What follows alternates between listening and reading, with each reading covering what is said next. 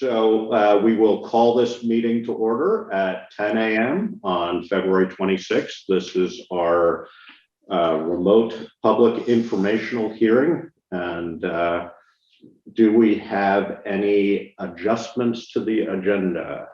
No, sir. Okay, thank you. So our first announcement is the Community Service Award announcement. And what I'm going to do is read the letter of nomination that was written for this person, because it very nicely sums up the sentiment of many. So to the letter of nomination for Putney Person of the Year, to the Town Manager of Putney and Putney Select Board, we respectfully nominate Eleni Maksukali, owner of the Putney Diner, for Putney's Person of the Year. Eleni has always been a tremendous support to the people of Putney. She regularly donates both food and resources to many Putney organizations and events, including the Putney Food Shelf, Putney Fire Department, and Putney Central School. Each year, she adopts several families from the PCS community to fulfill their Christmas lists, both personally and by organizing a drive amongst her customers. She spearheads fundraising events, most recently partnering with Mike and Kim Costco of the Putney General Store to run a benefit dinner helping the Winchesters recover from their devastating fire.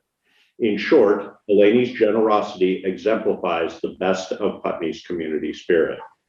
What is unseen by most is the cup of coffee and bite to eat she offers Putney's homeless on a regular basis, and the discounts she often gives to those that she knows need it. Eleni's generosity fills stomachs and hearts. Even during the hardest pandemic times that allowed for no in-person contact, when small businesses such as hers were suffering, she provided delivery service for those in need. As things have opened up, the diner has returned to offering the constant inviting atmosphere she creates for all of us. Eleni never seeks thanks or recognition. She just does what she does out of community love. We hope that love can be reciprocated with this affirmation of her importance to all of us. Thank you for taking the time to consider our request. And the Select Board would like to congratulate Eleni, thank her so much for her service to the town of Putney. We unanimously agree that this is a well-deserved award, and we're very grateful for all your service. Thank you, Eleni. Yep. Thank you. Thank you. Thank you. Yes. Yeah.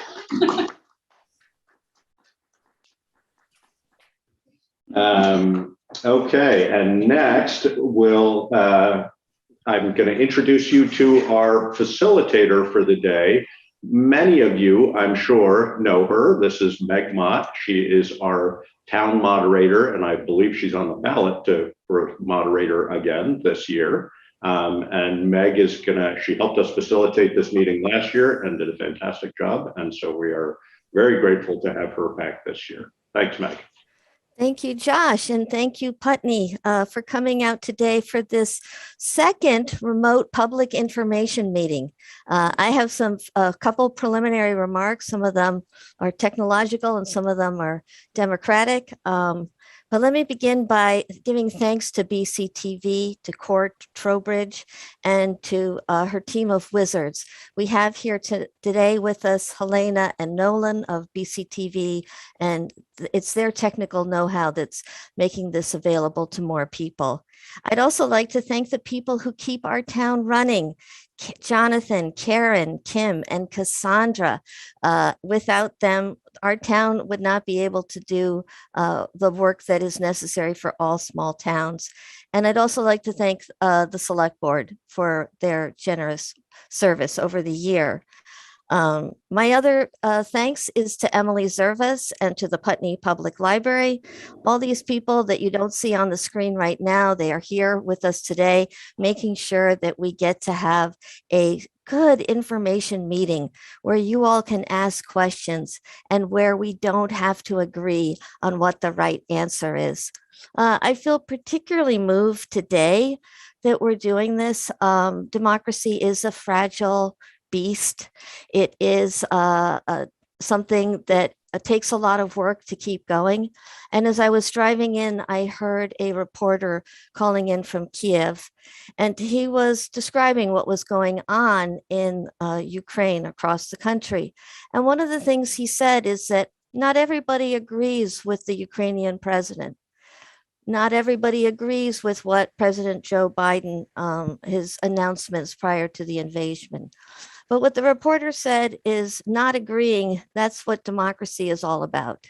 So I'm hoping that today, that even though we're not actually able to deliberate, that we will be able to hear each other, to get answers to our questions before we make our votes independently, individually, a little lonely on Tuesday, or on your ballots ahead of time. So the first set of guidelines is technological. You just saw this on the screen. But if you could please turn off your video and mute your microphone. If you are not using a laptop, you will need to use your phone *6 to mute or unmute. Make sure that your name is displayed correctly. You can hit rename under participants, hover over the blue square, and make it that your name is saying your correct name. If you wish to speak, please don't use chat. We're not going to be monitoring the chat. So what you'll need to do is electronically raise your hand. So that involves under the reactions or participants, you should see that option at the bottom of your screen as you call in on Zoom. And so when when we've are focusing on a specific article and you wish to ask a question about the article or agree or disagree or express some comments, you'll need to get into a queue, and I'll be able to keep track of people in terms of who's spoken, and a list is created. So if your screen is saying that you've raised your hands, know that I have seen on my screen that you are in the queue. Okay, so the sad thing is that we're not having town meeting. And so Josh is calling me a facilitator and not calling me a moderator, because this is a different thing we're doing. Luckily, we're fairly adaptable here in Putney. And one of the reasons that this is going to be different than town meeting is we cannot change the language on the ballot. Everything you're voting on today, you will make your decision, and it's either yes or no. There is no amendments. And so we do not have the same sort of power that we have when we all gather in town meeting. But last year it was quite beautiful, I thought. Sorry, my voice is getting a little dry. Last year, I was very impressed with Putney. We had substantive discussions about difficult, contentious issues, one having to do about representation on the school board or something around that that was confusing for everyone. But what ended up happening was an honest, open discussion. I remember in particular, Alan Blood sharing his opinions, providing reasons for why he felt that way. And then Ruby McAdoo, she offered her ideas and how she had actually changed her mind. So I think we're capable of a great amount of democratic activity today, even if we're not able to actually deliberate. And so let me just give you a couple more pieces of information, and then I'm going to turn it over to Jonathan, our town clerk, in order to reinforce what voting looks like with your mail-in ballot and what you can do. So all of you should have received a mail-in ballot. You're encouraged to vote absentee, but you may vote in person at the town clerk's office during regular office hours or at the Putney Fire Station between the hours of 10 a.m. to 7 p.m. on town meeting day. And if you are interested in engaging in voting on the school board members, another important decision facing the voters of Putney. You may vote on that on Tuesday at the firehouse as well. So before I turn it over to Jonathan to give you even more specific details about the complications of voting absentee or voting in person, I just want to set forth 4 ground rules. And if you do not obey by ground rules, the only thing I can do is to maybe start singing. And I'm a terrible singer. So I might start singing Mary Poppins song. And I'm sure you don't want that. So that's what I will do if I feel like somebody has not kept to the guidelines. Okay, rule number 1, assume goodwill on all participants. We hear each other better when we assume that the person is speaking with good intentions. Number 2, listen carefully to what others have said before you. That is very useful if there's a long queue and you are able, when it's your turn to speak, to say something, I agree with this specific part of what so-and-so said, and I disagree for this reason. So this is a way, so we're really trying to build a sense of what's at issue in each of the articles. Once you have spoken on a particular article, you will not be recognized a second time until all other voters have spoken. So I'll be keeping track to the best of my ability of who's already spoken and trying to get new voices in before I call on the same person twice. And my 4th and final request is keep your comments, questions to under 5 minutes so that we get lots of voices here. Okay, I'm going to turn it to Jonathan just to give us a better understanding of what voting is all about for Tuesday. Good morning, everyone. Jonathan Johnson, Putney Town Clerk. Just wanted to remind everybody that we actually have 2 elections on March 1st. The first one is the town meeting, which we're talking about here. There's also a school election. The select board ordered me to mail ballots to all active, not challenged voters. So 1,822 of the roughly 2,000 voters we have in Putney received ballots. As of this morning, only 230 have come back in. I hope that picks up over the next couple days. Please use the secure drop box on the front steps of Town Hall. It's under constant video surveillance. It's very safe and secure. There's just not enough time to mail back a ballot before Tuesday, March 1st. The box will be checked the last time at 7 p.m. on March 1st, at the time the polls close at the fire station. You may vote in person at the fire station, 10 a.m. to 7 p.m. on Tuesday, March 1st. We ask that you bring the ballot you received in the mail. If you don't, you have to fill out a little affidavit that says that you haven't already voted, which just takes more of your time. If you bring your ballot, you're in and out in just a few minutes. There will be a mask mandate. We'll have the same one-way traffic and safety protocols that we've had in prior elections. Please get out and vote. We're looking forward to seeing you and counting your ballot. Thank you so much. Thank you, Jonathan. All right. Well, let us turn to our warned items. And so if you have your town meeting, your town report, the very final pages list all the articles that you will be voting on your Australian ballot. So let's turn to Article 1, to choose all town officers required by law to be elected. Maybe I'll start by saying I'm Meg Mott, Margaret Meg Mott, and I am running again for town moderator. So, and I'm always interested if other people wish to run for town moderator, but it's a job I've had for 4 or 5 years now, and I'm eager to serve you for another year. Can we hear, before I go to select board candidates, is there anyone who wishes to speak on behalf of running against me as moderator? Would anybody else like to announce a candidacy from the information meeting to run for moderator?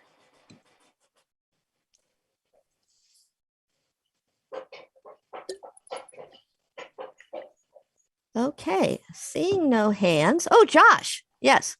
I don't want to speak on that topic, Meg, but I do want to let people know I have an iPad, and you had mentioned how you raise your hand on your computer, but on an iPad, and I think on quite a few of the Apple devices, the prompts are up in the upper right-hand corner, and what you have to do is go to More, and then raising or lowering your hand happens there. So if regardless of what type of equipment you're on, if you go in the area of participants and might have to open one or the other of those icons in order to find raise your hand, but it should be there regardless of how you're doing this.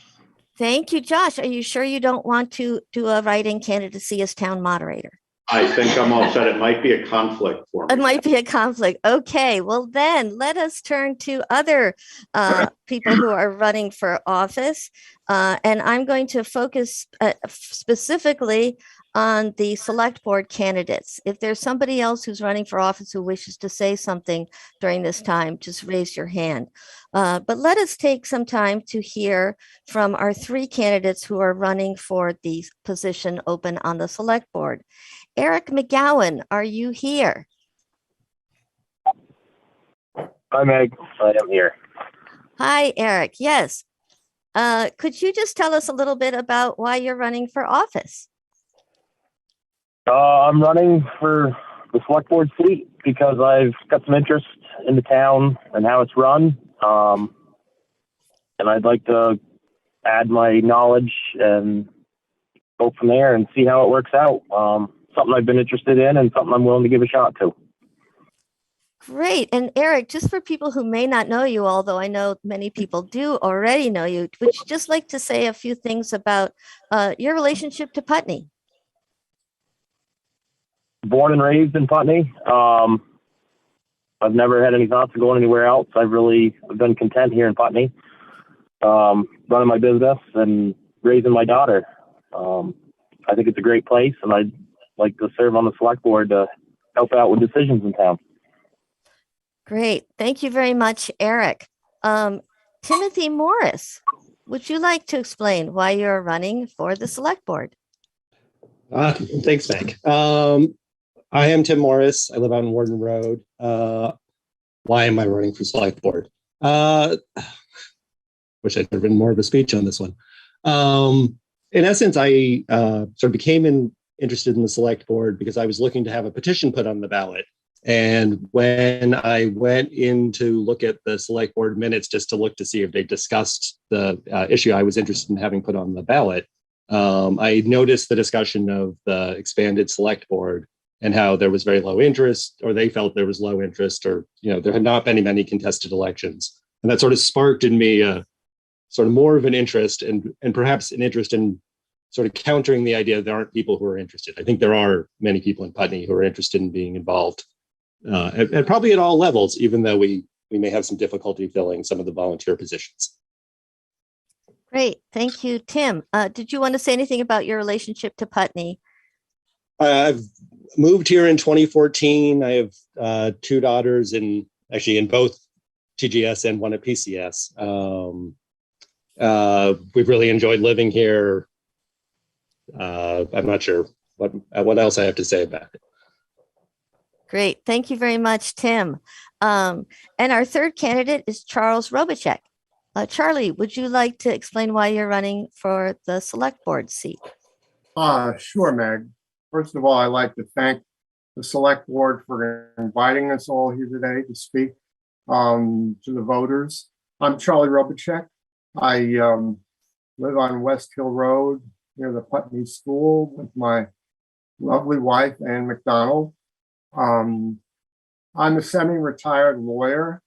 I practiced for over 40 years in New York City, specializing in administrative law and trial work. I received my college and law school degrees from Georgetown University in Washington. I am 75 years young and look forward to contributing to the town as best I can. My prior board experience includes currently being on the Putney Development Review Board, on the Groundworks Collaborative Board in Brattleboro, and past board experience on Yellow Barn here in Putney. I'm interested in running for the select board because I think I can bring a fresh perspective to the board based on my legal experience and prior board experience with other organizations. I think I can bring some balance and sound judgment based on my career, as well as a fresh perspective to the issues currently facing the town. My specific goals are to contribute to the revival of small businesses in the center of town, which were really devastated by the Great Recession and by Irene. And also, I hope to contribute to maintaining and perhaps improving a level of taxation in the town consistent with what we need to function as a town as a whole. As far as equity and inclusion is concerned, I obviously, as with many folks, truly support this. I was on the board of trustees of Riverside Church in New York City, which is a multicultural, multiracial, famous church, which was headed when I was there by the Reverend William Sloane Coffin, the famous anti-war activist a number of years ago. I certainly welcome the opportunity to address you today and would certainly welcome your vote. Thank you very much. Great. Thank you, Charlie. Excellent. We've now heard from our Article 1 people who are running for election. So we will now turn to Article 2, to elect 3 trustees to the Putney Public Library Board by Australian ballot. And the people we have on that slate is Janice Baldwin, Maggie Smith, and Jessica Taylor. Would any of you like to speak? Janice. Thank you. Okay. I'm not able to start my video for some reason, so I'll just speak. Janice Baldwin, 19 Priest Drive, Putney. I'm speaking to you today as chair of the Putney Public Library Board of Trustees. On behalf of the Putney Public Library Board of Trustees, I want to nominate the following individuals to the 2022 board as placed on the ballot. For 3-year terms, Janice Baldwin, Maggie Smith, and Jessica Taylor. For a 1-year term, Melinda Underwood. The board would also like to thank the taxpayers of Putney for their ongoing financial support of their library. This support is essential to the daily operations of your library and enables the staff to serve the community in so many ways, both seen and unseen.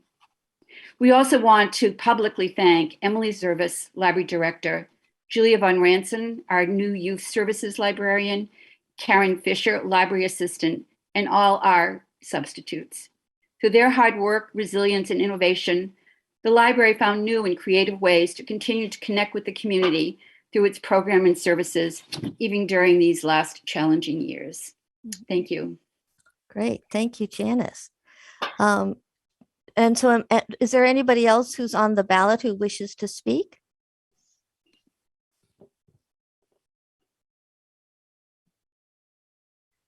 Does anybody have any questions for Article 2 ballot or for the library trustees or any questions for the earlier candidates?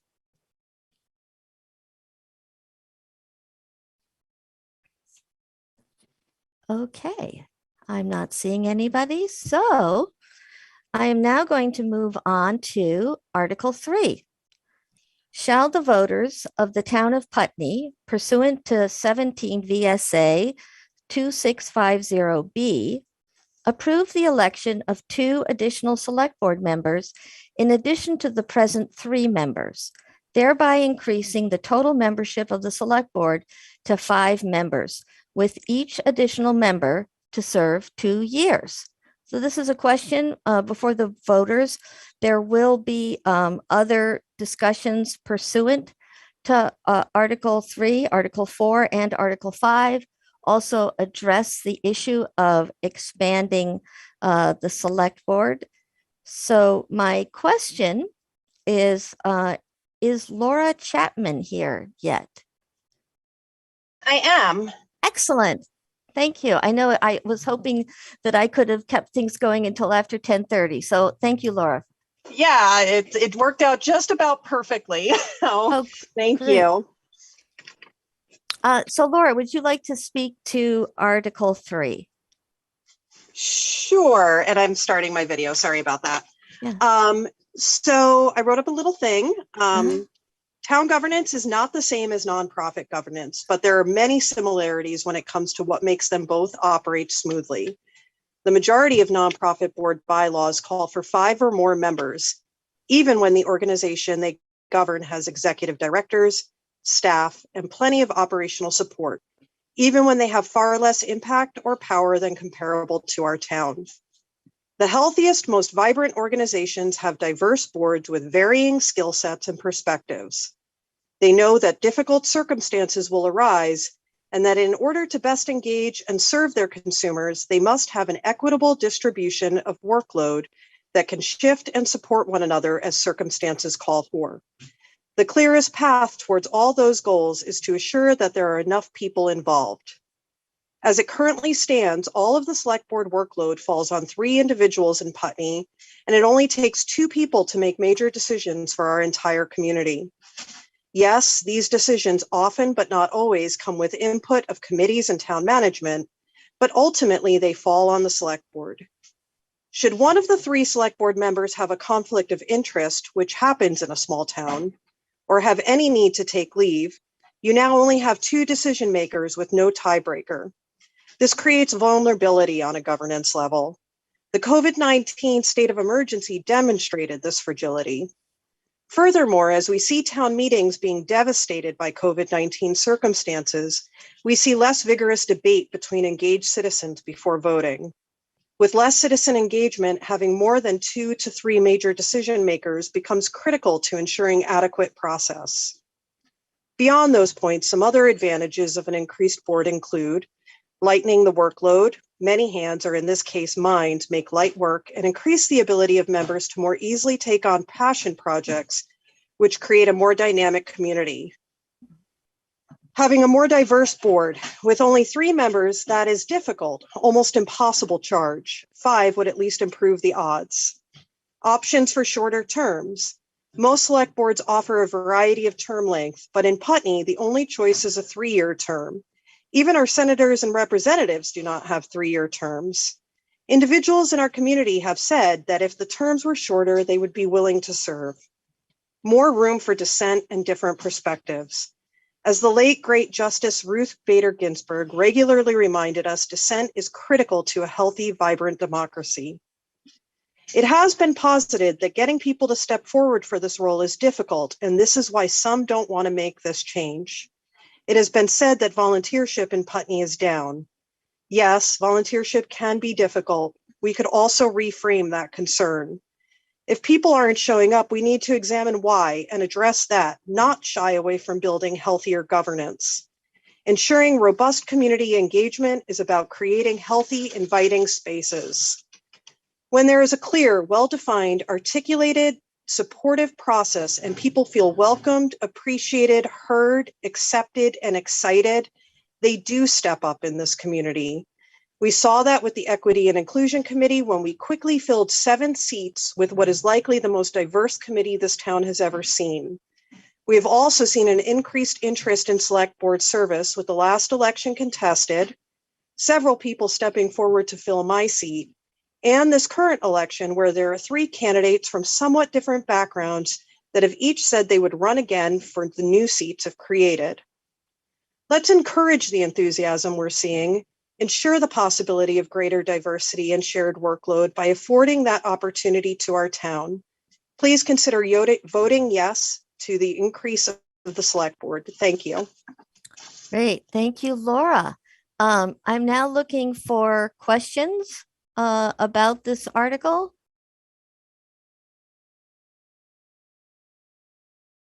Oh, Howard Fairman, yes. You just need to unmute yourself. Great. I have done so. Okay, very briefly, Article 3 is the original that Article 3 is the original that our town clerk emailed to me during the day when it was on our Town of Putney Select Board's agenda. At the meeting, a new paragraph stated that our Select Board would have until 2023 Putney Town meeting to fill the new Select Board seats. I pointed out that Article 3 creates 2 Select Board vacancies, quoting Vermont law. When a vacancy occurs in any town office, the Select Board forthwith, by appointment in writing, shall fill such vacancy until an election is had. That's 24 VSA Section 963A. Forthwith means immediately, without delay. I'll say more when we consider Articles 4 and 5.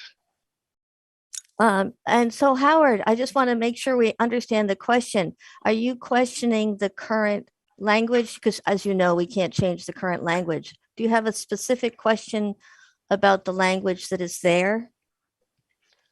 I believe I have stated it, and that is that the article as printed on the ballot, when it was originally considered by the Select Board, it had a second paragraph. And I have explained what happened, what became of the second paragraph, and what was said, which was by me, that made the second paragraph be deleted. I shall have more to say when we get to Articles 4 and 5, but I don't really know how to restate what I've just said. Great. Thank you, Howard, for that clarification. Do I have any other questions specifically about Article 3?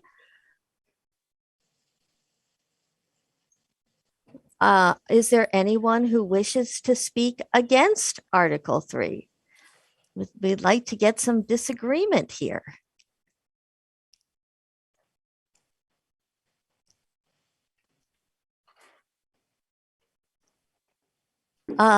Lisa Papazian.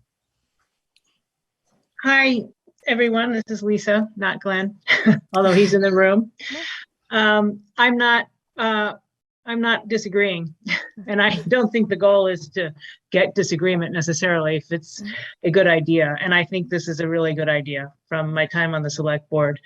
I definitely support this article, and I think Laura, really nailed it, and I agree with everything she said. And I do also have hope and expectation that people will step forward for this. And I hope it can be a more diverse board. Thanks. Great. Thank you very much. Eva, what would you like to add to this conversation? And you may need to unmute yourself. Eva Mondin.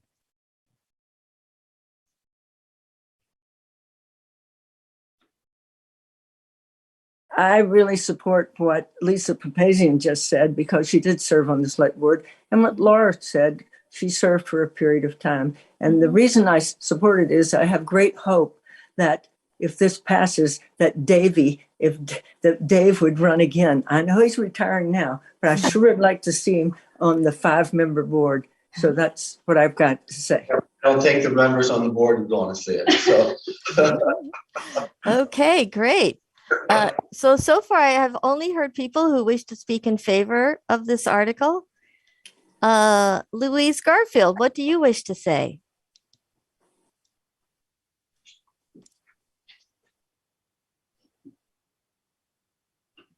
And you may need to unmute yourself, or we may be waiting for a BCTV person to unmute you.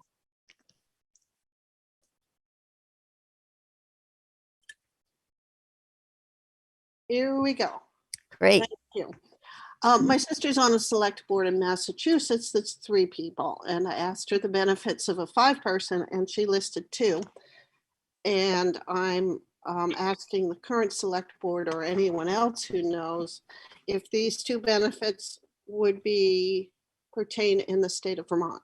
One is that two members of the select board could meet outside of the meeting to discuss and or work on something together without the open meeting law prohibiting it. Apparently with 3 board members can't do that. So their only discussions can be when they're in their meeting. And the other one is that the workload gets redistributed and makes everybody's life a little easier, which is probably the case. So it's really just that first question about open meeting that I'm interested in. Thank you. Thank you, Louise, for asking that question. So that's going to the select board. Does anybody on the select board have any thoughts on how this would affect the open meeting law? Because numbers will matter. Louise is correct well, that's the same in Vermont as I guess it is in Massachusetts, that when there is a 5-person board, 2 board members are able to meet outside of the select board or outside of public open meeting. In my opinion, that's both a pro and a con. I think that there are upsides of that, in the right circumstances, people might be able to have discussions amongst themselves they might otherwise not have. In the wrong circumstances, people might have discussions they might not otherwise have. So I think that could go either way, as either a positive or a negative. Great. Do I have any other questions or comments on Article 3? Janice Baldwin. Oh, I'm sorry. Was Eileen, were you about to say something? Yeah, I don't think it's okay. Yes, please. Yeah, I don't, in theory, have any, I don't have any issues with theoretically expanding any board to more members. I am of the opinion that this board here should not be the sole deciders in the town. And so that is why I have been pushing the entire time I've been here for people to step up in the other committees, because those are the places where the work actually happens. This board doesn't do that work. We want you to do that work, and then bring it to us and say yes or no. But I don't necessarily see this board as being the kings, as you will. It's you out there who are the deciders. Great. Thank you, Eileen. Janice, I saw Janice Baldwin. I saw your hand up briefly on this. Did you wish to speak? I'm good. You're good. Okay. Thank you. I think Eileen really kind of answered. Didn't really have a question. I'll just make my comment, but I think she really spoke to it. And that was, well, certainly from what I've seen on the library board, when you have a larger board, more people are able to meet outside of general library discussion, but it's also an opportunity to have small ad hoc committees that can work on an issue and then bring their fruits of their research to the larger board. I think she was trying to make the point that that's not the responsibility of, if I understand her, of the select board necessarily, but of all these other committees. But it is a benefit, if 2 people can work together on something, and then rather than, everybody having to do it, and then just bringing the results of their research to the general board. Thank you. Great. Thank you, Janice. Any other new hands? Otherwise, I'm going to turn it back to Lisa Papazian. Howard hasn't spoken on this one. Okay. Oh, yes, he has. Sorry, Lisa, you may take the floor. Okay, thank you. Well, actually, Janice just spoke to one of my 2 questions, which was, do you envision this as the ability of 2 select board members to be able to work on, as Laura put it, a passion project, or, form a subcommittee, which I think is a really good thing, because we don't want all the decisions made by the select board, but they are very experienced and deep in the weeds on all the the issues facing financially, especially the town. So I think it's a really good thing for that to be able to happen. But my other question was to Eileen. Eileen, with the idea that there would be more work done by committees and volunteers, do you imagine more ad hoc committees being formed for specific issues? Eileen, can you address that question? Do you Um, imagine more ad hoc committees? I think we would like to have more ad hoc committees. We've talked about a lot of different subjects that have come up in the past year. We've wanted to create an ARPA committee. We've wanted to do something about economic development. There've been other issues that have come up. The issue again is finding people to with the interest and the willingness to serve on boards like that. I mean, I'd love people to come to us and say, hey, I'd like to work on a committee. Be great. Great, thank you. Howard, would you like to speak again on Article 3?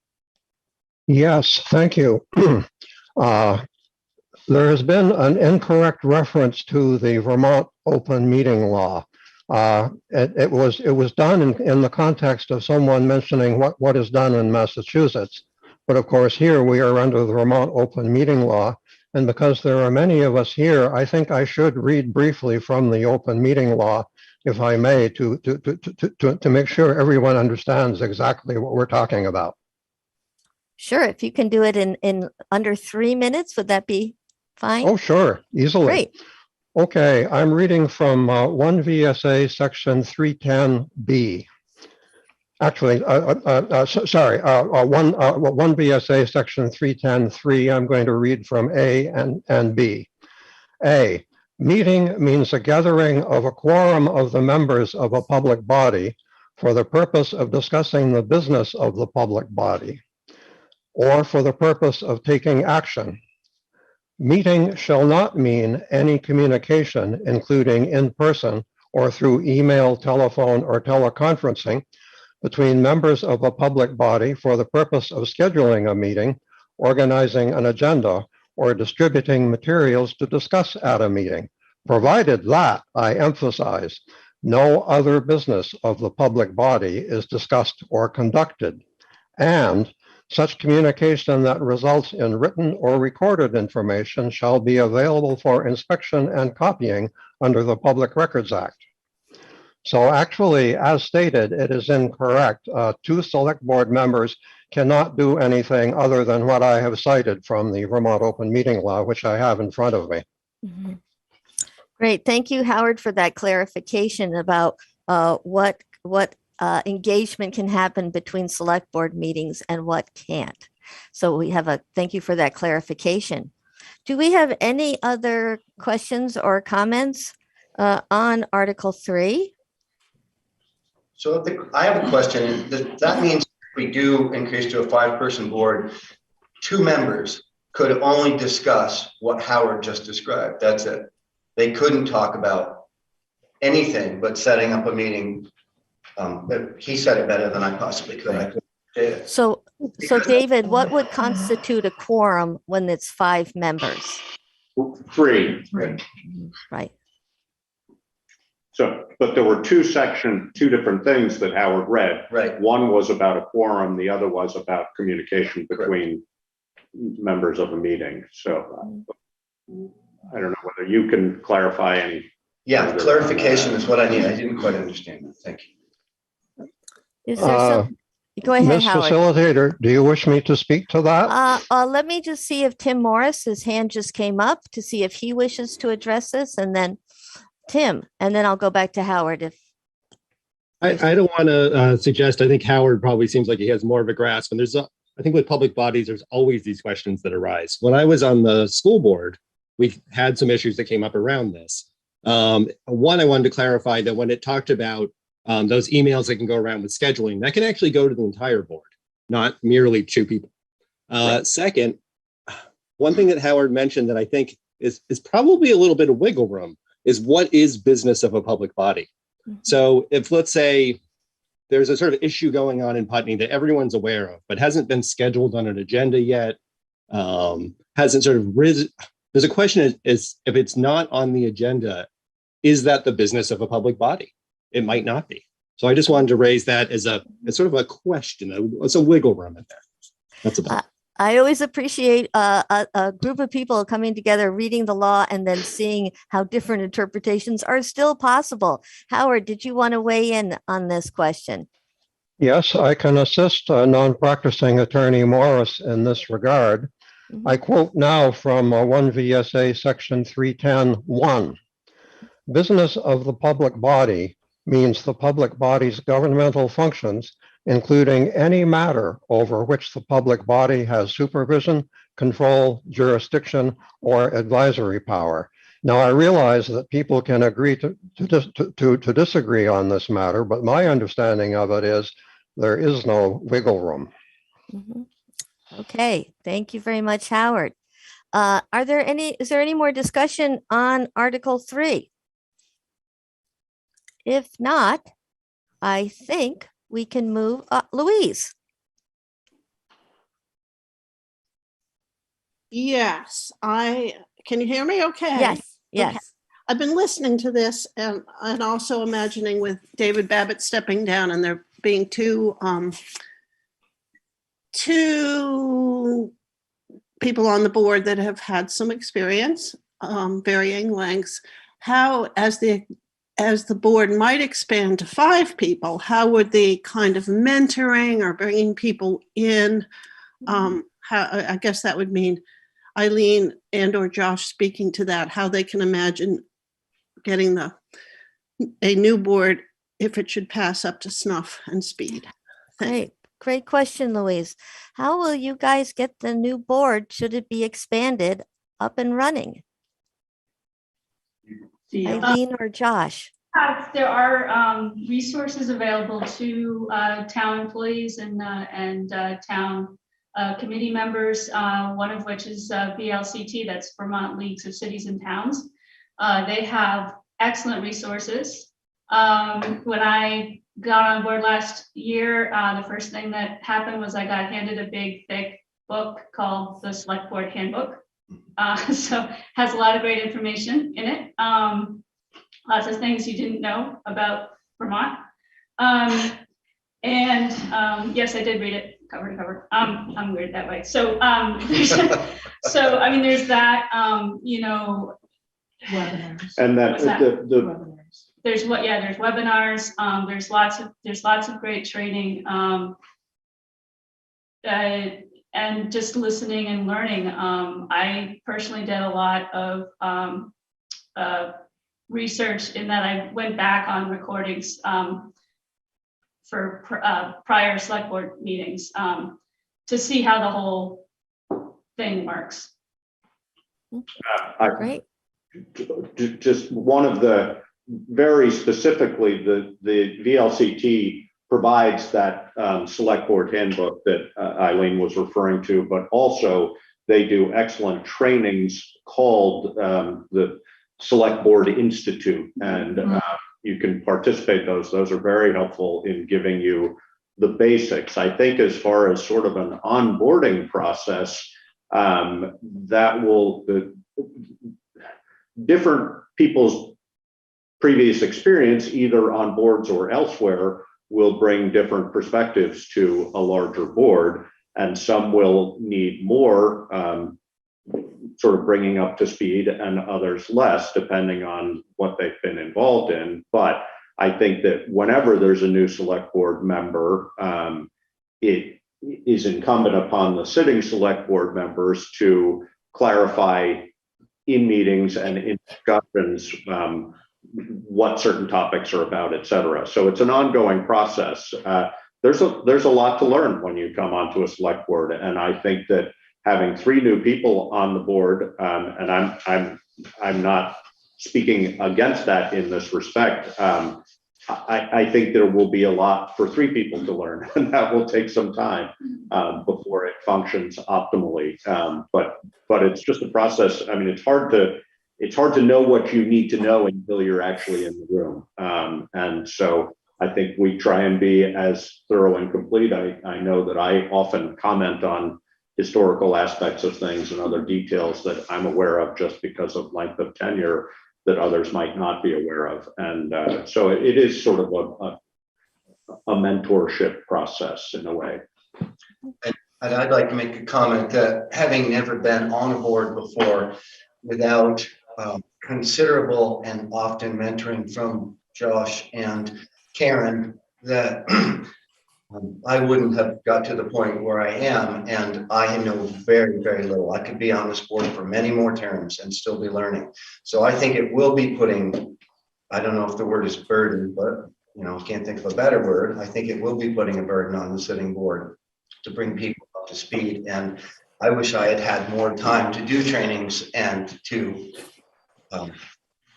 learn more quickly to be more service here. So if it does turn into a 5-person board, the people who get on that board need to take it seriously, that they need to educate themselves and hopefully lessen that burden. So. Great, thank you, David. I see Mike Merwicki's hand is up. Mike Merwicki, would you like to speak on Article 3? Thank you. I do want to speak in favor of this and share a little bit of my experience with the open meeting law, working on the Government Operations Committee in the House of Representatives. We have a lot of discussion about this with the Secretary of State's office who oversees this. And I would assert that while the law specifically says something, there is some wiggle room. If 2 select board members have a cup of coffee at the co-op or the general store, there is not a police force from the Secretary of State's office that's going to come down and intervene here. And especially when there's the adding of new members, it's important for them to get brought up to speed. And the other part of that is we have a number of experienced people, both in Putney and our adjoining towns, who I'm sure would be helpful to bring that to bear, along with what was said about the Vermont League of Cities and Towns and their ongoing training for select board members and local government. So that is a concern, but I also feel like anybody who's willing to take it on will be able to be brought up to speed. And it's an ongoing process like anything. So I do support this and look forward to voting for it. Mm-hmm. Great, thank you, Mike Merwicki. I see no other hands up. And so I will move our discussion over to Article 4, Town Clerk. Yes.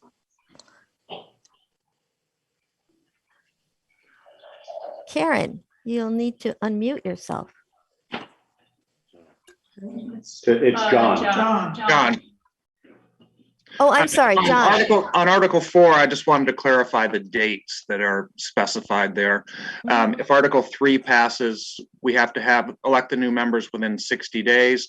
60 days from March 1st is April 30th. I anticipate having the election on April 26th, which is the Tuesday before that. Counting back 6 Mondays, that puts the March 21 date for candidates to file their consent of candidate form with my office. So if you're thinking about running for one of these new positions, you need to reach out and touch base with me prior to March 21st. Great. Thank you, Jonathan, for that important calendar date that has to do with Article 4. So I'm interested in, we'll turn first to the Select Board. Is there somebody who wishes to speak on Article 4? Let me just read it first. Shall the voters of the town of Putney authorize the Select Board to set the date of a special election by Australian ballot within 60 days from the date of this vote for adding 2 new Select Board members pursuant to Statute 17 VSA 650B2A? 1 new member will serve 2 years and 1 member will serve 1 year. The 1-year term converts to a 2-year term at the 2023 town meeting. Anyone interested in being elected must submit a candidate consent form with the town clerk not later than 5 p.m. on March 21st, 2022. And as noted on the ballot, this article will have no effect unless the voters approve Article 3. Select Board. Would somebody like to speak on Article 4? Yeah, so as everyone is aware, Article 3 was the petitioned article. So that came out from the voters, but it did not come with any kind of mechanism on how we would get those 2 members. So the select board added the next 2 articles to sort of complete the process. And we actually followed the lead of Brookfield, I believe, for this particular piece. We felt that this was the cleanest way to do it. This was also by advice of senior counsel at the Vermont League of Cities and Towns and approved by our town council. Great. Thank you very much. Is there anybody who wishes to ask a question, to comment on this one? Lisa? Thank you. I'm sorry to keep. No, it's But good. my question is, I'm confused, actually. I thought we talked about under Article 3 that there would be 3 3-year positions, a 2-year position, and a 1-year position, but this suggests that there will be 2 2-year positions and no 1-year position? That I'm just, could you explain that, please? Yes, Jonathan. The mechanism for electing 2-year positions is provided in a statute. And the statute says the first time that they're elected, there's one for a 2-year term, one for a 1-year term. The 1-year term converts to a 2-year term at the next town meeting. And so what we'll end up with in the years going forward, each year, we will elect a 3-year select board member and a 2-year select board member. So starting in 2024 and onward, if Article 3 passes. And that language just comes from the statute that allows the voters of the town to expand their select board. I think implicit in that, John, if I'm correct, is that there will be no 1-year term in the long run. Is that right? Correct. Only for that first year. So whoever's elected for the 1-year position on April 26th, assuming Article 3 passes, will serve 1 year, but then will be eligible to run for re-election to a 2-year term. Or if that candidate is challenged by somebody else, it will be for a 2-year term. And so then starting in 2024 and going forward, each year the town will elect a 3-year member and a 2-year member. And Lisa, just to be perfectly clear about that, that's statutory that it's 3-year terms and 2 2-year terms is the makeup of a select board. Any other questions, comments? Howard.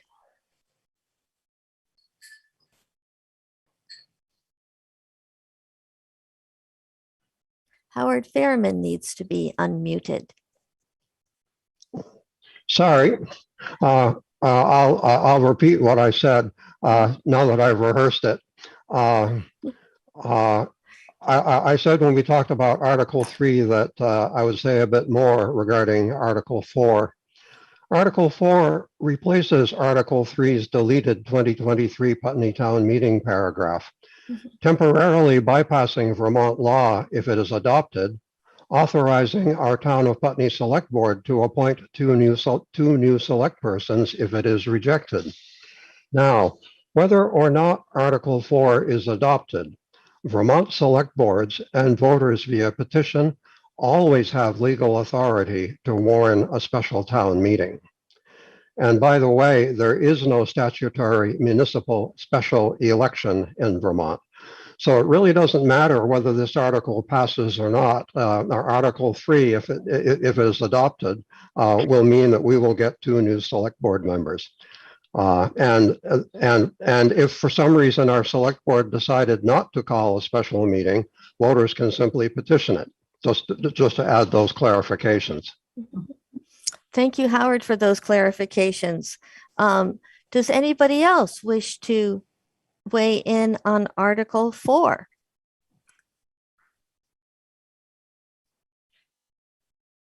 I don't see any other hands up. because this is not a town meeting. And so we're not following Robert's rules, which means that we are not voting. And so if somebody has a question or comment about something later, there's no rules against. So yes, Lisa. Hi again. Hi. So I guess I want to ask the select board, because Eileen referenced, as we know, this was not, this came from the voters, the Article 3. I didn't know that. And I would like to hear from the select board, each of you, what you think of this expansion of the select board, frankly. I would like to hear your opinions. Great, thank you, Lisa. Select board. Would anybody wish to comment on the Article 3, the proposal to expand? So I think Point of order. Howard Fairman is calling a point of order. I'm going to recognize that even though we're not an official town meeting. What is your point of order, Howard? Vermont statute states that there may be no statement from the select board on a town meeting warning article in support or in opposition to it. So I'm simply pointing out that we are right on that line right now. Okay, duly noted. Wait, I'm sorry. Is that, Howard, is that in a town meeting or in an informational meeting? Does that also apply? Well, it simply says that no warning article may include anything from the select board or anyone else in favor or against the article. Now, yes, we are in an informational meeting, but we have invited our select board to speak as to whether they are for or against the article. So I would say it's a gray area as to whether it's illegal, but we certainly are right on the line between legal and illegal here. Okay, duly noted. And we are in this very strange space, not a town meeting, making up laws to some degree as we go along. This is an information meeting. And the effort, and from my perspective, is I want to make sure that when people vote, they're making an informed decision. So I'm definitely not requesting the select board to speak on this. Josh, what's your lead on this? I don't know. I mean, uncharted I think actually it would probably be up to Meg to decide whether we should comment on that. I think for me, one thing I will say that I think that does not breach that gray line that Howard's talking about is just that reality that we've discussed of having folks to occupy these positions. And I think that I have spoken a number of times in public meetings, so I'm not saying anything new, in which I say that I would love there to be more people in the room at select board meetings. Does that need to be select board members? I won't comment on that, but I think we need more people attending meetings and we need more volunteers stepping up for the roles that Eileen was talking about.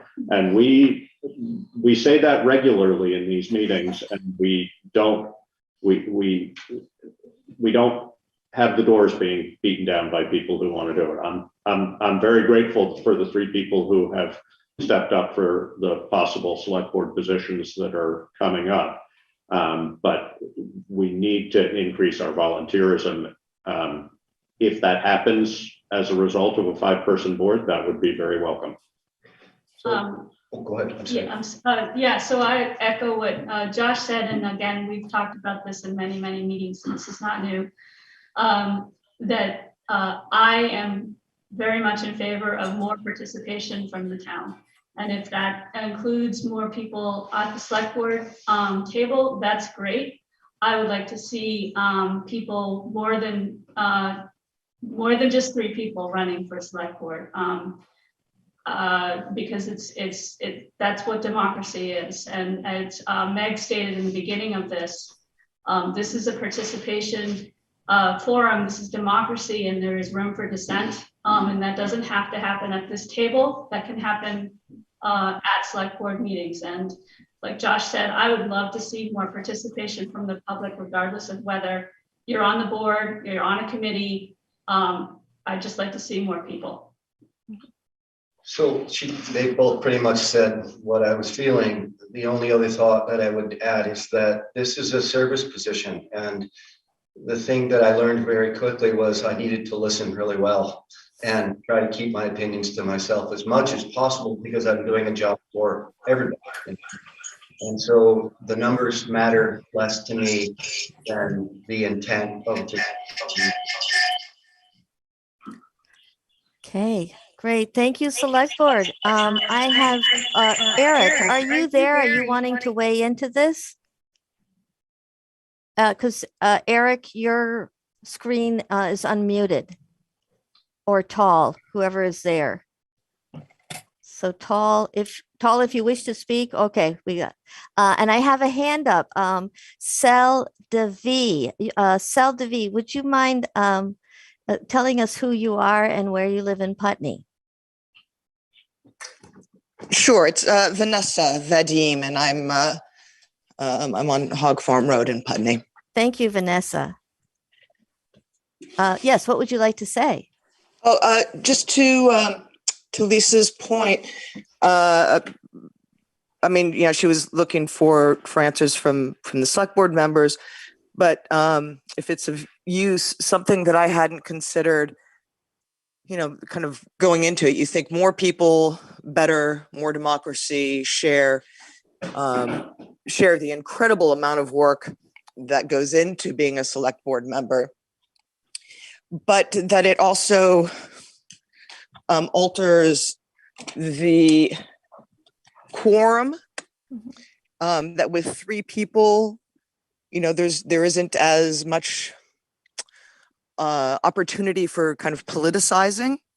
Then once you have 5 people, you can have members speaking with each other outside of a meeting, and alliances can be formed as the numbers grow, which the way I understand the quorum with 3 people doesn't happen.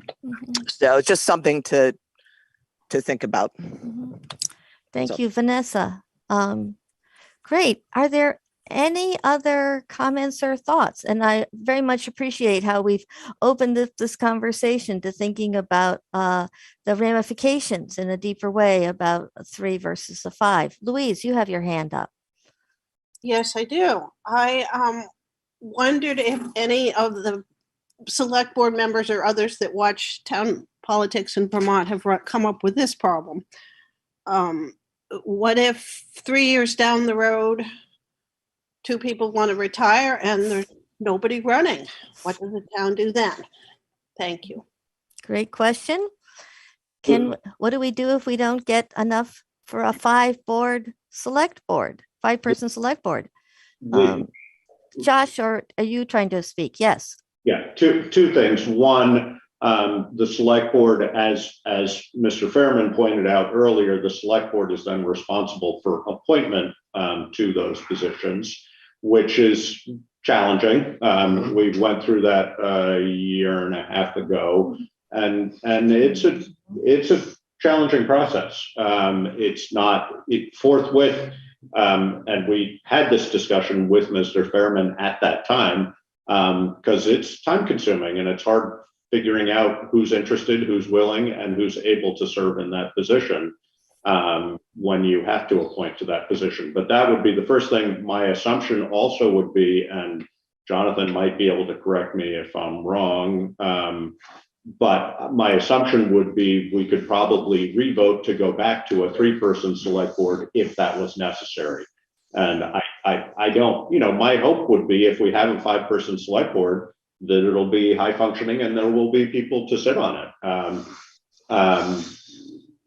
I think that's a risk we are taking. We have had to, with a couple of our current other boards and committees, because of the difficulty of having a quorum, we've actually had to reduce the numbers on those boards because we don't have enough people stepping up. So I think it is a risk. Is it a risk that that would override the value of doing it, I can't say. Okay, great. Thank you. I have two hands up. I want to make sure. Vanessa, did you mean to have your hand up again? No, sorry. No, okay, no, not to worry. And Lisa, what do you want to say?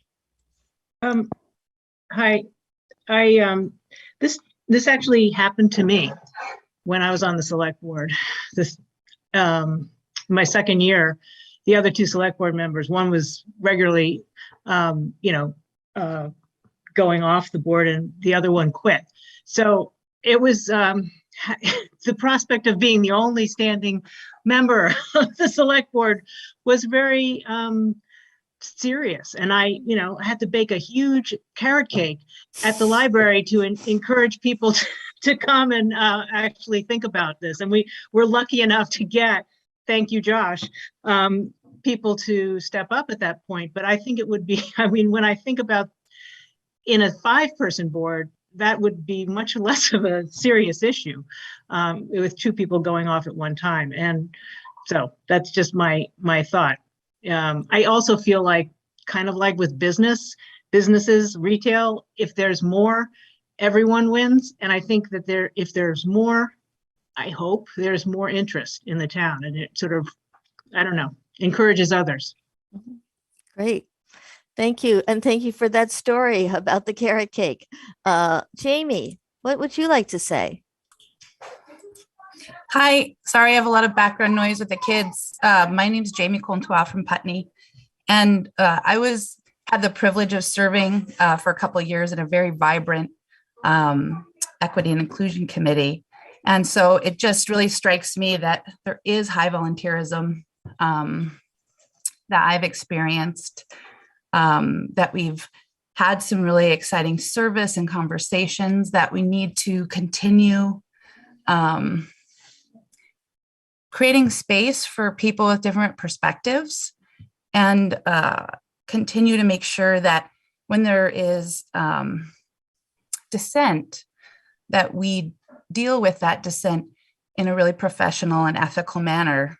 I was the recipient of somebody who was removed from a committee, and I would argue without process, and I had volunteered again to participate in the committee. And so I think just as a community, we need to continue looking at mechanisms by which we could have high volunteerism, or we have, when people have come and said, hey, I'm here, I'm ready to volunteer, there's silence. So I just want to make sure that there's an alternative perspective to the lack of volunteerism, because I think that can be cultural, and that we can transition that with behaving differently with each other. And that I, for one, am somebody who would love to serve with the community, really enjoyed my service, and look forward to it again someday. Okay, thank you, Jamie. And Elizabeth Warner. Good morning. I just wanted to mention pieces about the committees, and with so much overlap and conflicts of interest, it's really imperative for us as a town to have more engagement, more awareness. It's even difficult to find a lot of the Zoom meetings for a lot of the older people. And I think something that needs to get onto the select board in the town is, how are we going to promote these meetings so we can have more engagement? I come across this constantly. People have no idea how to get on. Even when we talk about it in the select board meetings, is there a better way for you guys going forward to be promoting these meetings and making them more accessible? People are afraid of joining committees. People feel intimidated by it. And there are many of the same faces and same names attached to so many committees that it seems redundant, and also lacking in really the political process. So I just wanted to make that statement.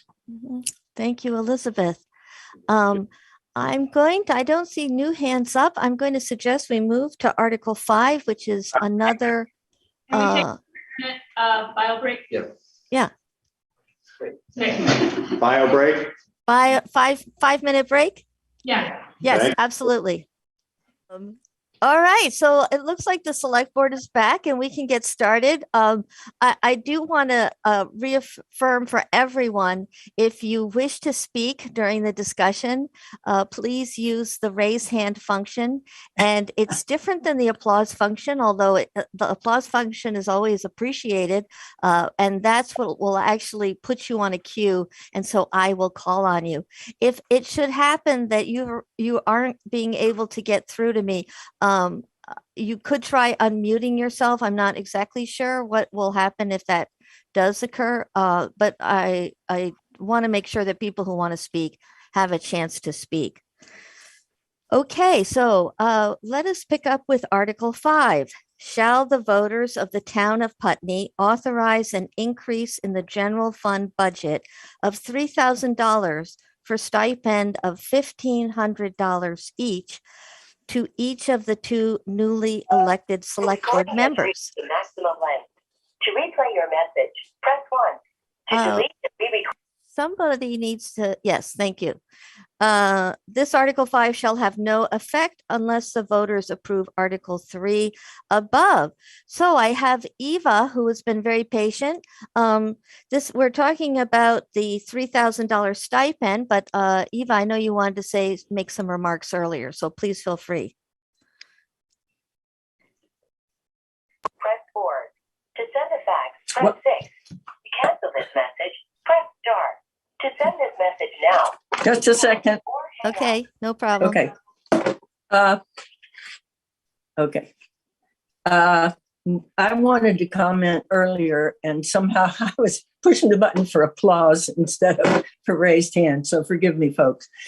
I believe I'm correct in saying that Dummerston has a 5-member board. Westminster has a 5-member board. And I think I'm correct that Guilford has a 5-member board. Does anyone know if Guilford has a 5-member board? They do. They do. Okay, so we're surrounded by towns that have 5-member boards. Holy schmoly. Okay, here's the other thing. When people say, more people would volunteer and so on and so forth, I'm going to just read. We have 2 vacancies on the Planning Commission by the book that just came out. The town report. The town report. On the Recreation Board, we have 1. We have 2 on the, okay, I said Planning Commission. All right, Rescue Board, very important, vacant, okay? Wyndham Regional Commission, very important, vacant. Okay, so some of these boards are very important and we get so excited about being on the Putney Mountain Association Board that we forget that the running of the town is a different aspect of this participation. So I really encourage people to turn to the front of their report and take a look at some of those and see what you're willing to do.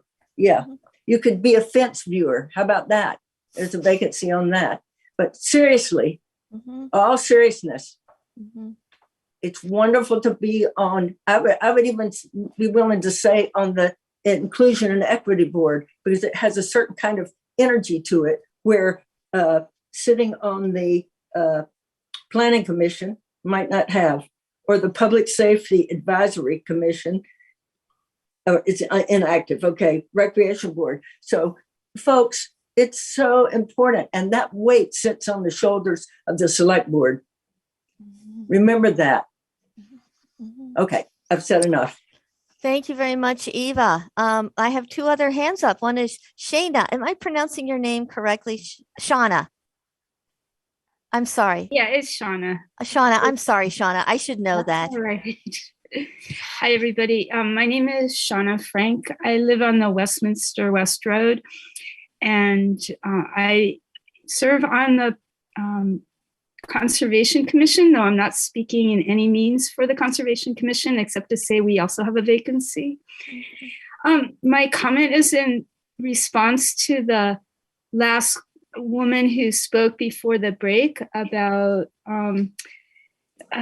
seeing a lot of the same faces. And it's also in response to Louise's question about the ramifications of having 5 people on the board. And it's more a point of information. And I'm wondering if the town has ever considered having term limits. And also in regards to what Jamie said about being more welcoming and inclusive, I think there's a certain mindset that, oh, the same people will always serve, so why bother? And I think more people might step forward if there was more of a turnover. So I know it's not anything we can decide or debate today, but I would be interested to know if it's been considered. Thank you. Okay, Shauna, and that sounds like a question for the select board. If I'm correct, has term limits, is that been part of a discussion? I don't believe so Vermont is a Dillon's Rules state. So much of what we do is governed by state statute. So if it doesn't specifically say that we can enact term limits for select board members, then we can't do it. So if that's something that you want, I think you would write to your rep and say, hey, maybe term limits for select board members is a good idea. Okay, the next hand I have up is Sheila Garrett. And hi, I'm trying to start my video, but it says you can't have to do it. So I think that Sheila, if you start speaking, sometimes they'll there you go. Now we see you. Okay, hi, I'm Sheila Garrett and I live on East Town Farm Road. And this is sort of in combination with other comments about diversity and getting more people involved. And I, as a person who has thought about getting involved and been intimidated by the amount of time that it might involve and not a whole lot of communication with people, I'm just wondering if we might give some thought to, that we might give some thought to outreach to the community. I know putting something non-controversial on, just an announcement on the I Love Putney Facebook page might be something we could do. But, things like posting, having some informational meetings about different positions and stuff, and posting announcements about that, like at the general store, at the co-op, and at the diner, just some more outreach might encourage more people to get involved. I think it would encourage me. Thank you. Great. Thank you, Sheila. Sounds like doing outreach for all these positions and information meetings might be useful to get more people involved. Howard, you haven't spoken yet on this issue. Yes, and I'm simply going to offer a clarification. Whether or not Article 5 is adopted, new select persons' $1,500 stipends always can be paid from the surplus of our general fund that Putney Town Meeting voters have appropriated for our town of Putney's expenses, including select person stipends. Thank you. Thank you, Howard, and for redirecting our attention to the content of Article 5, which has to do with stipends, should Article 3 pass. Lori Cartwright, you have your hand up. Would you like to speak? Yes, please. Thank you. Good morning. I apologize that I'm referring back to the original article.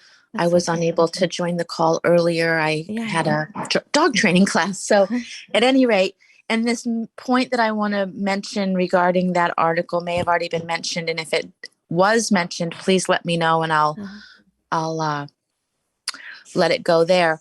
But it's my understanding with respect to a 3-member body that any 2 members wouldn't be able to speak outside of a public meeting because that would in fact constitute a quorum. So that would violate open meeting laws, Vermont's open Yeah. meeting laws. Right. And So Lori, Anna, we was did. that mentioned? Okay. Yeah, we did have Okay. a fairly significant discussion about the open meeting law. And there we had some readings from Howard from the statute to give us a sense of what could or couldn't be discussed. But certainly that I wouldn't say that it was resolved in any sort of way, but the question of quorum and open meeting law was discussed. So I'm a little bit, perhaps there's somebody who wishes to recapitulate for Lori, because that seems like important information. Well, I would just say that I would support a 3-member body in that regard because I wouldn't want a 5-member board to allow for 2 members to speak of town business in a private matter. I think that it should all be aired in a public matter. I think that's the intent of the law, and that the 3-member body is able to really navigate those waters well. That's my feedback. Thank you. Yeah, thank you. Howard. I think Howard may address this for you, Lori. Well, Ms. Facilitator, there's 2 things I could do. One is I could direct the previous speaker to the Vermont statute, which is online, and she could see for herself, because I hesitate to paraphrase a statute because I may get it wrong. Right. So if I may, I would suggest to the previous speaker, Google Vermont statutes and then look for 1 VSA section 310, and then look for, take a look at paragraphs 1 through 3, and you will learn,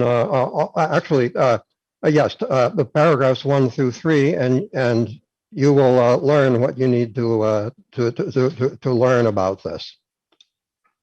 And this recording will be on air. I'm hoping at BCTV, maybe you could let us know so that people who come in late, will they be able to hear the recording prior to making their decision? So, yeah.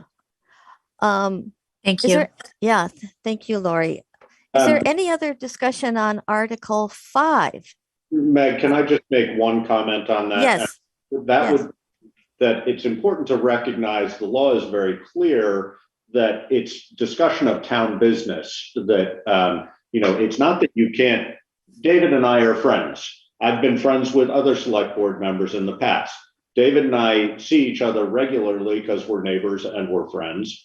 We avoid talking about town business when we are in an out of open meeting session, or not session, but discussion. So I just think it's a point that needs to be made, that you can have conversations with whoever you want. You just can't do town business in those sessions. And that question of whether 2 people could do that in the context of a 5-person board, I would have to seek legal opinion about that to really be clear about it.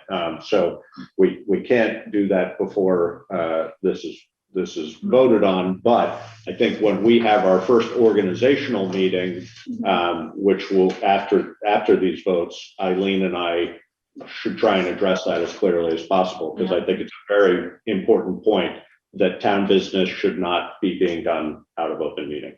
And I'd just like to say that is the concern about a 5-person board for me. That is the biggest concern. Great.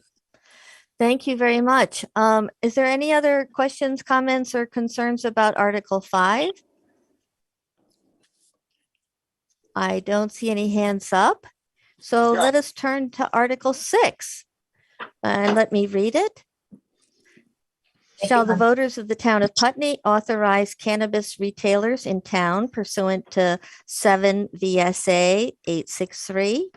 Cannabis retailer means a person licensed by the state Cannabis Control Board to sell cannabis and cannabis products.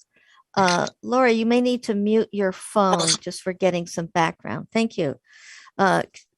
Board to sell cannabis and cannabis products to adults 21 years of age and older for off-site consumption. This is a citizen petitioned article. And so Tim Morris, would you like to speak on this? Okay. I think this one may be fairly self-explanatory. I had an interest in seeing this question be put on the ballot, in part because the state left it up to communities to hold opt-in votes. And so I sort of thought, given that the state has sort of delegated that authority to the voters of individual towns, that would be something worth putting to the voters of Putney. I did want to note a couple things. Part of my initial sort of motivation was concern over the sort of current state of businesses in the town, and seeing some turnover and some closures and other changes. And my hope would be, and there is no guarantee in this at all, would be that if there were to be a dispensary opened in the town, that it would draw people in off the highway with money to spend, who might spend money in other businesses in Putney, and therefore help to support the existing businesses as they stand. I did want to note, just because I think this will come up, there is currently no financial benefit to the municipality itself from hosting a dispensary. Because Putney doesn't have a local option tax, we wouldn't be able to get a 1% of sales. And the state has sort of talked about finding some way of sharing some of the sales and excise tax income with towns. But my understanding is they've taken, I don't know that they've actually really taken meaningful action on that as of yet. And so that's an open question. Would there be a financial benefit to the municipality itself? I don't know that. Mm-hmm. Great, thank you, Tim. Does anybody have any questions for Tim? Comments or concerns? Elizabeth Warner, I'm sorry. Good morning again. I think it would be wonderful for the town to, and I'm not sure how this is done, to get that 1% tax added in. It seems that we've lost track of the economic development of the town. We have very few businesses even left for these people with money to come in and spend money. And it's my understanding that our taxes are already going up, and we need to be thinking about the economic development of the town and how we can best serve this community going forward. We're about to consider a project that is going to have reduced taxes and possibly reduce people's interest in coming to Putney. And we need to look at the big picture and look forward. How are we going to best serve the town of Putney? And how are we going to develop economic drive again? Because we are like blighted right now as far as businesses go. There's almost nothing left. I'd also like to suggest that we look at an impact tax on landlords of over 15 units so that we can cover the costs of the drains on our infrastructure. Mm-hmm. Okay, thank you, Elizabeth. Howard, do you wish to speak on Article 6?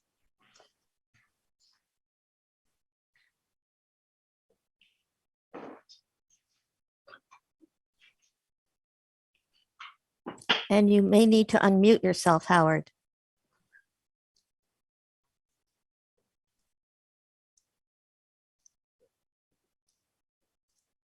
Okay, sorry, we got a conflict there. Somebody else said I should unmute, and I'm trying to unmute, and when that message is on the screen, I can't, so I'm back. Okay, All right. thank you, Howard. So once again, having had a dress rehearsal, I'll start over. I'm commenting on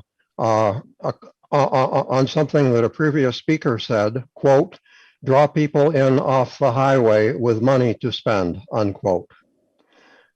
Saying that Putney should be known as where people come to buy marijuana is like saying that our town should be known as where people come to buy alcohol and cigarettes. Are they what we want Putney to be known for? In states that legalized marijuana sales a few years ago, untaxed illegal growers and sellers are thriving by selling illegal marijuana at lower prices than legal marijuana. In Putney, if we become a marijuana destination where they can hide in plain sight. Now, someone is going to ask, have you got any, can you substantiate what you just said? Yes, I can. Google Colorado illegal marijuana, and then try the same for California, Oklahoma, Oregon, and Washington. Four of those five were the first to legalize in this country, and Oklahoma, perhaps due to its history, is the Wild West in this regard. Okay, thank you, Howard. And I see that, Tim, you have your hand up. If it's all right with you, Tim, I'm going to take all the other hands in front of yours and hoping that you can address these issues one at a time. So let me go next to Billy Strauss. Hello, thanks, Meg. I think that both I know we're talking about 6, but I would apply this to 6 and 7, if I may, just to combine. I think this is a potentially very interesting opportunity for the town, both the retail and the broader items contemplated in Article 7. However, I do think that it is something that requires considerably more assessment internally before we put something like this into play. I think there are definitely impacts that could be felt that might not be obvious at first blush. I think that there are potential positive financial impacts to the town, but it sounds like we don't actually even know exactly what those would be from a tax basis at this point. And that, as an example, that seems like kind of a low-hanging fruit in terms of we need to know the answer to that, and folks need to be able to assess, how is this going to affect our town budget? We have 5 schools in the town. We have proximity to the interstate, which, depending on how you view this issue, is either a reason to do this or is potentially a reason not to do it. I think that interstate proximity cuts both ways. And I just would want to see this given quite a bit more thought before we jump into it and start licensing retail sales in Putney. Thanks. Thank you, Billy Strauss. Charles, and which Charles is this? Is this? Hi, it's actually Kate Dodge. Oh, Kate Dodge. Thank you. Sorry, I saw Sorry, Charles. I don't know how to make the computer do that. But, yeah. So this is Kate Dodge. So for those of you who don't know, we own Putney Mountain Winery, and I've always wanted to be Putney Mountain Winery and Pottery. We sell alcohol. We've been selling alcohol. We've been selling wine there and now liqueurs for 22 years. And I honestly don't see the difference between selling alcohol and selling marijuana. I'm not a marijuana user, but it just doesn't seem that difficult to be able to look at IDs, check IDs, and like alcohol, people give it to their friends. But I'm just going to say that I don't see that there's much difference, but I also don't know that much about it. Thank you. Thank you, Kate Dodge. Louise Garfield. Hello, thank you, Meg. I have 2 questions. One is what the licensing procedure by the state control board looks like. In other words, is it easy or difficult or whatever to get a license? And the other is, and this was just a conversation with someone recently, and I can't remember more details except that there may be a certain time frame or window of opportunity to opt into allowing this in a town. And I bet Tim knows the answer to that. Mm-hmm. If we don't do it now, perhaps we'll lose our chance and everyone else will do it and we're out of it. So thanks. Great. Thank you, Louise. Tim, you're next in my queue. Do you want to take on all these questions and comments? I just wanted to be clear. So there are no other questions yet because I've been sort of jotting down people's comments. I think I see Catherine hasn't spoken yet. So maybe I'll hear from Catherine and then Howard has his hand up again. Is that all right with you? That sounds great. Yeah. Okay. Thank you. Catherine. Thank you. Catherine Steffen, I'm on Sun Hill Road. I just think that, I agree with Billy that we probably need more assessment. And as part of that assessment, I think that we should take responsibility as a town to make sure that we are capable of monitoring the regulations that are in place for cannabis retailers. I also want to make sure that we have support for those who might become or are dependent on marijuana. I'm aware, that that is a possibility, and as Billy said, with the schools in the area, and really of people of all ages, I just want to make sure that we do take that responsibility as well. Thank you, Catherine. Howard, do you want to speak again? I don't see anybody else who hasn't spoken once.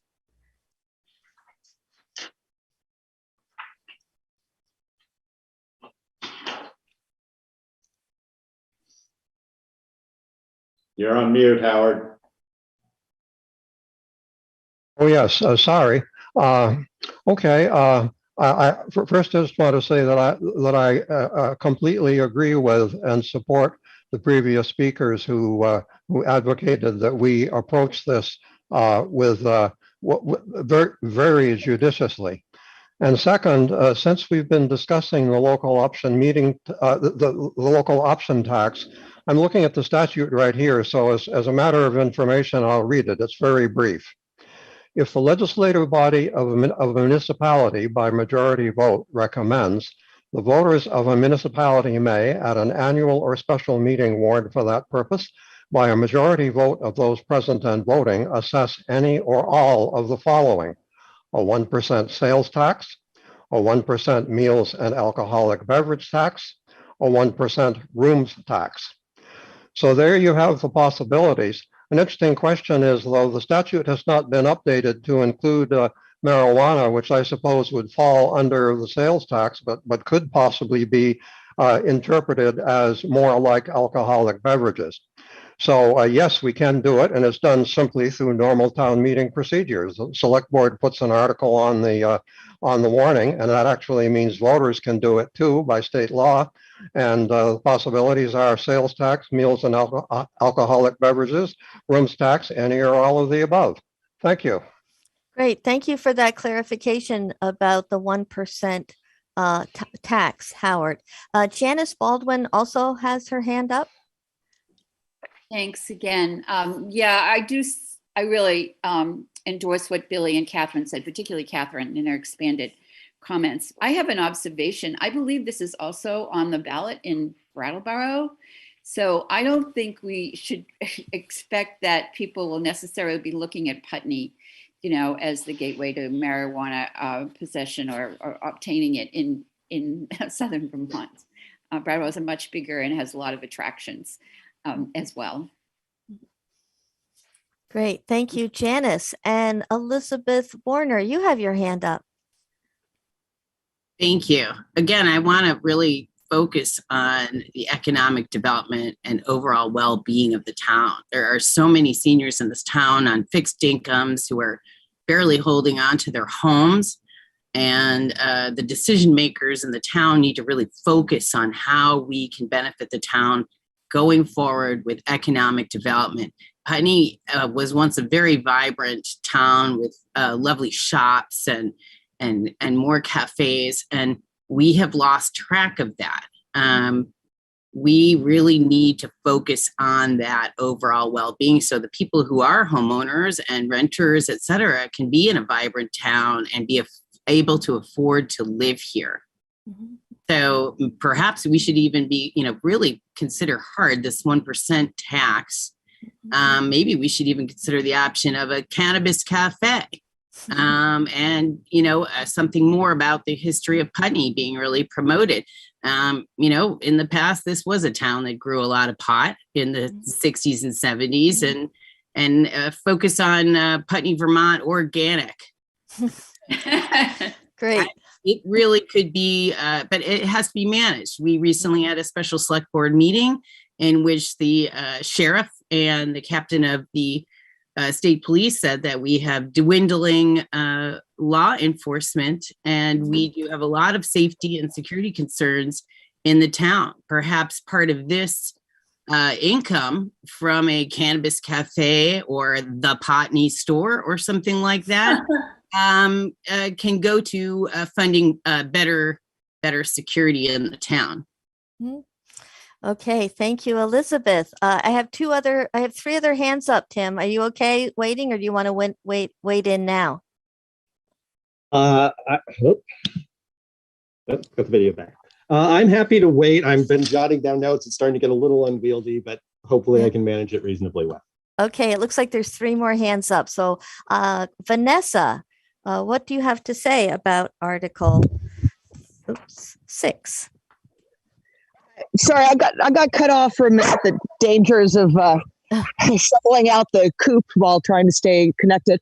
So forgive me if it was already asked.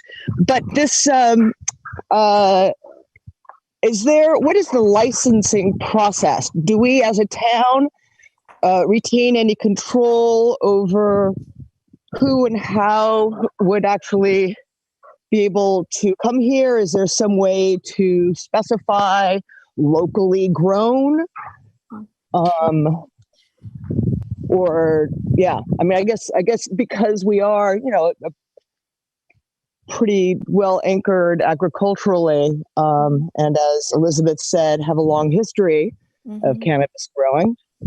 I wonder if there is some possibility that's either built into this this motion or post that to give priority to Putney grown or a Putney based business. Great, thank you for that question, Vanessa. Questions? Heather Small, I see your hand up. Hi, good morning. I just kind of have some questions about A, quality of life, and B, the financial thing. I mean, we're talking about pot that was grown back in the 60s. Marijuana today is definitely not what it was 10, 20, 30 years ago. I never grew up knowing like you could quantify milligrams of marijuana, and now I guess you can. That being said, we do have a multitude of schools that are going to have access to this, one being with residents that are over 21. What is the financial impact of the 1% and or the revenue from town taxes, business tax, property tax? How does that offset what we may be spending in medical response? Great. Thank you, Heather, for that question. So just for people who've just gone onto the call, we're taking a lot of questions, and then I'll turn it over to Tim Morris to respond. Lisa Papazian. Hi. Whoops. Hi again. I really only just had one thing. I don't have a strong opinion about this, or even a lot of I'm looking forward to what Tim has to say to answer some of these questions. And it may be perfectly wise to wait until we know more before acting on this. But if there's a time constraint, as has been suggested, I would advocate acting sooner in favor, because we need more retail. I mean, anything that can help retail be sustainable in this town, I'm in favor of, and this may be it. Thank you, Lisa.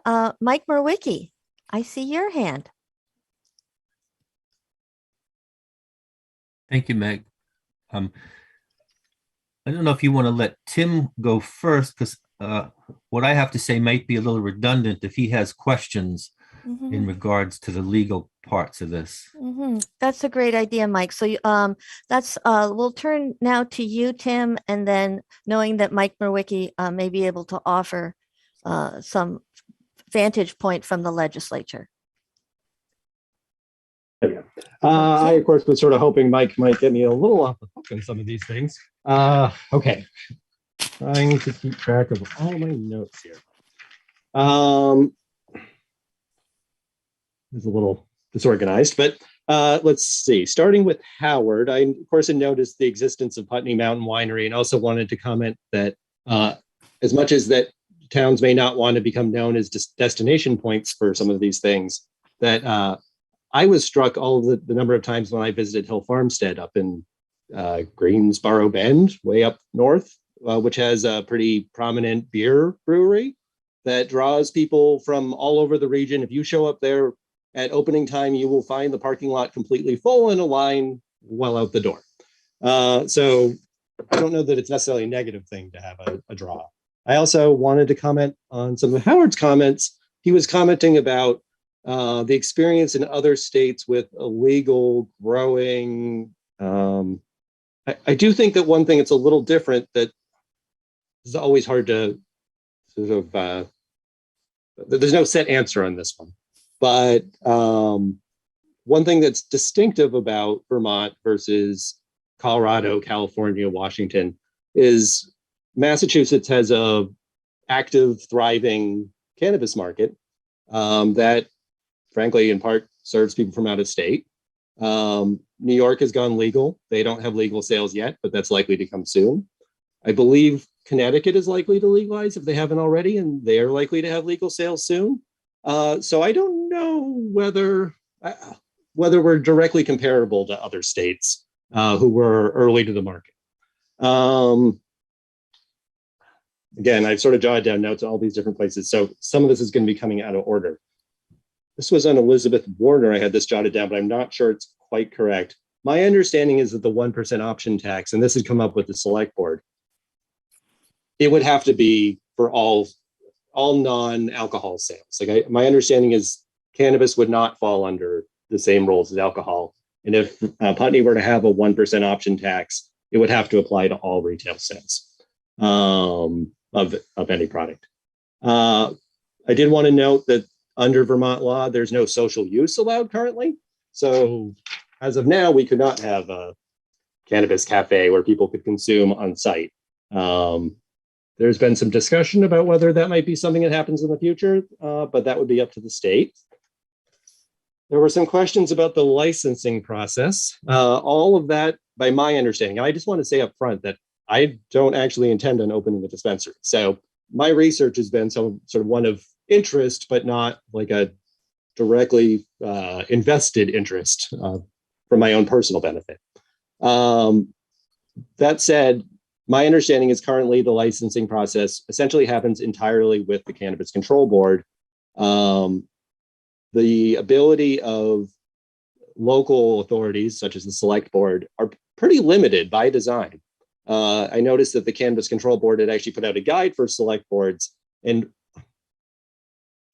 the state essentially set it up so that the Select Board would only have two powers in relation to cannabis dispensaries. That would be defining and determining whether nuisances exist, and zoning.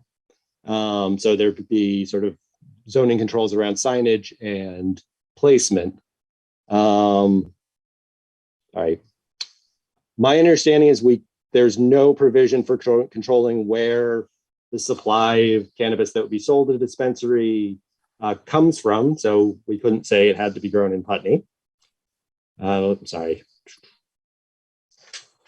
Part of the problem is I also switched to two different pages. On Billy Strauss, a couple of things he raised. I did want to note that Brattleboro passed their, they opted in the last election. So as of last year, they had already opted in.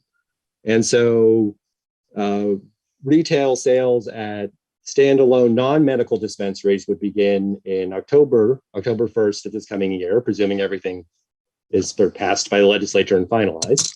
And actually, the existing medical dispensaries, of which there is one in Brattleboro, can begin retail sales to adult use customers as of May 1st. So there will be retail sales of cannabis in Vermont fairly nearby, regardless of how Putney decides to vote. I also wanted to note that Rockingham has a ballot question on this year, asking their voters whether to opt in, as does Marlborough. Jamaica has already done so. And then sort of further afield, I know Wilmington has it on their ballot. There's over 40 communities in Vermont that will have a question this year. Sorry, some of my notes are a little hard to understand. This is for Louise Garfield.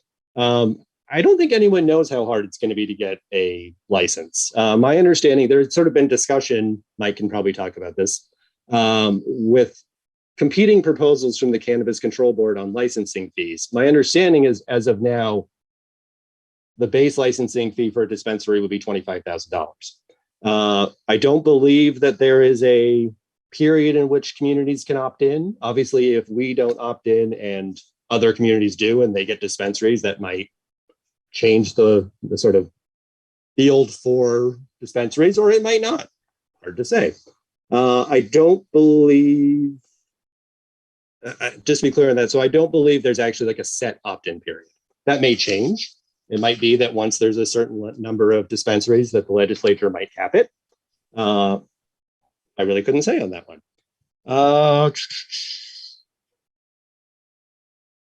I'm sorry.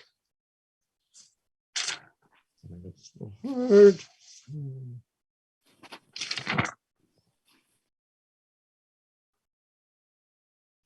I think that might be all the notes I had. May I ask a related question specific to the last thing that you said, Tim, please, Miss Moderator? Sure. Lori, you can go ahead. Hi, this is Lori Cartwright. I've been thinking long and hard about this. And Tim, I think you said that you're not sure if there's an opt-in period. Is there a limit to the number of communities and or establishment that's currently set up in the legislation? And that may be more towards Mike. Yeah. So what I'm going to suggest, so we have another question. Tim, do you want to take that? And then I'm going to turn to Mike Merwicki and hear from Charles and Billy Strauss. Lori, if you could use the raise hand function, then I can put you in the proper order in the queue. Brief answer. I'm sure Mike can answer this better than me because a lot of this is unclear from an outside perspective. But as of now, my understanding is there is no cap on the number of communities that could opt in. Okay, thank you. Let's turn to Mike Merwicki. I'm going to sit down. Mike Merwicki. Well, thanks, Meg. Enjoy your sitting down, but I'll try to be brief. And I think if I hear you singing, it means I've crossed the line somewhere, right? That's right. Over 5 minutes. Okay. Thanks, Mike. I'll try and answer some of the questions that came up. And the first would be, I'm not aware of any time limit on towns opting in for this or the number of towns. The state has purposely taken its time to get into this business. We've been wanting to watch how other states stand up their cannabis control boards. And we're in the second year of Vermont. Hopefully, this is the year that things will start rolling out, but it's been a long, slow, deliberate process because we want to make sure we do it right and we do it in a way that can be done safely. And that's why licenses are not easy. They're expensive.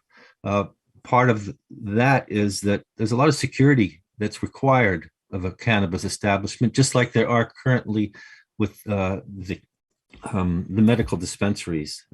Security is a huge concern, and we want to make sure that those concerns are answered before anybody can come in and join this business. But some places have. As to whether we keep it local, the idea in Vermont is we're trying to promote small businesses, and giant tobacco companies would love to get into this business, and that's not what Vermont wants.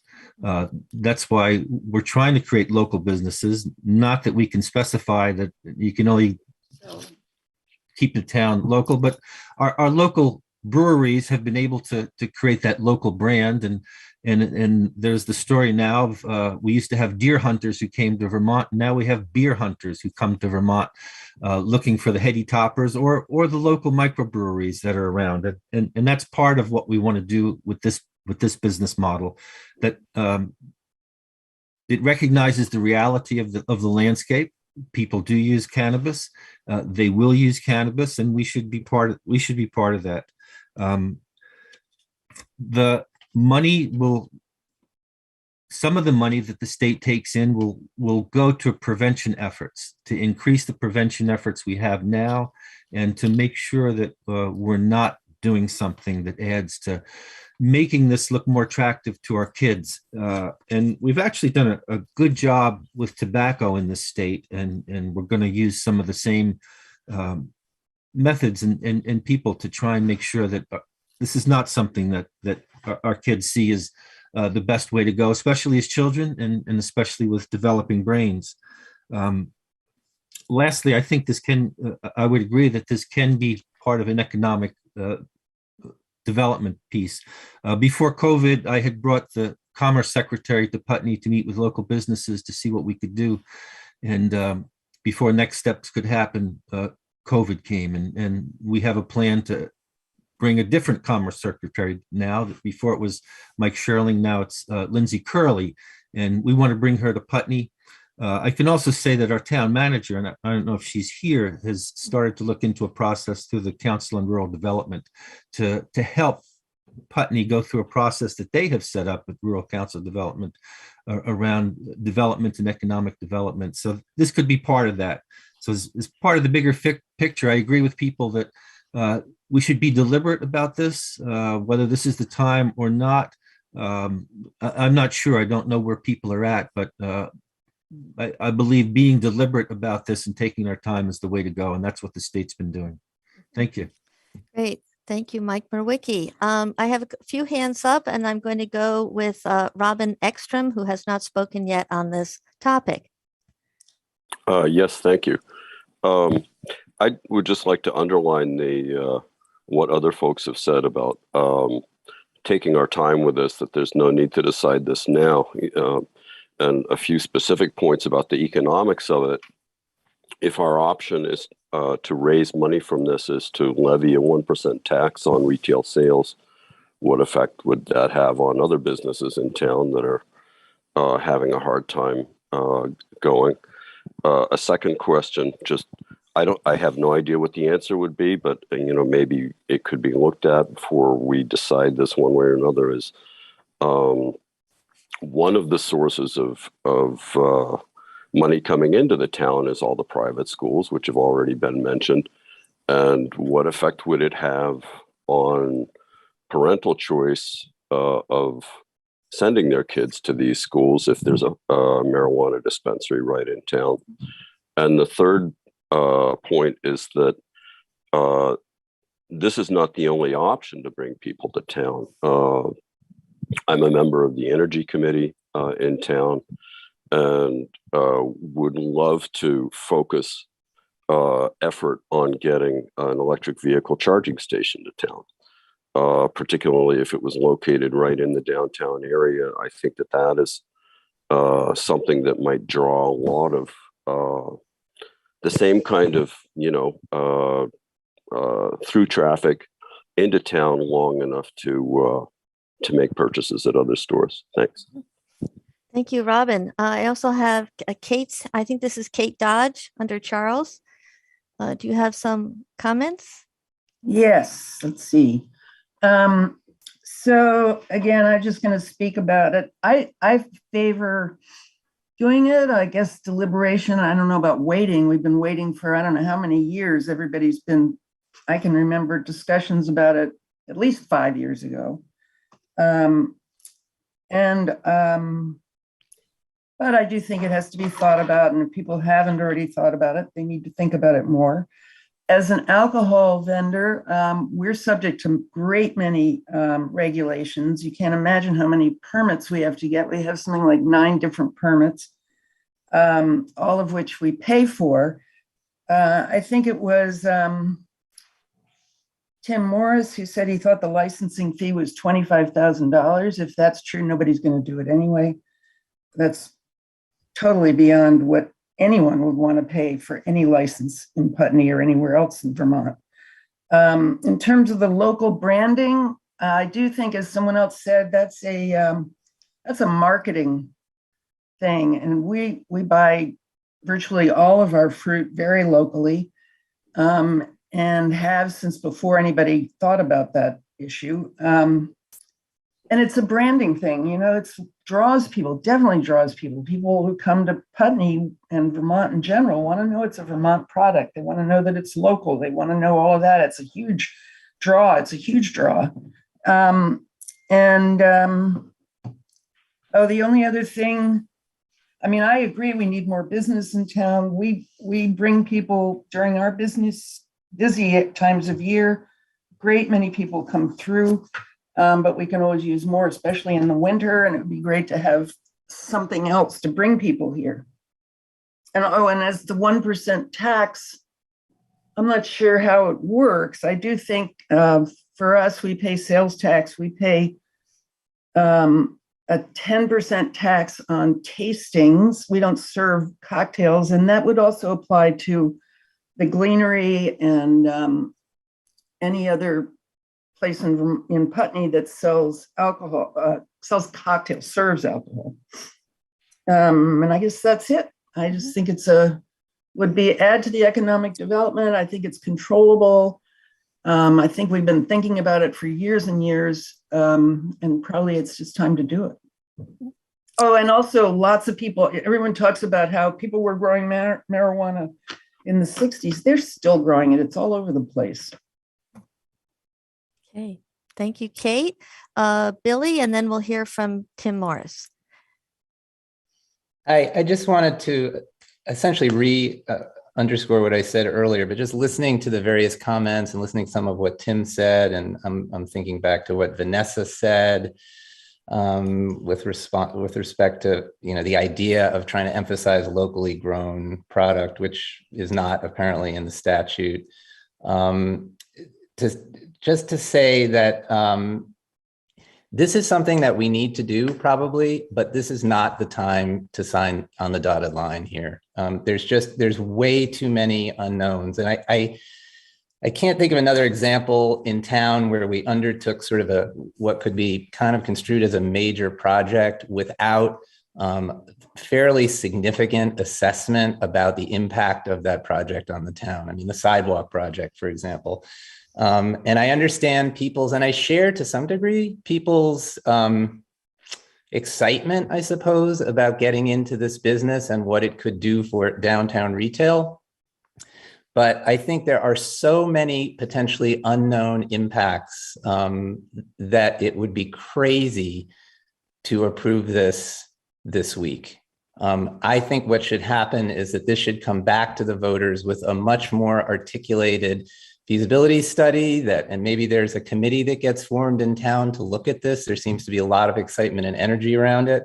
Probably would have a bunch of people interested in being part of that. And we talked to some of the business owners in town. So one of the things that keeps coming up here is how this would be, a wonderful impact on Putney's downtown economy. That may be true, but wouldn't it be great to hear from Eleni and Liz Ehrenberg, who's got a liquor license, and Keith, who runs Next Stage, and Kim and Mike at the G Store?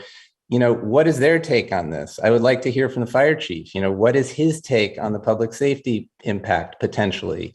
What are the traffic impacts if all of a sudden we have a lot of people coming in off the highway to buy pot in Putney? Could be great, could be problematic. I just don't know, but I think to rush into it, it almost feels to me like there's a little bit of magical thinking around what this could do for the community. And I think I would caution against, we've waited this long, we could wait, another 6 months or 12 months. We're not going to miss the boat.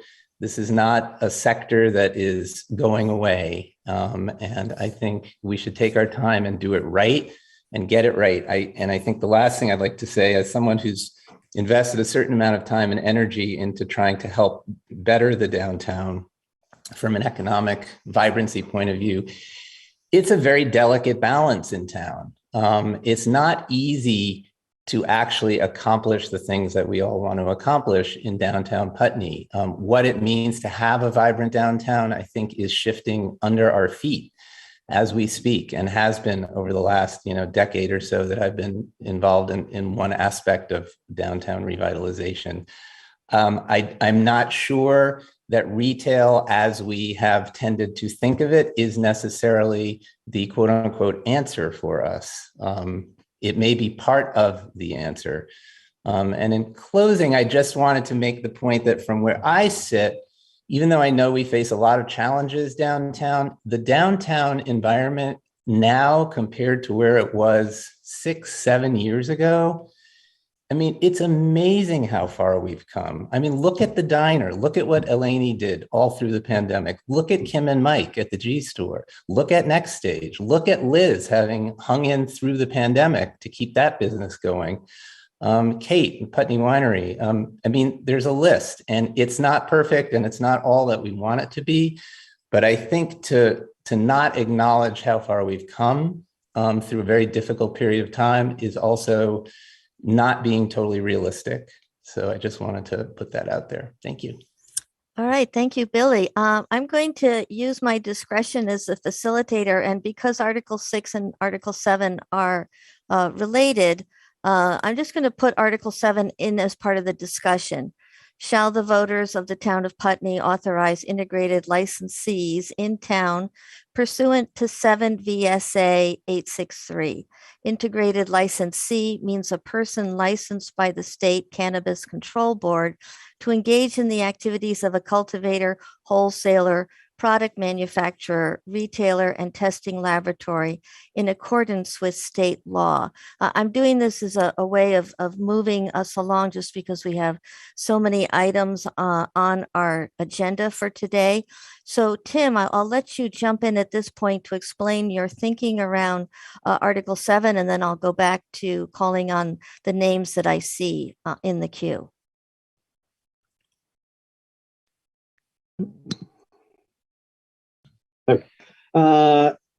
On Article 7, when I had sort of looked into how to have a petition put on the ballot and all of this, I had contacted the select board and was sort of funneled along to eventually to the town clerk. And he actually, by my understanding, wrote or gathered the language used in both Article 6 and 7. I hadn't actually asked for Article 7, but when it was handed back to me, there was Article 7 as well. And I have to admit, I didn't fully understand what it meant. I looked into it a little bit, and my understanding is sort of, as it's stated, an integrated licensee can conduct more than one type of business sort of related to cannabis. One thing I didn't realize was that actually, and this may not be correct, but this is my understanding as of now, is that the integrated licensees are only available to, in effect, existing medical marijuana dispensaries, because you had to have been open and sort of operational as of a set date, and that set date is not achievable by new licensees. So I'm not really sure how much it actually applies to Putney. So I wanted to put that out there. I did have a couple other comments, but I can always come back, later as the moderator. Great, thank you, Tim. Doug and Janice, you may need to mute your microphone just because we're getting some ambient noise. Doug Grant. This is a great conversation. I just wanted to say before I ask my question that I live in a building that was a dispensary or a head shop back in the day at 88 Main Street, as I understand it. So my question is real simple. If we vote yes on these, does this set the wheels in motion that it's going to happen out of our control? Or is that a vote to tell the select board to create a commission or something to do the study that Billy was talking about and assess all those issues that Mike had mentioned and Vanessa and other people? So that's a simple question. Is a vote is a yes vote mean it's going to happen out of our control, or that it's going to be studied carefully? Great. I'm sure Tim is noting that question as well. I'm making a note of it to make sure it does get answered. And I'll take a couple of other questions or comments before we turn either to Tim or the select board may have something to say. Sheila Garrett.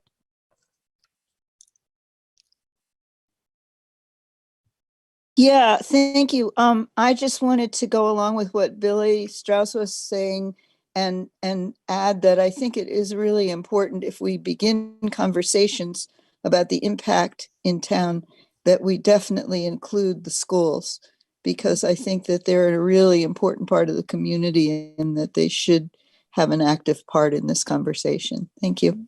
Thank you, Sheila.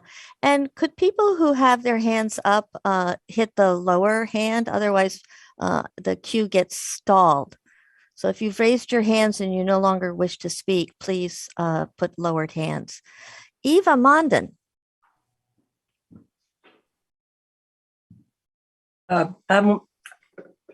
Let's see, it goes like this. I've used medical marijuana some years back. And then recently, because of that was in Brattleboro, and it was $50, and to be able to get the and go through the doctor and get photographed and so on. It didn't really help. And then this past year, when I had such incredible sciatic pain, I went down to Massachusetts to the dispensary in Turner's Falls. It's not, they can't talk about medical at all. It's just a dispensary. It's built like a fort. And the one in Brattleboro, the same way. It is whoever takes this on is going to have to build a fort. Am I right, Mike? Interesting.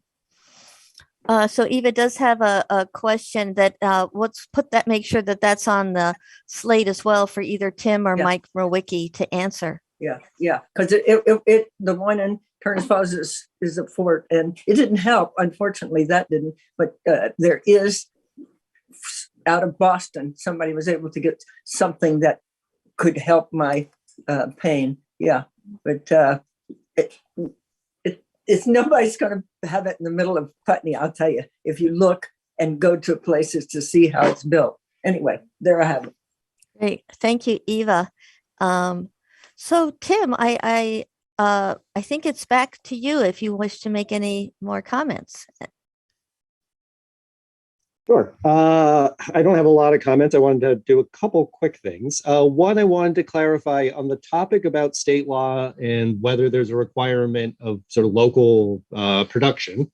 But I did want to point out that under the state law, the cannabis sold would have to be grown in Vermont, and that would be under federal law too, because you would be violating federal law to transport across state lines. So until it's federally legal, all supply sold in a legal Vermont dispensary would have to be grown in the state of Vermont by a licensed grower. Let's see. Additionally, I wanted to make a couple small points. A couple people have sort of asked about what might we lose out on by not acting on this now? And again, I know people have sort of referenced this being somewhat of a thought experiment, and it is. Part of the reason that I was originally interested in having this ballot this question on the ballot was my concern that if Rockingham were to pass legal sales and were to build a dispensary, presumably on the way to the ski areas on 103, that someone could then put up a sandwich shop or a store of that similar business that might draw business from the co-op. In the past, I've sort of talked to people who are familiar with Putney because they got off the highway to go and get sandwiches at the co-op on their way north. So that was part of my initial motivation. So I do think potentially, and again, this is certainly very uncertain, that there might be a downside to not acting sooner, or there might not. I also just wanted to raise the issue that opting in has to be done, essentially, by my understanding, at town meeting. So someone, unless the select board were to put the question on the ballot at their own initiative, someone would have to gather signatures of, is it 1% of the electorate, in order to get this question on the ballot again. So essentially, someone would need to be willing to do the work. On the question, two things. One, on the question of private schools, I was a little flummoxed in a sense, because as far as I know, outside of Landmark, all of the private schools involve students under the age of 21. And so therefore, those people not only would not be able to purchase cannabis from a retail dispensary, they, by my understanding, would not be able to step foot in one. On the issue about the select board and subcommittees and sort of something Doug raised about sort of how much control would remain with locals. Frankly, not much, by my understanding. It would be going to the state. The state would be the ones who would make the determination about who licenses are granted to. The select board is sort of authorized to set up a subcommittee, but again, that subcommittee would be very limited in their powers, simply essentially determining nuisances and making zoning determinations. And that's all I have, I think. Great, thank you, Tim.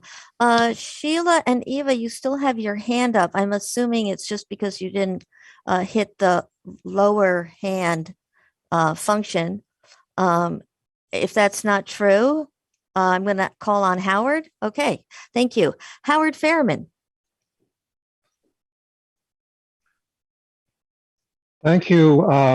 I'm going to, as they say down in Texas, circle back a little bit to a statement that was made earlier, which I'm going to quote again. Draw people in off the highway with money to spend. Reasons that people come off the highway with money to spend in Putney.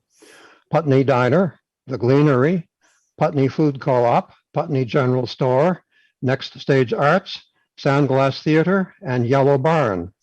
Now, in this regard, I want to mention that two people have spoken advocating caution in this matter, and they happen to be Ms. Catherine Steffen, who is the executive director of Yellow Barn, and Mr. Billy Strauss, without which I think I can confidently say there would not be a Next Stage Arts. He certainly was a principal in this endeavor. So I would suggest that in terms of drawing people in off the highway with money to spend, we're already doing it. And actually, if you think about the establishments I have listed, there are not more establishments of that nature in Brattleboro. Now, Brattleboro has a lot of extra stores, you know, you name it. But in terms of stores, in terms of business establishments of the kind that we have in Putney, Brattleboro has no more of them than we have, and Rockingham has Rockingham, which actually we're talking about Bellows Falls Village here, has far fewer. So I would suggest that before we start talking about how to draw more people in off the highway with money to spend, we should be looking at how we're already doing that and how we could enhance it, instead of saying, oh, we know selling grass will be the will be the panacea. Everybody will come to buy grass, and then they will go to all these other places. That is that's simply a logical fallacy. We have no basis for saying this, and this is why I also strongly advocate we need to study this in detail so that perhaps at next year's town meeting, instead of having articles showing up on the ballot, we have there has been reasoned discussion, there has been research, and justified conclusions have been drawn, especially in consultation with the business and arts establishments that I have mentioned, who make Putney what it is today. Thank you. Okay, thank you. I'm noticing that it is now 12:30. And so, and that we've had a lot of discussion on both of these articles. And I certainly can be told otherwise, but I feel a strong need to start to move to Article 8. Kate, that means I'm going to give Tim the last word, unless you feel like something that you have to say hasn't been said before. Just really quickly, I just wanted to comment on what Howard just said. He listed a lot of businesses in Putney. He did not list the winery. So I'd like to remind everyone, probably 90% at least of our sales within the winery are out of state people. We'd love for more local people to come in and have a taste. Mm-hmm. But we're a big draw for out of state. So I just wanted to remind everyone. Thank you very much, Kate. That's important. Tim, do you have any something that hasn't been said before? I just couldn't let this go without comment, and I'm sorry to bring it up. With all due respect to Mr. Fairman, I don't believe that a small group of individuals who own businesses in town should make democratic decisions for the people of Putney. I'm perfectly happy with whatever the result of the vote is, but it should be put to the people of Putney, not held to some small group of people who have the time and inclination to either be, all due respect to the business owners of town, who I certainly appreciate. I feel like there are many times where we elevate the importance of town meeting day, when in fact, not everyone is able to attend. So that's not real democracy. Real democracy is people having the right to vote on the issues before them. So I believe having a question put on the ballot is the proper way of doing that. Thank you. Great. Thank you, Tim. And thank you also for reminding us that that's what we're doing here today, is to get all these views out so that the voters of Putney can make this decision. Point of order. I have been misquoted. Do you wish to correct the record, Howard? I do. The previous speaker said that I advocated that the that the businesses and arts establishments I named make the decision. I did not do that. I suggested that they be considered. Moreover, the gentleman said that he thinks town meeting is somehow illegitimate in this regard because it is not a democracy. Now, he mentioned that he moved to Putney in 2014. I don't know whether he came from out of state, but in Vermont, we have Vermont town meeting in which I'm going to quote the Vermont Secretary of State in this regard. Town meeting happens every day on the first Tuesday in March. A form of government that exists nowhere else in the world outside of New England. Town meeting involves direct citizen lawmaking, true government by the governed. In other words, I say to the gentleman, you may wish to familiarize yourself with democracy in Vermont. At town meeting, voters are sovereign. Now, Howard Fairman, with all due respect, I do want everyone to remember my rule number 1. Assume goodwill on the intentions of all speakers. Okay, we're moving on to Article 8. Shall the voters of the town of Putney authorize general fund expenditures for operating expenses of $1,475,193, of which $1,197,193 shall be raised by taxes, and $278,000 by estimated revenues for the fiscal year beginning July 1st, 2022 and ending June 30th, 2023. So this question is pertains to information in your town report, page 32. Does anybody, actually, first I want to turn to the select board to see if they have information. Under Robert's Rules of Order, this would be a privileged motion. I note that the time is 12:34 p.m. We've been doing business since 10. If we were under Robert's Rules of Order, I would move that we recess for 1 hour for lunch.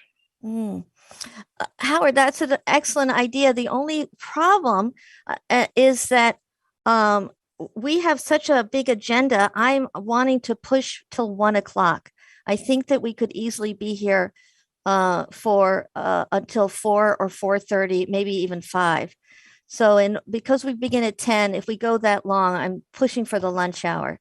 But thank you for asking about when we could take a lunch break. So at this point, I'm looking at the clock for about a little thereafter for a break. So select board, would you like to discuss the budget for the voters to decide to authorize the general fund expenditures? I think what I would ask is that Town Manager Karen Astley comment on the budget. She has been instrumental, as she always is, in creating that budget, and probably can speak to it more concisely than absolutely. I agree. Yep. Be able to. Thank you, Karen. You're welcome. Thank you, everyone. So each year I look at the budget, and I look at the previous budget, and I look at the actuals to see, what went over, what might have been under.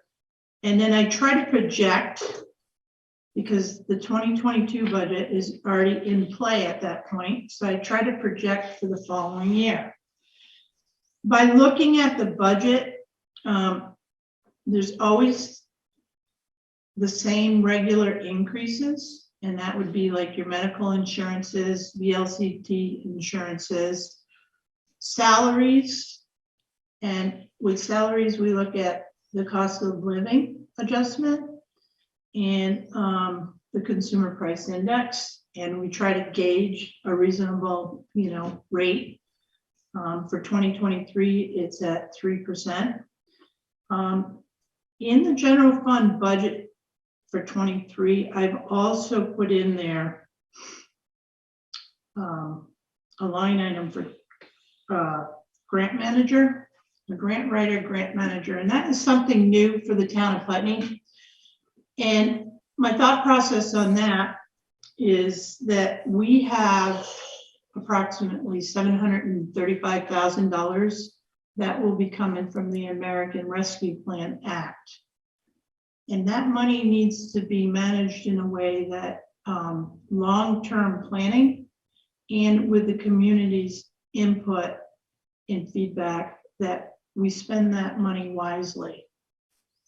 So that's going to be over a 2-year process, and doing that on my own is going to be difficult, and I don't want to miss any opportunities. And this is why we have the grant writer, grant manager in the budget for $31,200. It's a part-time position. I feel it's important, and my goal is to see that through for maybe 2 years, and then maybe we can do away with it. But if it works, because we're going to be looking at energy grants as well. Our energy committee right now is very active. There's a lot of planning going on. We can't implement unless we have grants. Grants offset taxes, and it allows the community to do certain things. Like Mike said, we're looking at economic development. Elizabeth Warner, your comments too. We've been looking at impact fees. You know, we're looking at different ways to offset raising taxes. This budget has gone up 9.69% for 23. In that increase is 2.98% from the library. And I'm reading all of this off of page 37 for everyone. The sheriff's contract is up $15,000. So the past 2 years, it was level funded, but $15,000 increase in a sheriff's contract is substantial. You know, and there's some smaller, you know, increases like cemetery appropriation, $4,200. They've been working off an appropriation for I don't know how many years, and it's always been the same. And they need more money to, you know, keep up the cemeteries. You know, this is for like cutting trees and brush, and you know, it's not just about mowing, and it's trying to preserve the stones in the cemeteries too. You know, there's a lot of history in those cemeteries, and we haven't had the money to cover the expenses. So the increases in the general fund mostly are from increases from year to year. And I do my best to try to level fund or, you know, at least hold the increase to, you know, 1 to 3%, but I could not do that for 23. So that's kind of my take on this budget. Thank David. you, Karen. I'm sorry. Go ahead. Okay, David. I want to throw a bone out to Karen because we talk about this all the time, and nobody's tighter than me. I try to save a dollar wherever I can possibly save a dollar, and Karen does an amazing job of that. And I agree completely with what you just said. The first 2 years, I worked really hard with her and to talk about and work on trying to not have the budget go up at all. And it's just not possible to do that. It's not possible to do that. It's not realistic. And all it takes is one event like the one we had in July, and we have 13 roads out. We don't have any extra money to deal with all kinds of things that go along with that, not to mention the every year increases like the ones you just described, and then we're in trouble. And so I think this budget reflects very careful consideration on that part and very frugal thinking. And thank you, Karen. Thank you. Thank you very much. I will add too that the general fund and the highway budget are separated. In the general fund, I was not able to, because of the increase already, I was not able to put any extra money in there towards capital improvements. This has been a concern because we have aging facilities. and we have other infrastructure, that needs money to keep it going. I do my very best, and it's sometimes it's hard because I'm only one person. And again, Eileen, your comment about having committees, trying to find the money, the grant money, but we also have to have a reserve fund too, in case of an emergency, like David mentioned. Right. Do I foresee, like in the general fund, we would have an emergency? Possibly, if we lost the building to fire, that's a problem, because we still need to conduct business. But without a capital reserve fund to draw from, we're going to be borrowing money. And with the interest rates starting to go up, it's going to be very difficult. So I'm always thinking of the future and trying to figure out a way to stabilize so we have funds in case of an emergency, but also have funds that we can, create opportunity. I just want to comment on one thing about the grant position is that that ARPA money will be coming to us regardless of a grant writer.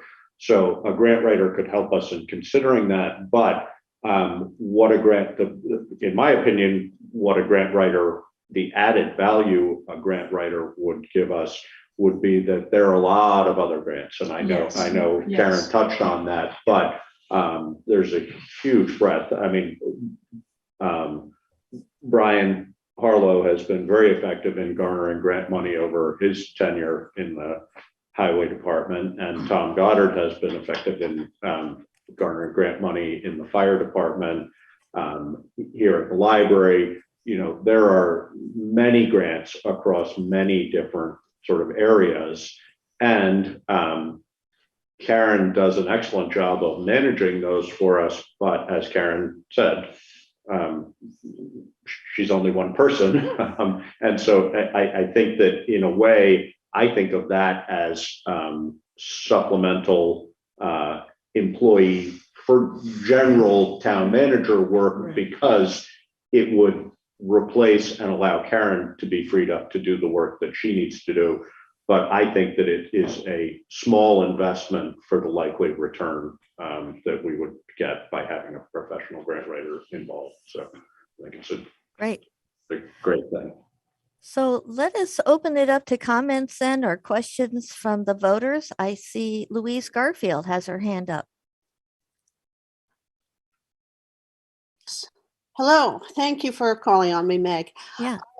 I heard, I think $15,000, Karen, as the increase in the sheriff's request for money. I don't have the book in front of me to know what percentage that is, but also I'd like to know what could go into that increase amount. Thanks. I can tell you, yes, Louise, that is the sheriff's amount to be increased by $15,000. And I can tell you, bear with me for a moment, that increase is 18.29%. You may have been present, Louise, at the discussion with the sheriff's department, but if you weren't, it's a reality across law enforcement that there isn't enough funding for them. Their expenses, as do everybody else's, continue to go up. They tried to work to enhance training, et cetera. They have held that the price that we did have, the cost for that contract that we did have, they have held for a significant period of time. It's been several years that it's been. 2 years it was level funded. But it's been in that range for quite some, the last time they went up, it was not as significant an increase. And I think they're experiencing the same thing of, their costs are not covering their income is not covering their costs. So they have to do this. If I remember correctly, part of that discussion was Sheriff Anderson was explaining that what they charge us in other towns doesn't even cover salary. and that they have to do other functions to raise money to cover the cost of policing us. So, Great. lot of consideration. I have some other hands up. Is it all right if we take some more questions? Yes. Sure. Alan Blood, would you like to enter the conversation? Sure. I just wanted to ask about a few more things that went up more than most things. I'll just list three of them and you can respond to all three. One is that there seems to be either an increase in hours or in a position for assistant clerk, assistant treasurer. And I'm not complaining, I'm just curious about why it's listed as such a large increase this year. Health insurance goes up every year. It's going up significantly again this year. Wondering if that is increasing any benefits or if it's just an increase in how much is being charged just for the same benefits. And the third question I have is relating to social agency appropriation. Is that a new organization that's coming in, or what is the increase in $5,500 there? Sure. The budgets were up, so it's a percentage of the budget. Yeah, can I just respond? Yeah. Yes, All right. Karen. Alan, as far as the assistant town clerk, Kim was part-time, she is full-time. So what I've done with her is that she's 15 hours in the town clerk's office, and she's also 20 hours in the town manager's office doing accounts payable and payroll. As folks know too, that Alyssa Harlow, who was with us for 3 years, has left, and we have Cassandra now too. And you'll see that line item budget went down a little bit. So I've been shifting some staff to try to accommodate for what we need. Kim is also the assistant treasurer, and Cassandra is executive assistant / treasurer. So for the first time since I've been here, I now have a treasurer and an assistant treasurer, which gives me checks and balances in the financial department. And also, Karen has, for a variety of reasons, there has been some turnover in help in the town office for several years now. And Karen, this is the first time that Karen also has the sort of the people she needs in the position she needs them, and she sort of spoke to that. But we have had vacancies that increase the workload on Karen, and I don't know whether anybody notices this that much, but one will often see Karen's vehicle at town hall on Saturdays, Right. et cetera. So this reflects a little bit of an effort to balance her workload in a reasonable way by having sufficient coverage for the things that she needs. So as far as the social appropriation is concerned, that is a formula that we have used consistently throughout, and it's because the budget is up, and it's based on a percentage of the overall budget, so that increase is there. So it's just inherent in how that formula works. Was there another question? Just health insurance. Yes, so again, Alan, because Kim is now full-time, I've had to add, insurance for her. And, Alyssa actually was a 2-person, and with Cassandra, it's 1. So it shifts, but that is the reason. And it's up a little bit anyway, overall. But that's just, the nature of the beast with medical insurance, unfortunately. Thank you. We had even, I'm sorry, Alan, go ahead. I just want to say thank you for that. I have another person with their hand up, Elizabeth Warner. Good afternoon, almost. I wanted to bring up again the idea of an impact tax to help support the increased cost of the security in the town of Putney, and how landlords with over 15 units may be assessed for contributions or an impact tax. And I'm wondering how we as a town can look at that going forward, so we can also understand how best to reduce the tax increases on some of the older folks in town who have been living here for a long time. So again, economic development support for increasing taxes where appropriate. Thank you. Select Board, do you want to address that issue? Yeah, go ahead. All right. So I'm going to address that.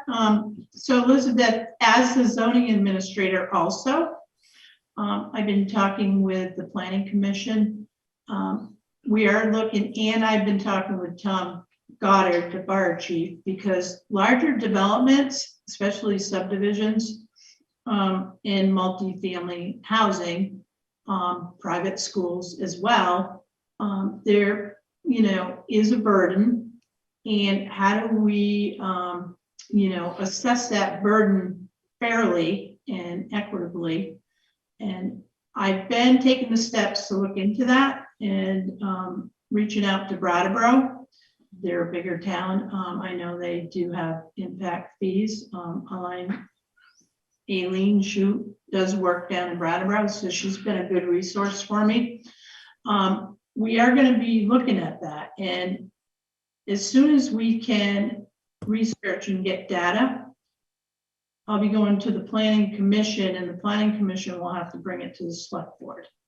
But those are the steps, and it is something I want to look into, and I want to do it within the next year. Any other questions about the general fund, which is Article 8? Howard Fairman. Ms. Facilitator, I do have a question, but it is somewhat detailed. And given that you mentioned you might like to recess around 1 o'clock, and I see that it's 12:55, I'll leave it up to you as to whether you hear my question, whether the group hears my question before or after. Thank you, Howard, for that consideration. I'm fine with that, but I'm going to check in with the Select Board and Karen, the town manager. Any thoughts? I think that as long as Mr. Fairman's question is generally germane to Article 8, it would be my preference that we continue to get through Article 8 and then take a break after that. So Great, thank you. Yeah, so Howard, please go ahead. All right. Regarding the Town of Putney General Fund, excuse me, be right with you. There we go. Thank goodness there's water. Yes, we can all take a water break. Yes. Regarding the Town of Putney's General Fund, which is the topic of Article 8, and regarding our Town of Putney's financial condition, first, which our town manager is prepared to answer, how much is the current total of our Town of Putney surpluses? The answer to Karen, can you answer that question? Yes, the answer to that question, Howard, is $820,352. Thank you. And how much is the current total of our Town of Putney reserve funds? $338,042. And so we don't have to do the mental arithmetic. How much is the grand total? $1,158,394. $394. Okay, just confirming that. I noted $1,158,394. That is correct. Thank you. Okay, second. 2020 Putney Town Meeting voters adopted via Australian Ballot our Town of Putney Select Board's warning article authorizing bonding to buy a new fire engine.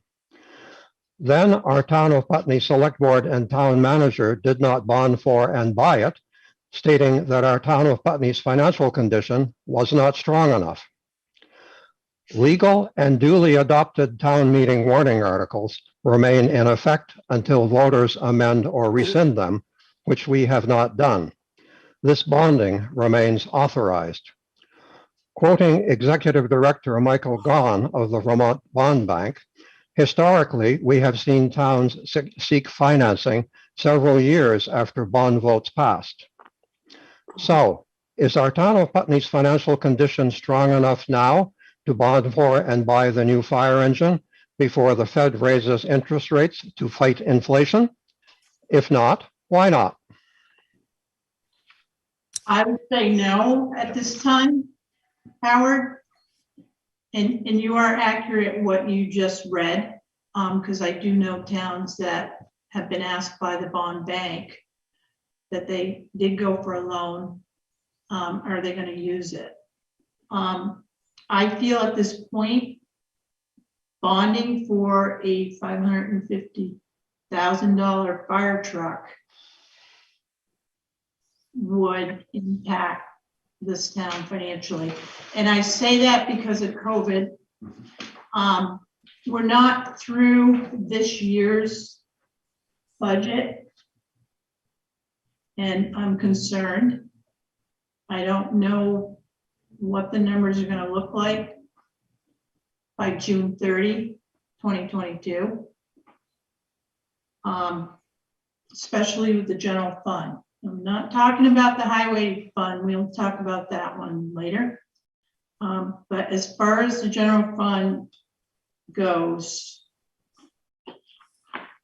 if there is any surplus, it will be minimal.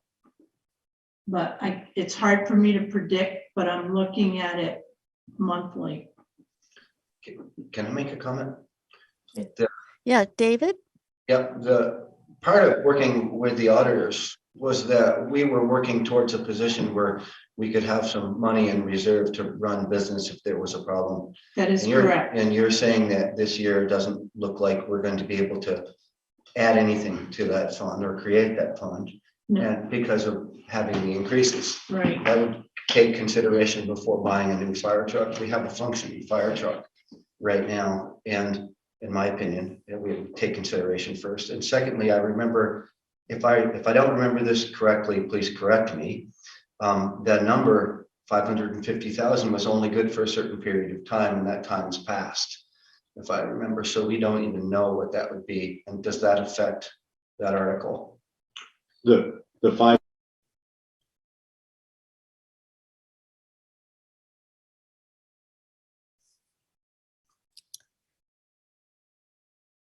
You may be having some technical difficulty with frozen screen. Meg, I can say that I can see you when you're moving, but the select board screen froze. Yes, so thank you for confirming that, Howard. BCTV, we seem to have lost the feed from the Putney Library.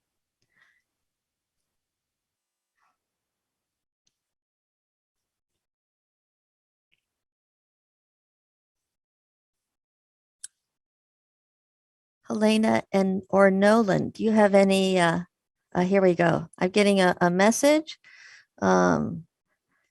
They're trying to find out what happened at the Putney Library. There is somebody there from BCTV, Gallon, and he's working on it. It may be that our break is thrust upon us. Let's just give them a couple more minutes to see if we can get the select board back. Okay, cool. Looks like we got our technology up and working. Okay, thanks everybody.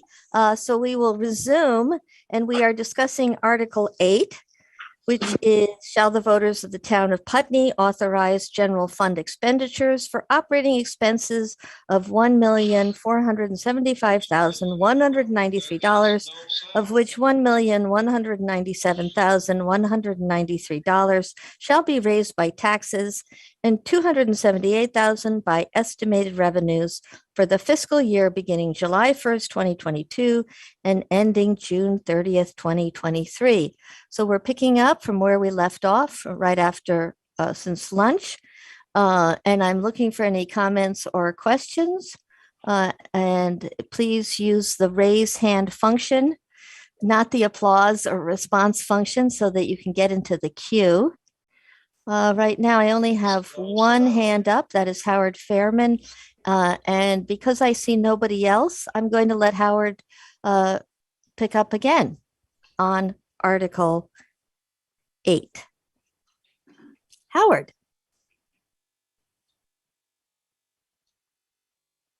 And it looks like you're unmuted, so you should be able to speak. There is no sound. We can only hear you a little bit, Howard. You're not, are you not hearing us very well? He's saying. Okay, now we've got it. Okay, and can everybody hear me? Yes. Okay, great. Yes, Howard. Ms. Facilitator, if I recall correctly, our select board were in the process of considering the question that I had asked when the technology quit on us. Mm-hmm. Would it be appropriate for us to pick up at that point? I think that's right, that there was the question that you had posed, and I believe that Karen had begun to answer it. And then we did have some technical difficulties. So Karen, would you be willing to start from, because we're not sure when we lost you. So that was the question related to the fire truck, Mr. Whether Fairman? we were fiscally stable enough now to enact that article. The bonding question. Right. Because there was a 2020 vote, voters allowed for expenditures for a fire truck, if I'm remembering correctly. Yes, and I had said no. With other comment. You want me to repeat myself? He had asked if we're not, and if not, why. Right. We are not at this point. I don't feel comfortable, Mr. Howard, at this point Mm-hmm. to move forward with the purchase of a $550,000 fire truck. Mm-hmm. We did look at bonding, but we did not go through the entire process. Mm-hmm. Because of our fiscal budget and because of COVID, fiscal year 22, I feel that, especially for the general fund, that it's going to be really tight. I don't predict a whole lot of surplus. And as I stated before, the general fund and the highway department budgets are different. They're separated. They're not different. Well, they are different, but they are separated. So I look at the highway budget differently than I do at the general fund budget. And I recall too, when we went through the process looking at the fire truck, we were looking at least $60,000 plus interest for payment. That would have been over 10 or 15 years. In debt service, yeah, I think it was 15. For overall debt service. And I do want to comment too, Mr. Fairman, about bond loans. You get locked into a certain percentage. You cannot pay that loan off early. Right, right. You can refinance, but you take the risk of refinancing, at a higher rate. Rates are currently going up. I did inquire with People's Bank regarding borrowing for the purchase of a piece of highway equipment. And I can tell you, at this point, as of this week, it was 2.75, but it's not going to stay there and it will be going up. And we don't know how quickly rates are going to start climbing. But back to the fire truck. I don't feel now is a good time to make that purchase. And I want to clarify just a couple things about that discussion from that time. One, Tom was very clear, Fire Chief Goddard was very clear that there were compelling financial reasons to look at purchasing a truck at exactly that time, including an offer from the manufacturer that had a timeline on it. But Tom was also very clear that that the necessity of the truck was not urgent in that same time frame.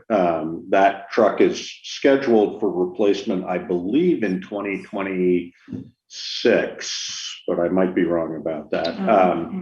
But he had suggested or presented and done his homework on purchasing a piece of equipment in advance, partly because financial incentives that no longer exist for us. And I think the between tariffs that were implemented and the pandemic, et cetera, that sort of whole atmosphere shifted both in our thinking about it and the manufacturer's willingness to. There was also, if I could add that, in working with the auditor, one of the things that we were trying to begin to work on over the long term was to not add any more than we absolutely had to long-term debt and to increase, reserve funds, so that we became more fiscally stable. And so adding to that long-term debt would work against that process at this time. So. Okay. Great. Thank you for those responses. I'm not seeing any other hands up on May Article 8. Yes. Howard, yes, this is another question specifically on Article 8. Yes, it is a follow-up on what I asked and the answers that we have received. Okay. Just to briefly summarize, 2020 Putney Town Meeting warrant included our select board's article asking for permission to bond to buy the fire truck. We said yes. Then a few months later, they said, we're not going to buy the fire truck because Putney's finances are too precarious. But they did not cite numbers. They simply cited feelings. And that is what they are doing today. They're saying they feel it wouldn't be a good idea. But actually, money is managed, and I do know something about this professionally, based on actual numbers. Now, we did receive some actual numbers today. We received that the town of Putney has $1,158,394 of our money in the bank set aside for something. We also know that we are voting on $2,480,555 to fund Putney for the coming fiscal year. Now, the money that's already in the bank is exactly 47% of the money needed to run Putney for a whole year. So there's plenty of money there already, and Putney's management of our money should not be on the basis of what anyone feels. It should be on the basis of what we measure. Now, I expected to raise an issue today. I did not expect that you would come up with definitive answers today, but I'm making it my project during our until Putney Town Meeting next year for our Town of Putney Select Board, interested Town of Putney citizens, and any consultants whom you wish to involve in this, come to agreed and generally accepted, means by other towns as well, measures of the town of Putney's financial health. Because you are telling us that the town of Putney's finances are too precarious 2 years after you supposedly started doing something about it. Now, I know this is hard, but I also am very concerned that all you have to tell us is you feel it is not right. That is not where this that is not where this begins, and that is not where this can end. So I'm announcing publicly today that I shall be making it my project over the next year to work with you and work with all interested citizens to arrive at generally accepted, in other words, by other Vermont towns as well, measures of our town of Putney's financial condition, so we know where we stand. Because in the case of the fire truck, apparently you got blindsided. You were for it before you were against it. And okay, I know these things happen, but I also know that COVID has not had any significant effect on the town of Putney's tax revenues. People have paid their taxes because they're doing so under penalty of tax sale and tax deed, which is, when you think about it, pretty draconian. So this is where we have to leave it for. One more point. and that is the article for bonding the fire truck was warned without a deadline. Now, when that's the case, you are correct that you have discretion. Now, Town of Putney voters are free at any time to petition a special town meeting article or an annual town meeting article where we say we want to bond for the fire truck by what attorneys call a date certain, a deadline. And then I know from experiences and other issues in this regard, you will be under the obligation to bond for and buy the fire truck. So this, for the information of other citizens listening and who may wish to pass the word on, if we wish to make this binding, we do so simply by warning a special or adding an article by petitioning a special or an article in the annual meeting stating that it be done by a date certain, and then it will have to be done. But that, of course, is for other people. But I'm going to make it my project to work with you folks to come up with actual measures of Putney's financial condition, which you have told us is precarious, despite having nearly $1.2 million of our money in the bank. Now, you may be right, you may be wrong. My feeling is, your feeling is you're right. My feeling is you're wrong, because as 47% of the money that it takes to run the town for a year, that is one heck of a bank account. So I won't say any more at this time, but I'll be visiting you at select board meetings. And so everybody will know it's happening. I'll be requesting an item on the agenda, which probably will be called a Town of Putney financial condition, but we'll see. We'll see about that. So we can work through this during the coming year. Thank you. Okay, thank you, Howard. And I'm not seeing any more hands up for Article 8, and I think some of what Howard's project is considering for the coming year. So we'll hold on to that as an ongoing project for creating, it sounds like, ways so that the voters have a better understanding of what the financial health of the town is. So if I could move to Article 9, or Josh, do you want to say something first? Can we clarify a little bit? I mean, the opinion that we are offering based on work primarily with our auditor, who made specific recommendations about what funds we should have allocated where, and our current capacity of our reserve funds. So, but Karen, do you want to elaborate? I would like to elaborate and clarify. And Mr. Fairman, I enjoy working with you, so anytime. Just to clarify the surplus, there are several accounts. In the general fund, the unassigned surplus currently is $100,709. In the highway surplus, which is restricted solely for the highway budget and department, there's $313,713 as of June 2021. And out of that, we just spent, because it was voted on, $145,000 for the purchase of the new loader. We now have a total of $168,713. The remaining surplus resides in the water and sewer funds, which are proprietary/enterprise funds, which are restricted, their user base, and that money too stays within those two funds. So even though we have $1,158,000, $1,158,394, all that money is not in a place where it's accessible.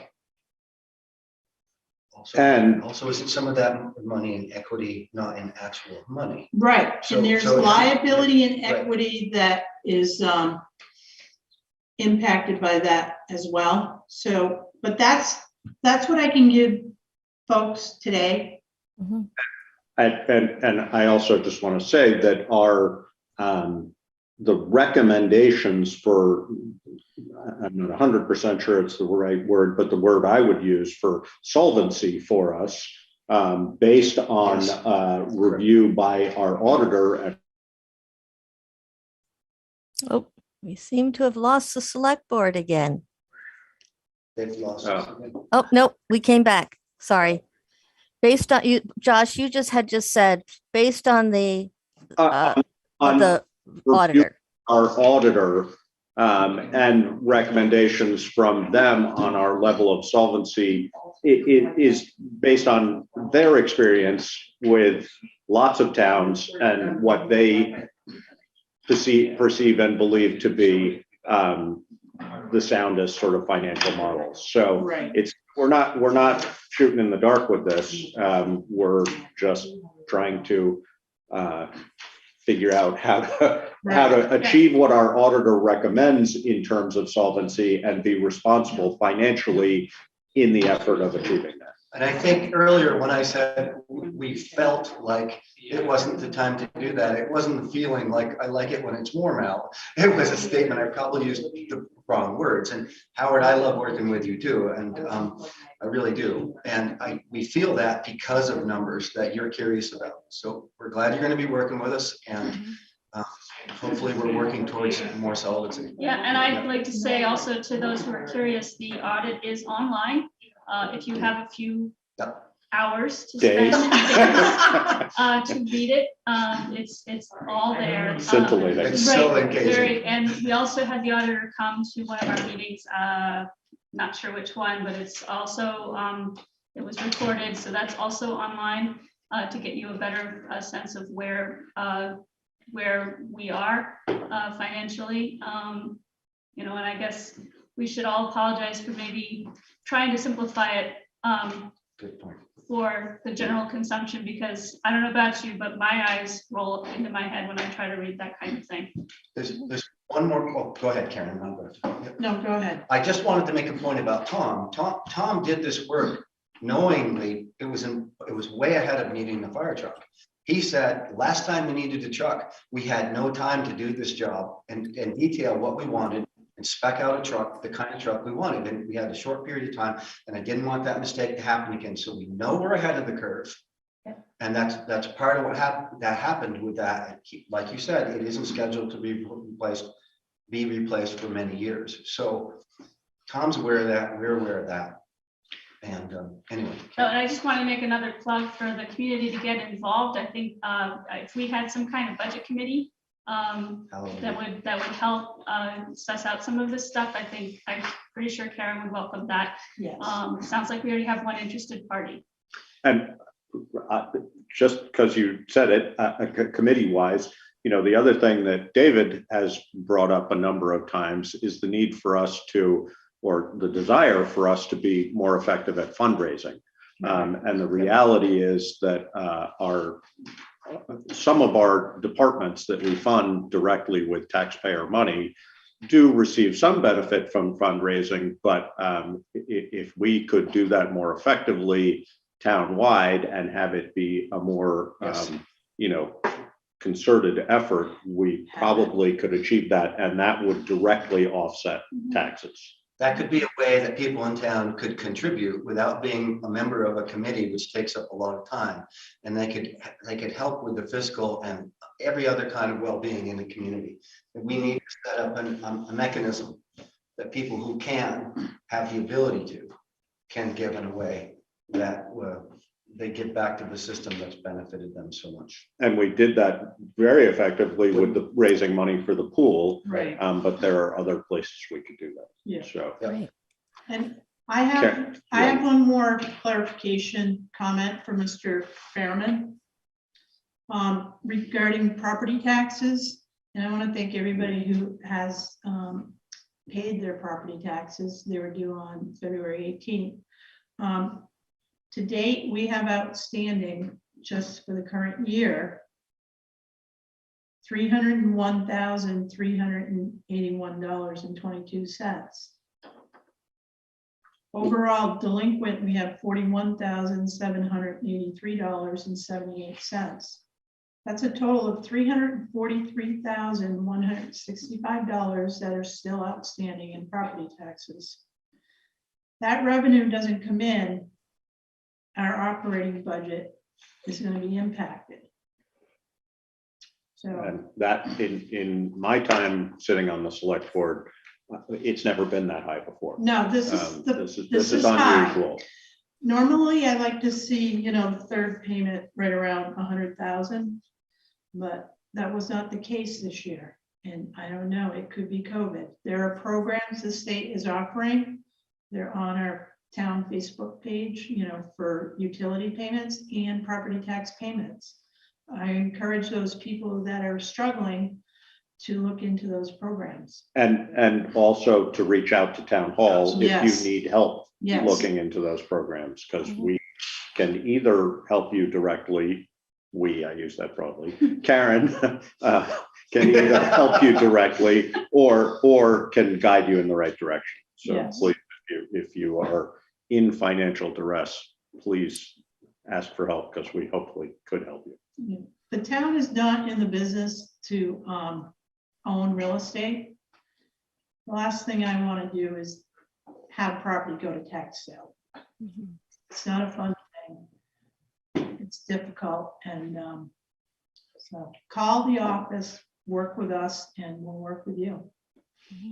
Great. Thank you, Karen and the select board. I'm tempted to read Article 9, knowing that we're having a broad conversation about financial health, fiscal responsibility, et cetera. But just in the interest of time, Article 9 is, shall the voters of the town of Putney authorize highway fund expenditures of $1,174,912, of which $1,005,362 shall be raised by taxes and $169,550 by estimated revenues for the fiscal year beginning July 1st, 2022 and ending June 30th, 2023.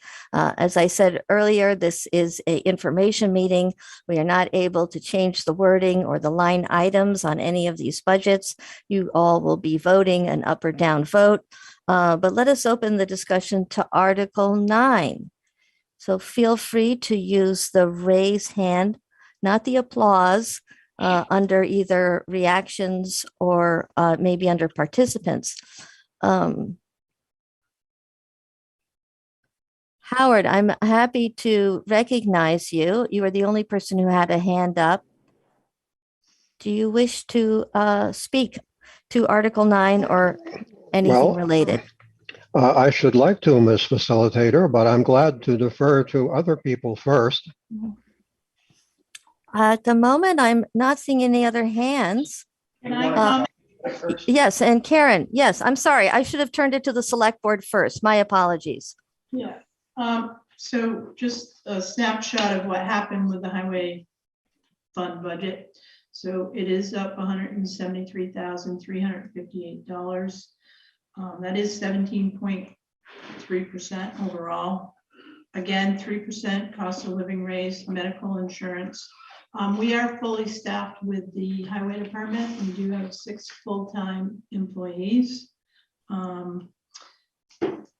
Winter maintenance, well, basically fuel. I had decreased the budget for this year, which was a mistake. And no, I didn't realize fuel was going to go up. So I put that line item back up, and let's see what else. The biggest change is the capital reserve fund of $145,000. And this is where we need to start thinking about putting money away for capital improvements. Now, this capital reserve includes equipment, roads, bridges, and any infrastructure that will be needing to be repaired.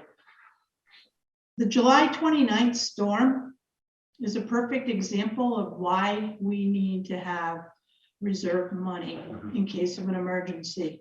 So we've expended probably a $575,000 approximately out of our operating budget to cover costs to repair our roads. We are, and I say we, Brian Harlow, the road superintendent, Tom Goddard, the fire chief, and myself are working with FEMA to submit damage reports. It's a process. It will take a little bit of time. I'm hoping that we can recover some of the storm damage money in this fiscal year. I also needed to take out a line of credit of $500,000 to cover that budget, so it wasn't running in the red. So again, it is very important to think long-term if we're going to be financially solvent. And that 145 is going to help us do that. The other thing I wanted to note is as we pay off equipment or loans, we're not paying on the interest. So in the last 5 years, we've paid about $57,000 on interest on highway equipment. Per year. Per year. Right. So that's $250,000. Yeah, that's a lot of money. Can you say what David or Josh just said? We didn't quite pick up when he said, it was a comment. Per year, that number Karen referred to, $57,000, is the annual interest on debt service. And so for 5 years of that, that's $250,000 or more. And moving forward, we won't be paying that if this capital reserve fund is funded and works the way we intend it to work. So I think that's the point Karen was making. Right. Okay, thank you. And so, and just to be clear, so Article 9, we just got some information about the highway fund expenditures, and Article 10 will have to do with the highway surplus funds. Am I correct? And yes, when voters go, they want to understand those two things as separate. Yeah. Yes. I have a hand up from Janice Baldwin. Is there any other comments from the select board before I open it up to the gathered? Just a general comment about how Brian runs his department, and the fact that we have that surplus to work with is a great example of what we would like to work towards in the general fund. And thank him for doing that. Does a great job. Yeah. Can I make another comment? Sure. Because I work closely with all the departments, town hall, highway, and the fire department. I just want to say thank you to all of the town employees, because, you know, we have a strong team at town hall, and even though the fire department and the highway department, you know, they have their department heads, and I may not be privy to everything that's going on. Overall, we have a good employee base here, and I want to thank the highway department because they were out last night and then back out this morning. Brian's still out there. So there are things that fall through the cracks, and some people might not be, you know, happy with some things that might get done or might not get done, but I do appreciate the team that I have with the town of Putney and also the community. I mean, I've connected with a lot of people, and, you know, I think it's great, and it's, you know, it makes things easier. And we, Really? and we, the select board, would not be able to, I know we are all people who, either David and I both have our own businesses. Eileen works for the town of Brattleboro, but if it weren't for Karen and her management of all of this, I would not be able to do what I do. Absolutely. You're here. Thank you, Karen. Instrumental in making this work. Excellent. Well, thank you for that. I'm going to now turn it to Janice Baldwin. Thank you. I think the video is not free, but that's okay. I just wanted to ask Karen to speak to the line under highway general maintenance salaries, the increase of 17% there. Can you speak to that? It seems very high. Is that about new employees, or because I thought the cost of living increase was going to be kept at 3%? It is 3%. That's Which, Pat, isn't that Pat? what page are you on? 40. Page 38, under the highway budget, down below the last chunk there, general maintenance salary. Yep. So an increase of 22,542. That Pat? yeah, that's we had a part-time. Well, he was kind of on call, and then he came forward full-time. And that reflects, Janice, the fact that we have had a vacancy in that department for many years, going back to when Bill Harlow worked for us. So I would say 5 to 7 years at least. Yeah, that where we have Brian has been able to run the department down by a person, then we added a half person back in, and now we're back to a full-time person. So in fact, it's reflective of us being fully staffed in that department, not adding additional. Right. What part is the healthcare package that goes with a full-time employee of that increase? You know, I'm just curious. That just popped into my head. Was he on that part? That's salary only. That's that line salary, item yeah, she's referring that has to nothing to is do salary. with, But you see that reflected in the increase in the insurance in the employee insurance. if they have it.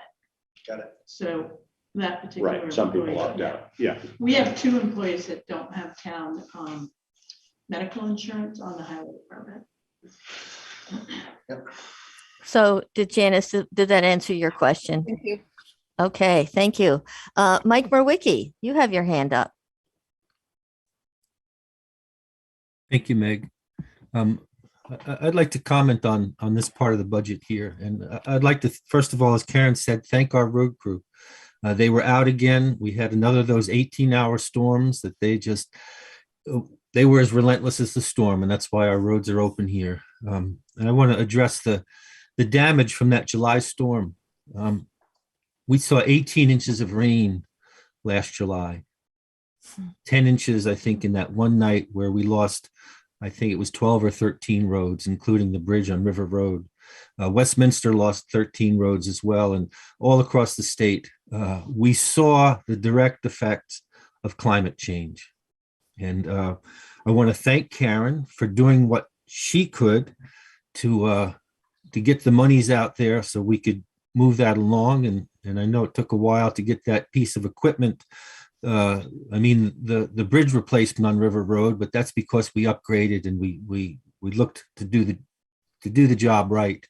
So thanks to Karen and all the crew for their work on that. And I can say that we're going to be pushing on our end in the legislature to make sure the town gets the FEMA funds that they deserve for replenishing that. But I also want to say we can't keep doing that every year.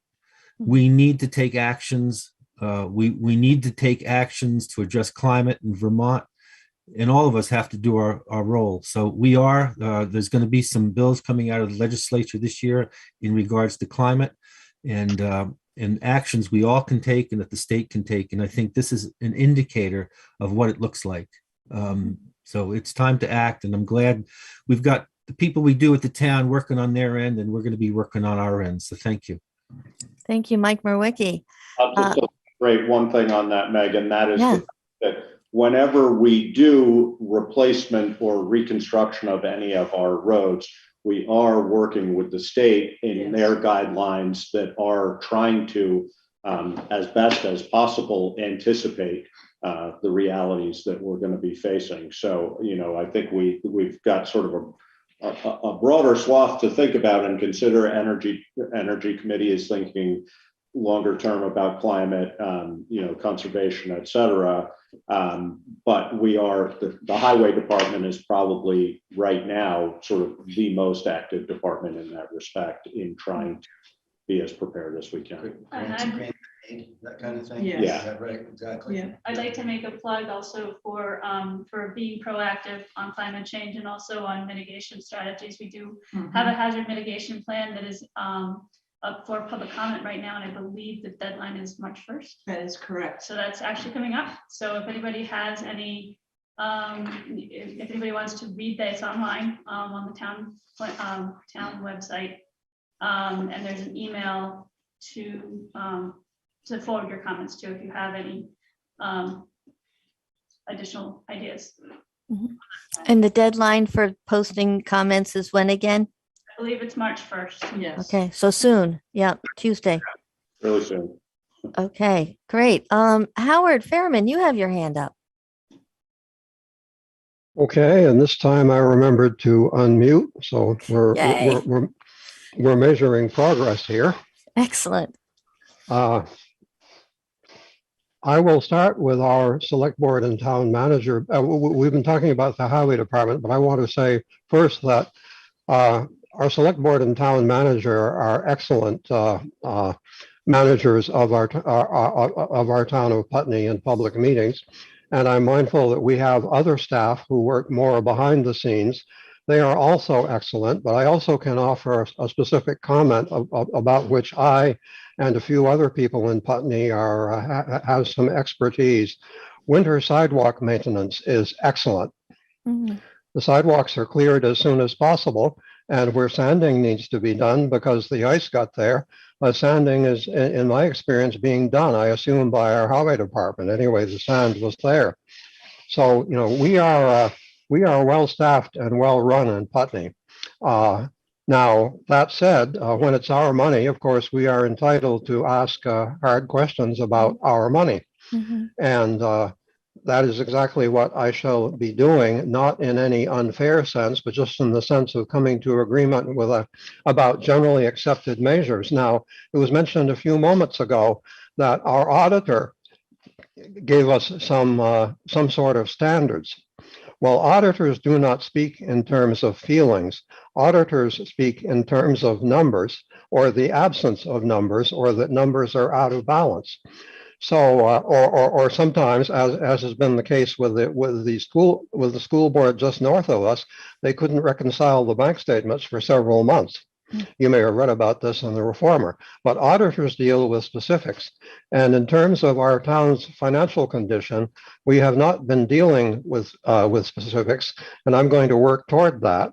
And of course, gladly working with others in terms of perhaps beginning with what the auditor said, and keeping in mind that there also was a proposal that we use a set of standards developed by the Ethan Allen Institute.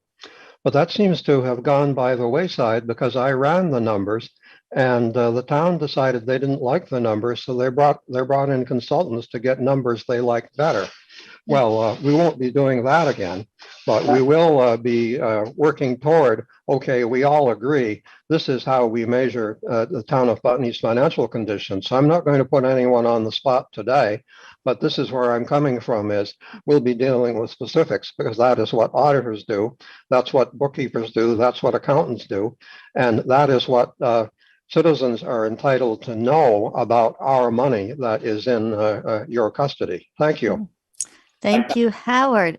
Is it all right if I read Article 10 in because we seem to be having more broad conversations, and if select board doesn't want me to do that, I will not.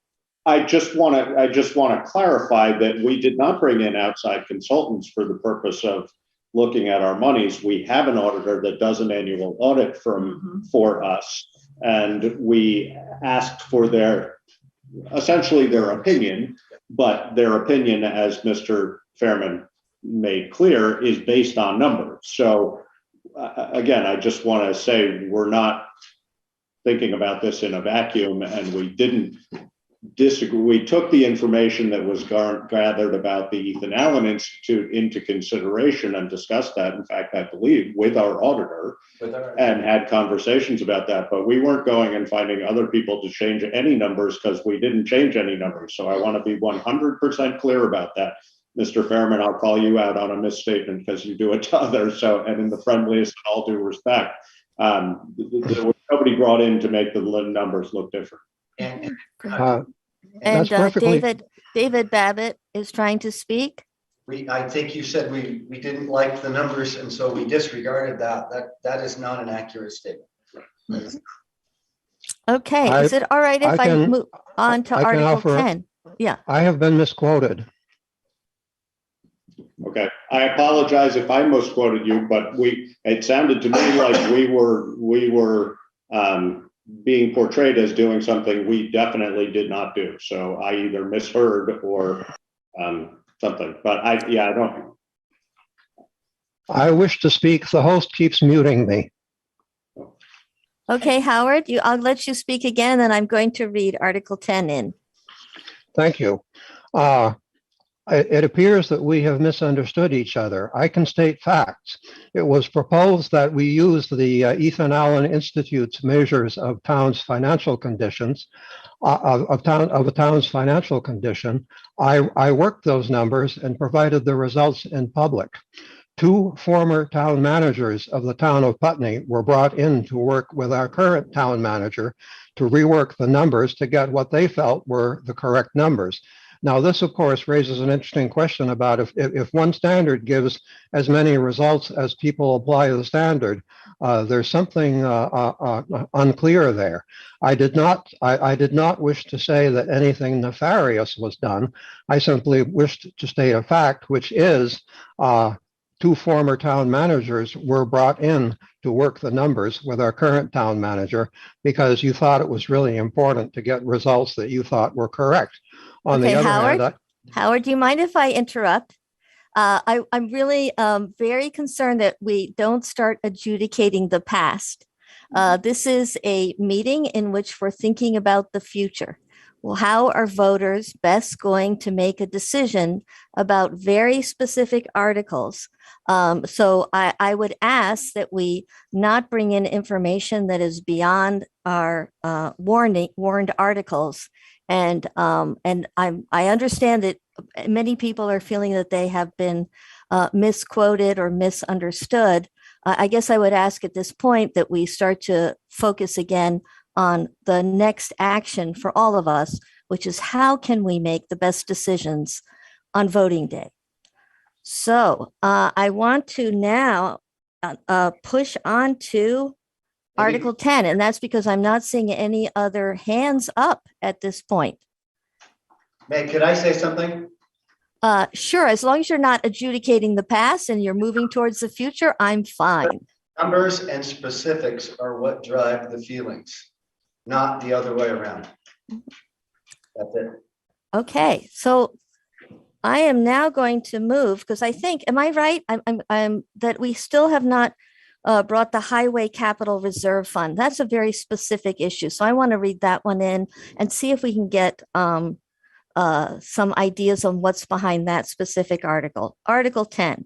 Shall the voters of the town of Putney transfer $92,350 of fiscal year 2020 to 2021 highway surplus funds to the Highway Capital Reserve Fund? And somebody on the select board, I understand maybe, is it David Babbitt? Do you wish to address Article 10? I could. This fund was started last year with an initial deposit of $5,000. Yeah. And this is the next installment, working towards having this Highway Capital Reserve Fund to replace borrowing money as a way of getting equipment. And Karen can speak about it better than I can. Yeah. So also with this $92,350, the $145,000, which is in the budget for the capital reserve, will cover the purchase of the next article.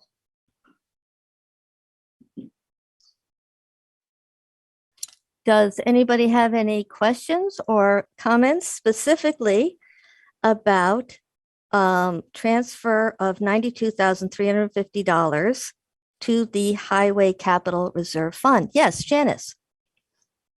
And you'll need to unmute yourself. Okay. what happens to that surplus money if it isn't transferred? It remains as surplus, which in the case of that's highway fund money Yes. already, right? Right, Yes. right. So in the case of the highway fund, that money remains as surplus, which acts as a buffer for us if we need it. Highway funds are restricted to being spent only on highway expenses. So it essentially just remains within the highway department budget as available monies for highway purposes. So a follow-up to that question. Sure. Since there is such a steep increase in the highway budget, do you ever consider using some of those funds to, support the budget for the coming year? I mean, I think the highway budget's up 17%. We did last year. Uh-huh. The highway budget did use $25,000 for surplus. And there was another year since I've been here, and I can't recall it. And it might have been in the general fund that surplus money was used to offset what needed to be raised, Janice. Well, so we do consider that. $25,000 of money from the highway fund recently was last year was used to offset some stuff too. And also that 92,350 leaves enough reserve in the highway fund to operate if we have another storm that would offset some of the expenses that we had to borrow the $500,000 for. So that's an important thing, especially in the highway fund. The other point that I want to make is come June 30th, we won't know how much surplus that might be in that highway department. I can't predict that. Brian's been very conservative. Brian Harlow's road superintendent has been very conservative every year with his budget. And he always shows a surplus, which to me, that's a good department head. He's a business person. He runs it as a business. And that's what we have to be thinking about. You know, town government is a business. And, I think also, Janice, this may be clear, but that surplus money remains available to us. It also fits into the category that we were referring to earlier of being related to solvency. So when it comes to the auditor's recommendations on amounts of money that are put in reserve, essentially what they do based on whatever metrics they use as auditors is they make a recommendation on what percentage of the budget we have available to us as surplus in case, and in that case, I believe their recommendation is that we had sufficient funding to run for 90 days. 90 days in the absence of any additional income coming in. So that's what that surplus, it serves a purpose in being there as surplus. Did you have a follow-up, Janice? Guys, I really haven't studied the highway budget, but just hearing you speak about the enormous amount of additional unexpected expenses we had last year, I kind of trying to reconcile that with having such a substantial surplus. Can someone help me understand that? Are these two different buckets we're talking about, or?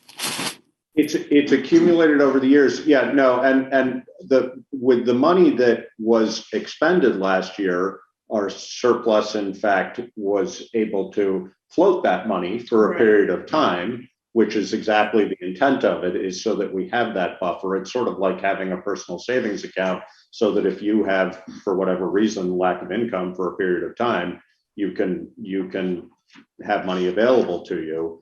But the way it works in this instance is that our expenditures during that time were largely paid with the addition of with money from a line of credit. Yes. We're hopeful, as Karen was saying earlier, that all that money will be reimbursed, or not all of it, but the vast majority. It's 70. FEMA will reimburse up to 75%. And then we also have additional funding through the state, which would contribute an additional 17%. So 92.5% of that money will be reimbursed, but having that money in hand in the moment prevents us from having to go out and borrow money in order to do that in the moment. So it's just a matter of having, again, sort of the savings account there. So. Great, thank you. Alan Blood has his hand up. I'm still a little confused about the difference between the surpluses and the capital reserve fund. It sounds like both of them can be used in the future for highway expenses. Perhaps the capital reserve fund is primarily for planned expenses, and the surplus fund is used for unplanned expenses. It's not clear to me what the advantages are for moving the money rather than keeping it where it is. So both ways are available for the highway department. You got the definition of what the money can be used for. One's a surplus from the budget from the year before, and the second is money from that we put to specific use for capital expenses. Right. Can somebody summarize what that exchange on the select board? You want me to go ahead? All right. So basically, surplus, Alan, is money that's left over after a fiscal year in a budget. Okay. And it's been sitting, like just sitting in that surplus. And in March, we created the capital reserve fund where we could start taking that surplus and putting it into the reserve fund in order to purchase equipment without borrowing. If we have emergencies, for roads or bridges or sidewalks. So basically it's in that reserve, and it can be used specifically for highway. But it's not like if we left it in the budget as surplus, and let's just say, something happens, it's all spent, it doesn't come back, so we're shifting money all the time. Well, I shouldn't say all the time, but, every year I look at the surplus and with Brian's, directive and comments, we try to figure out the best place for that money without spending it, without thinking of it. I don't worry about it with the highway department. It's general fund that I worry more about. But it has to do, once it goes into the capital reserve fund, we couldn't actually access it immediately if we had an emergency. So it's good to have a balance between the two. We need to be saving towards equipment. We're the breaking up from the select board. Seem to be having. Can I ask that question again in a slightly different way? It sounds to me like the capital reserve fund can't be used to go out and plow or sand or grade. But the surplus could be used to buy a truck. Is that right? Yes. So the capital reserve fund is more restricted than the surplus. Is that right? Yes. And if you follow along in the articles, you'll see that Article 11 is doing just that. Oh, that sounds like a good segue to Article 11. Alan, is that all right if I move to Article 11? It may further illuminate this question.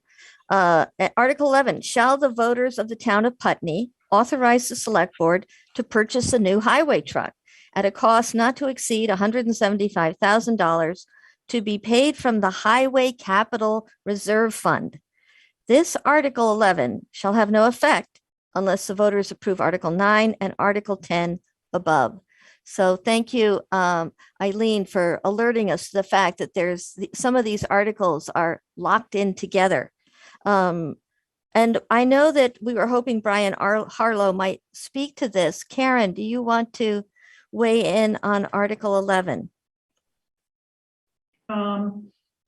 Sure. I mean, so pretty much every 5 years we've been financing highway equipment. And the highway equipment we keep for 10 years. So we're on a rotation. I forget how many trucks we have, but anyways, we're due for another truck in fiscal 23. And so Brian goes looking and he gets like, you know, halfway decent price. So not to exceed 175,000. Usually when he purchases a vehicle, it's less than that because of the trade-in. So this number is a little bit high, but you know, it gives him a little bit of wiggle room. So in case, you know, he has add-ons like the dump body. But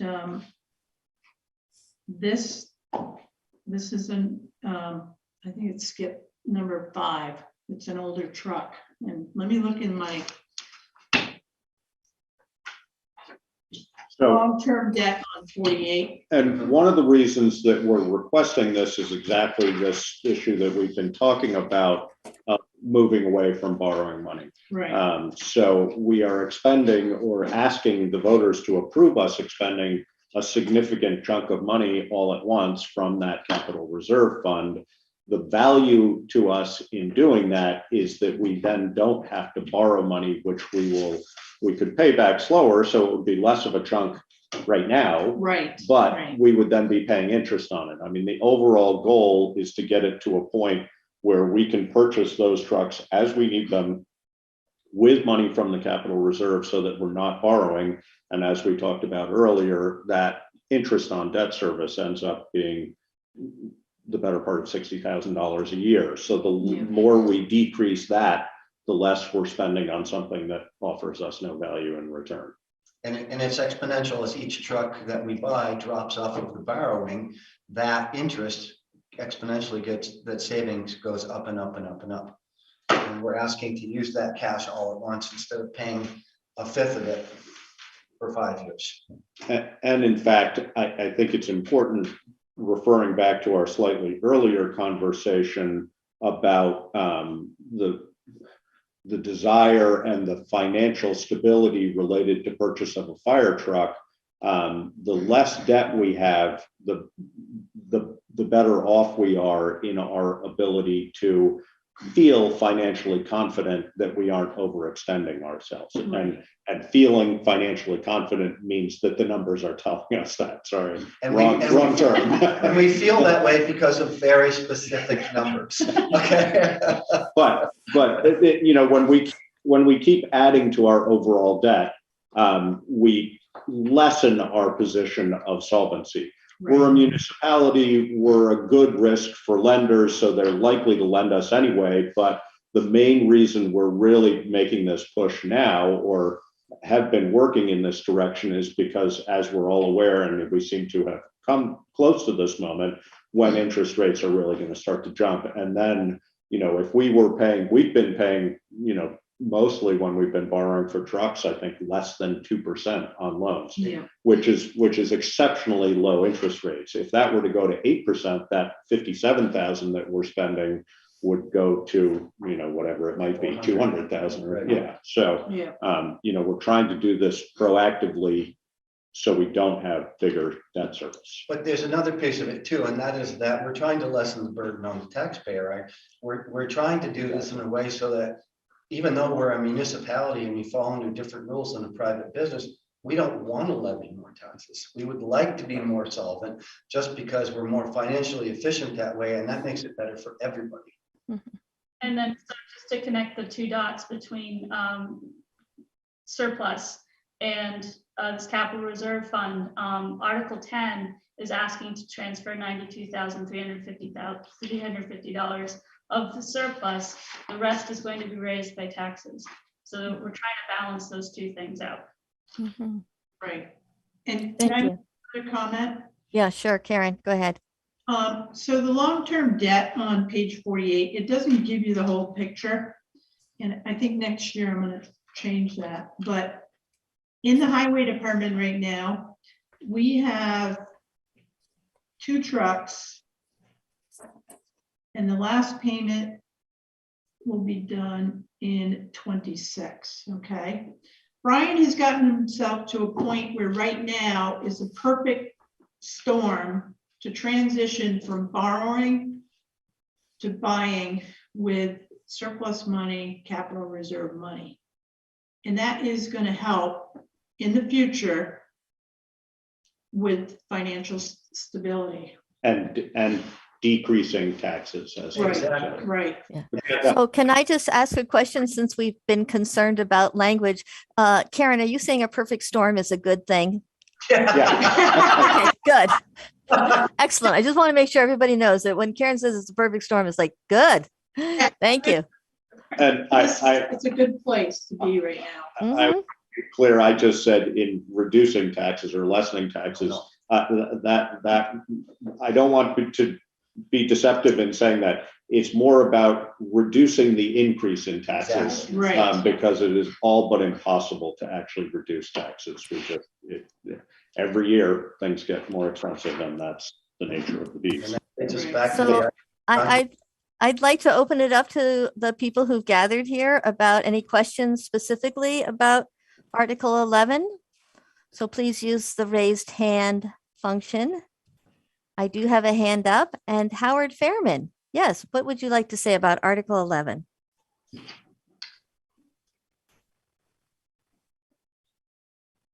You have to unmute, Howard. Yeah. I unmuted and then the host unmuted me, which caused me to be muted again. So it appears to be what we software engineers call a toggle. You know, it's on or off, but you flip it from one to the other. Anyway, 2 points. First one is a member of our select board has twice said, and I quote, "We feel that way because of numbers," to which I point out, whatever those numbers are, our select board and town manager have not told us specifically what those numbers are, but that's okay because we'll be ascertaining that as I move forward with this project I've announced today. The other thing that I thought might be interesting is we're talking about reserve funds. Here's the statute on reserve funds. It's very brief, so I'll simply read it out. This is 24 VSA section 2804.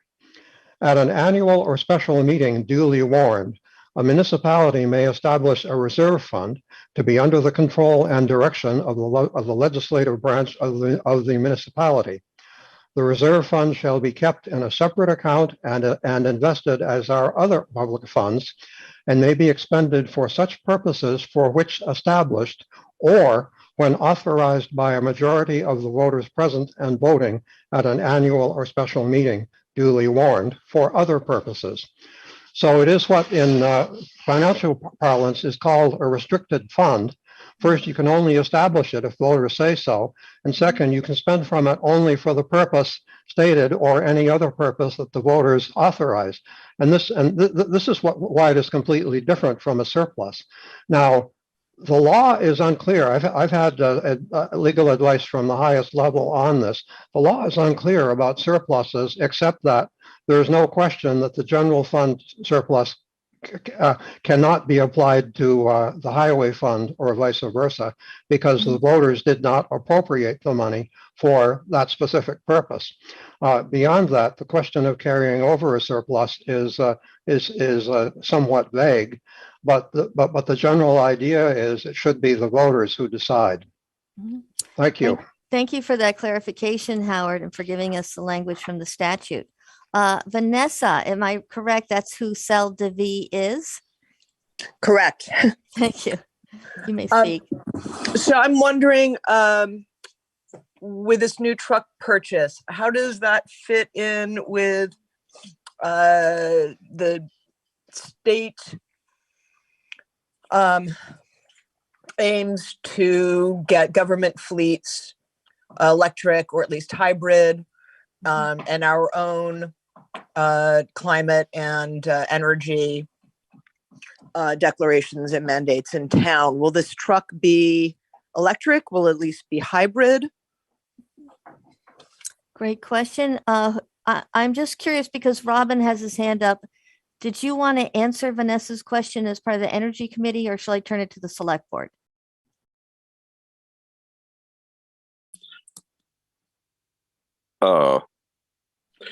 I can answer the question if you'd like.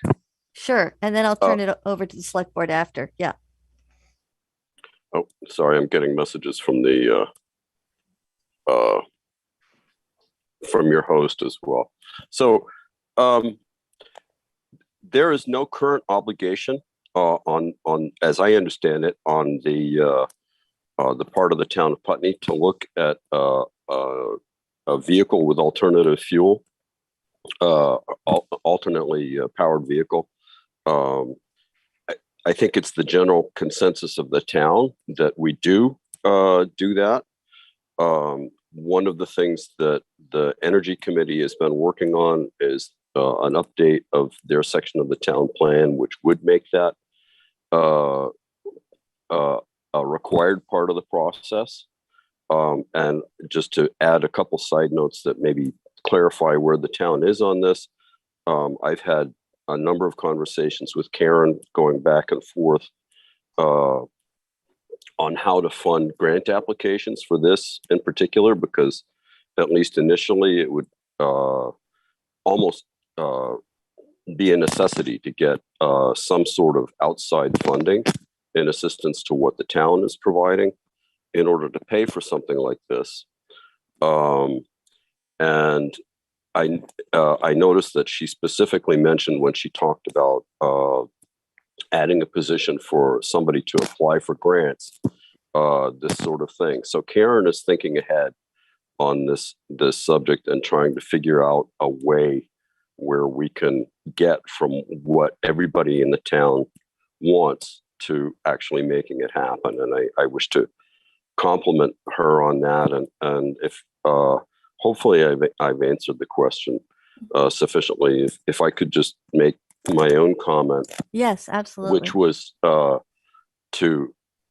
compliment Karen and the select board on having reached a point in a fairly brief span of time, only 5 or half a dozen years, I believe, having attended a fair number of select board meetings and other meetings, as well as town meetings, that we've gone from a place where all major equipment purchases had to be financed through bond to a place where we have the option of funding at least a major portion of them through reserve funds, which they have built up in that span of time. Unless I misread these articles and am at risk of misquoting something that somebody said earlier, we have the possibility of, if all of these articles are approved, of paying for this truck entirely out of reserve funds. So again, I just want to underline my compliments to the select board. We've gone from a position where they were thinking ahead during an environment where money was cheap. Interest rates were at rock bottom. Now that's no longer the case. And hey presto, we've got the money to pay for this without having to take out a loan. I wish to applaud them for their foresight and their efforts, and congratulate them on having reached this point. Thanks. Thank you, Robin. And I just want to underscore what Robin said in terms of seeing Articles 10, 11, and 12 as connected together. And should they all pass, that's what he foresees. Vanessa, you have your hand up. Yeah, Vanessa, I don't know whether you're wanting, I don't think you actually got an answer to your question necessarily. And I want to answer that first, and then maybe this will do, but we have not, in this purchase of this truck, explored. We can ask Brian to do that. We've been having that conversation. To the best of my knowledge, there is no such thing as a truck of this scale that really has an alternative source of fuel at this point. They just aren't making them quite yet. Doug Brandt brought this up a few years ago at town meeting, and we would love to be headed that direction, and we do think about it, but the technology is not available to us yet. Or in the case of we did look into that. The Los Angeles had just purchased their first electric fire truck. When we were having the discussion about the fire truck we were looking at purchasing, it was roughly double the money. So to Robin's point of needing grant money to think about that, but I'm not aware of municipal trucks that are available that can do that at this stage. Vanessa, I see your hand is still up. Do you want to raise up a second question? Yes, thank you. Yeah. So thank you, Robin, for clarifying, and Josh as well. And I also want to second what Robin said and thank and congratulate Karen and you guys for taking good care of our funds and thinking ahead. So I guess my follow-up question is, how desperate is this current need for the highway truck? And if it isn't an immediate need, what about waiting until we have a grant writer and can get funds to pay for a hybrid or electric truck, even if that means that it's diesel and we're running it on biodiesel? Can I answer that? Sure.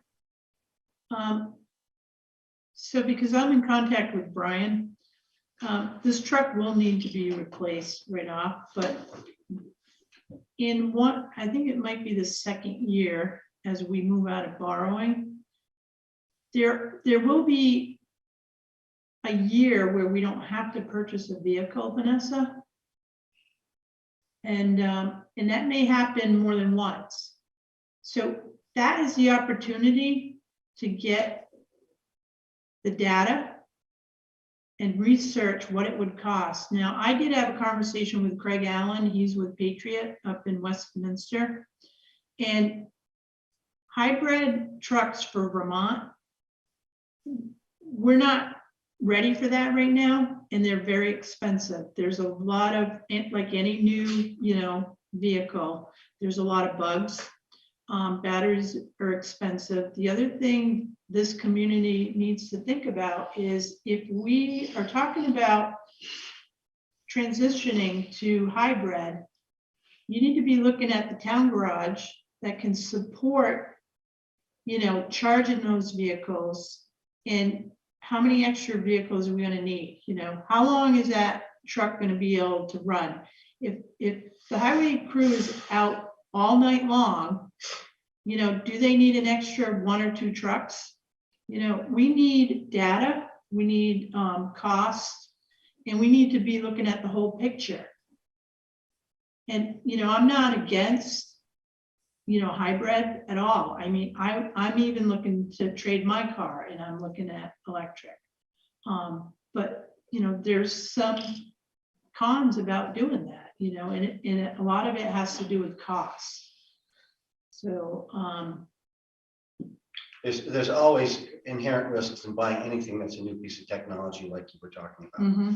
I see it all the time when a car maker changes a series of vehicle, makes upgrades. The first couple of years, there's always stuff to work out. I think it's good to be cautious about that. And I also like to make the comment that when I first came on the board, being a mechanic, that's my profession, I wanted to milk every mile out of every truck we had over there. And it's not an apples to apples comparison. They were out how many hours last night? They needed every one of those trucks to work all of those hours, no matter what. And the program for replacement is every 10 years. Yes. And the kind of work that they do it's not fair to compare that to a personal vehicle.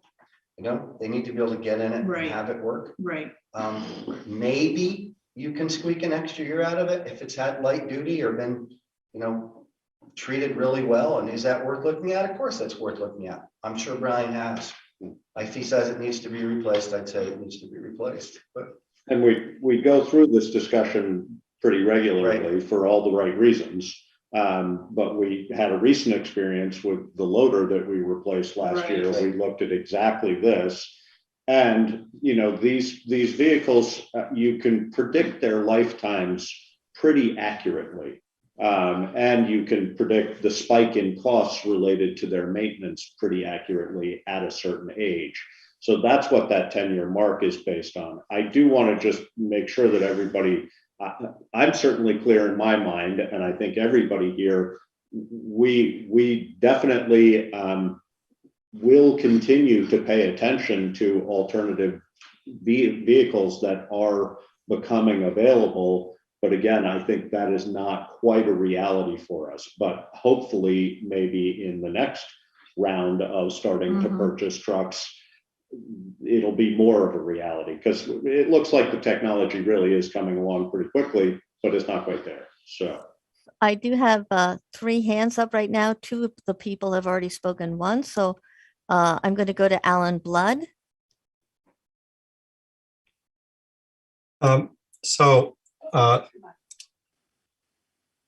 Excuse me. I understand that you're saying that these highway trucks, which I assume means a big dump truck, are not available in either hybrid or electric at this point. I think Vanessa's comment about biodiesel is, I assume that it is possible to run these trucks on biodiesel, and that my understanding is that that's not a perfect solution to the environment, but it is significantly better than standard diesel. And I'm hoping that if we haven't looked into running some of our trucks on biodiesel, that we will look into that soon. Thank you. Great. Thank you, Alan. Howard, you have your hand up. Yes, thank you. First, I compliment everyone on an excellent analysis of the pros and cons of electric and hybrid versus internal combustion. However, while the discussion was ongoing, I researched it, and there currently are no highway dump trucks with either electric or hybrid power. They exist, but they are mining trucks. And having worked in a mine, I can tell you that they're the kind of trucks that are so high that you can drive an ordinary vehicle straight under them and not hit anything. In other words, one of them, for example, carries 110 tons.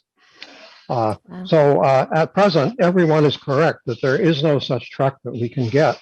As far as biodiesel is concerned, we probably would defer to Mr. Babbitt on this regard, but my understanding is that because I've seen vehicles running on biodiesel, that the engine can either can right now or be tuned to run on biodiesel. So that may be our alternative for now, because there is no question. I researched it thoroughly. There ain't no such electric or hybrid dump truck. Thank you, Howard. I'm going to move to Doug Grant because he hasn't spoken yet on this issue. So very quickly, because I have a Zoom starting in 9 minutes with an international group on refreezing the Arctic, just as a plug. My suggestion several years ago, whenever that was, 2015, 16, something like that, was to put the EV as an option within the bid for a regular truck, fire truck, dump truck, whatever, but to put it in the bid in order to collect information over time and to send a message to the manufacturer that's something that we want. Recognizing they don't have it, but we need to send a message. That's the only thing I'm going to say. I've got to get off and save the Arctic now. Thank you. Thank you, Vanessa. Thanks, Vanessa. Appreciate it. Yeah, thank you, Doug. I just want to say that Robin mentioned that part of the new energy plan has as part of its recommendation exactly that. So we are moving in that direction as far as the town plan is concerned anyway, whether we've actually implemented that or not.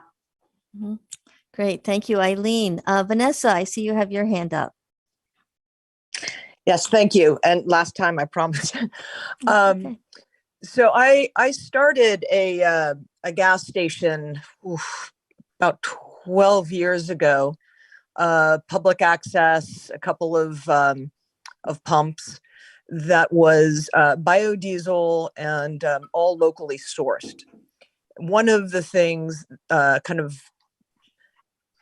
extra bonus is that it collects the used cooking oils from all the local restaurants, which keeps those oils out of the sewer systems, which in turn, was saving towns a significant amount of money on upkeep and maintenance of the sewer and waterways.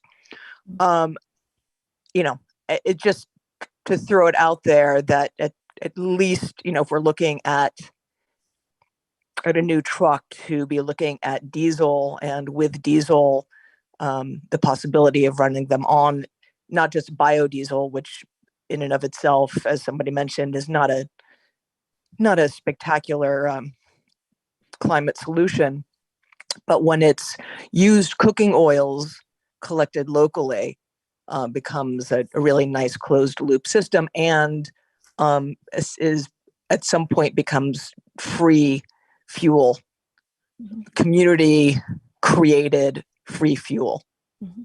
So great. Thank you very much. Excellent. I don't see any other hands up, so I'm thinking I will move to Article 12. I'm developing very bad habits. This is the second time in the year that I haven't needed Robert's rules. I don't know if we go back to town meeting, people are going to have to be very patient with me to remind me step by step. Article 12, shall the voters of the town of Putney appropriate a sum not to exceed $75,000 to be paid from the Capital Reserve Fund for the Putney Fire Department to purchase new radio equipment. This Article 12 shall have no effect unless an assistance to firefighters grant in the amount of $300,000 is awarded to the town. So this article is dependent on an action that voters are not voting on. It is dependent on the town receiving a grant. Who would like to speak to this? Is Karen, did you want to speak to this? Now I'm going to have Tom Goddard. Chief Goddard's here with us. Excellent. Tom? Maybe he's. Hi there. Hi, Tom. How are you? Good. Thank you for joining us. Absolutely. So this is a request based upon opportunity. As with a number of our what are truly high dollar items here at the firehouse, our radio equipment certainly fits into that category, and we've started to realize some issues. Our current inventory of radio communications equipment is outdated, borderline in today's world antiquated. We now have some significant limitations with our radios, even though 10, 12, 15 years ago, as we started to bring in new radio equipment and implement it, at that time was state of the art. Now, because the industry changes, no longer is it really state of the art. So in order to bring ourselves back into compliance again, we are anticipating the opportunity for a federal grant to come back into play for us. We're anticipating probably mid fiscal year.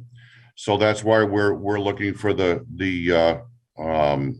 this article to be approved, which will cover the 25% required match for the grant when we do apply for it. Now, just so everybody knows, for full disclosure purposes, along with that or within this, sometime this next week, midweek probably, we'll be finished with a grant application for a totally separate state grant that is 100% funded, so which requires no match. So for the same exact equipment. So that we're almost finished with. That'll be submitted this next week. We'll have to wait until the September, October timeframe to find out if we've been awarded that grant. If we have, then that will make all of this completely moot. If we're not awarded that grant, then our intention would be to follow through with the federal grant when that becomes available to us. Great. Thank you, Tom. Does anybody have any questions or comments, concerns about Article 12? I just want to comment that certainly I, and I think most of the select board was pretty stunned when we heard Tom talking about the reality of these numbers. I mean, just the fact that we would need to, much less want to spend $375,000 on radios is pretty stunning. But Tom, you told us when we talked about it before, I think these radios come in somewhere in the range of $8,000 a piece. Is that what I'm remembering? Yes, the mobiles come in at around, now this is a face value. These aren't the bid pricing that we're hopefully going to be looking at, but typical list price on a new mobile is around 8,000. Portables now are about between 5,000 and 6,000. And again, it's all because of technology. What these radios will do now, aside from just giving us frequency options, everything else they're capable of doing in order to be compliant with NFPA regulations, and so on and so forth. Obviously that technology comes with a pretty significant price tag, just like everything else we've got. Great. Are there any other questions? I see Howard has his hand up. Howard Fairman. Thank you. I have a couple of questions for Chief Goddard. The first one is, given that these would be brand new radios, are they digital? Yes, they are digital compliant. Mm-hmm. Okay.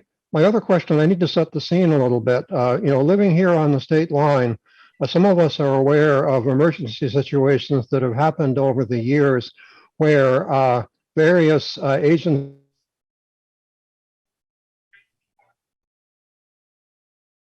Howard, you cut out. Or did we cut out? No, we're good. We're good? Can you hear us, Meg? I can hear you. I can't hear Howard. Okay. Howard, we lost you. I'm gonna take just a guess at what Howard might have been asking about, which is what's the value of these radios in that state line situation? Exactly. Are we going through repeaters? I mean, I know that dispatch is based in New Hampshire anyway, but are we going through repeaters that are going to confuse locations, Tom?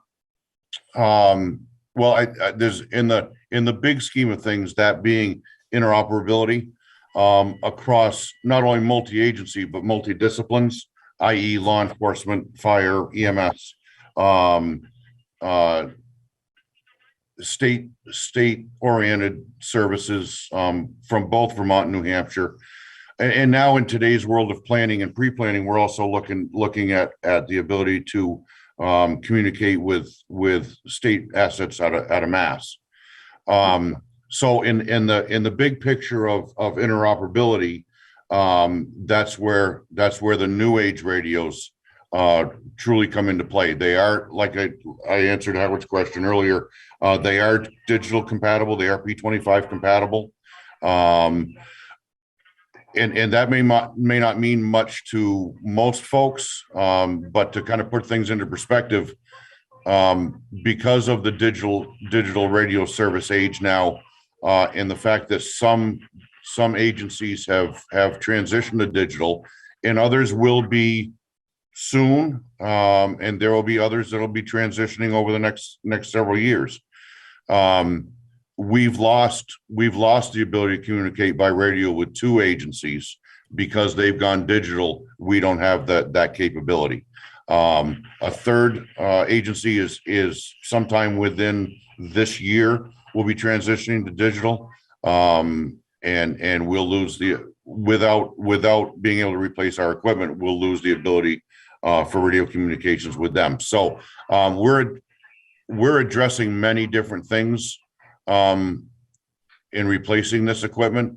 And the one big thing that kind of is hidden and isn't really talked about is As we upgrade our equipment, i.e. when we upgraded, purchased new air packs and upgraded our air packs, each time we make these significant upgrades, even though each one is a significant investment, and we'll take advantage of grants at every opportunity. But as we make these upgrades, each and every one of them individually and collectively keep us eligible for additional grant funding, because as in the world of the grants that we're used to, as things change, the dynamic and the requirements of the grants change. So in order to even be eligible to apply for a grant, you have to meet some certain criteria ahead of that. Fortunately, we've been able to do that. And this will just be one more case where, as we move forward over the next few years, when we apply for another grant, we'll be able to check that box that says, yes, our interoperability meets the standards. Great. Thank you, Tom. Any other questions or comments? I don't see any hands up at the moment, and I fear that we've lost Howard. Yep, I don't see him. So I'm going to, unless anybody wants to stay on this Article 12, I'm going to move to Article 13. And thank you, Tom, for jumping into this call to answer our questions. You're very welcome, and thank you. Okay. So Article 13 is, shall the voters of the town of Putney exempt the East Putney Community Club, Pierce's Hall, from municipal and educational taxation on the improvements, appurtenances, and land located on East Putney Falls Road, Lot 08-02-15, for a period of 5 years, beginning April 1st, 2022, as authorized by 32 VSA Section 38327. Select Board, somebody want to speak to this? I don't know a whole lot about this. So Somebody else is going to speak. to this? No. Okay. So you might be able to speak to it because you're. Hello, this is Ann Carey on the phone. I don't know how to put up my hand. Hi, Ann. Hi. You're going to speak to the Pierce's Hall question, Ann? Yes, if you would like to start, that would be fine.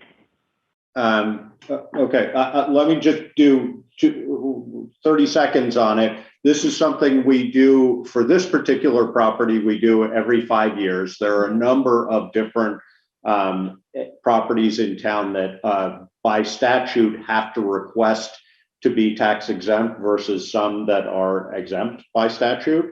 So when that's the case, they are on a timeline. So this comes up in this case every 5 years for renewal of whether we as a town and the voters would choose to exempt it from property taxes.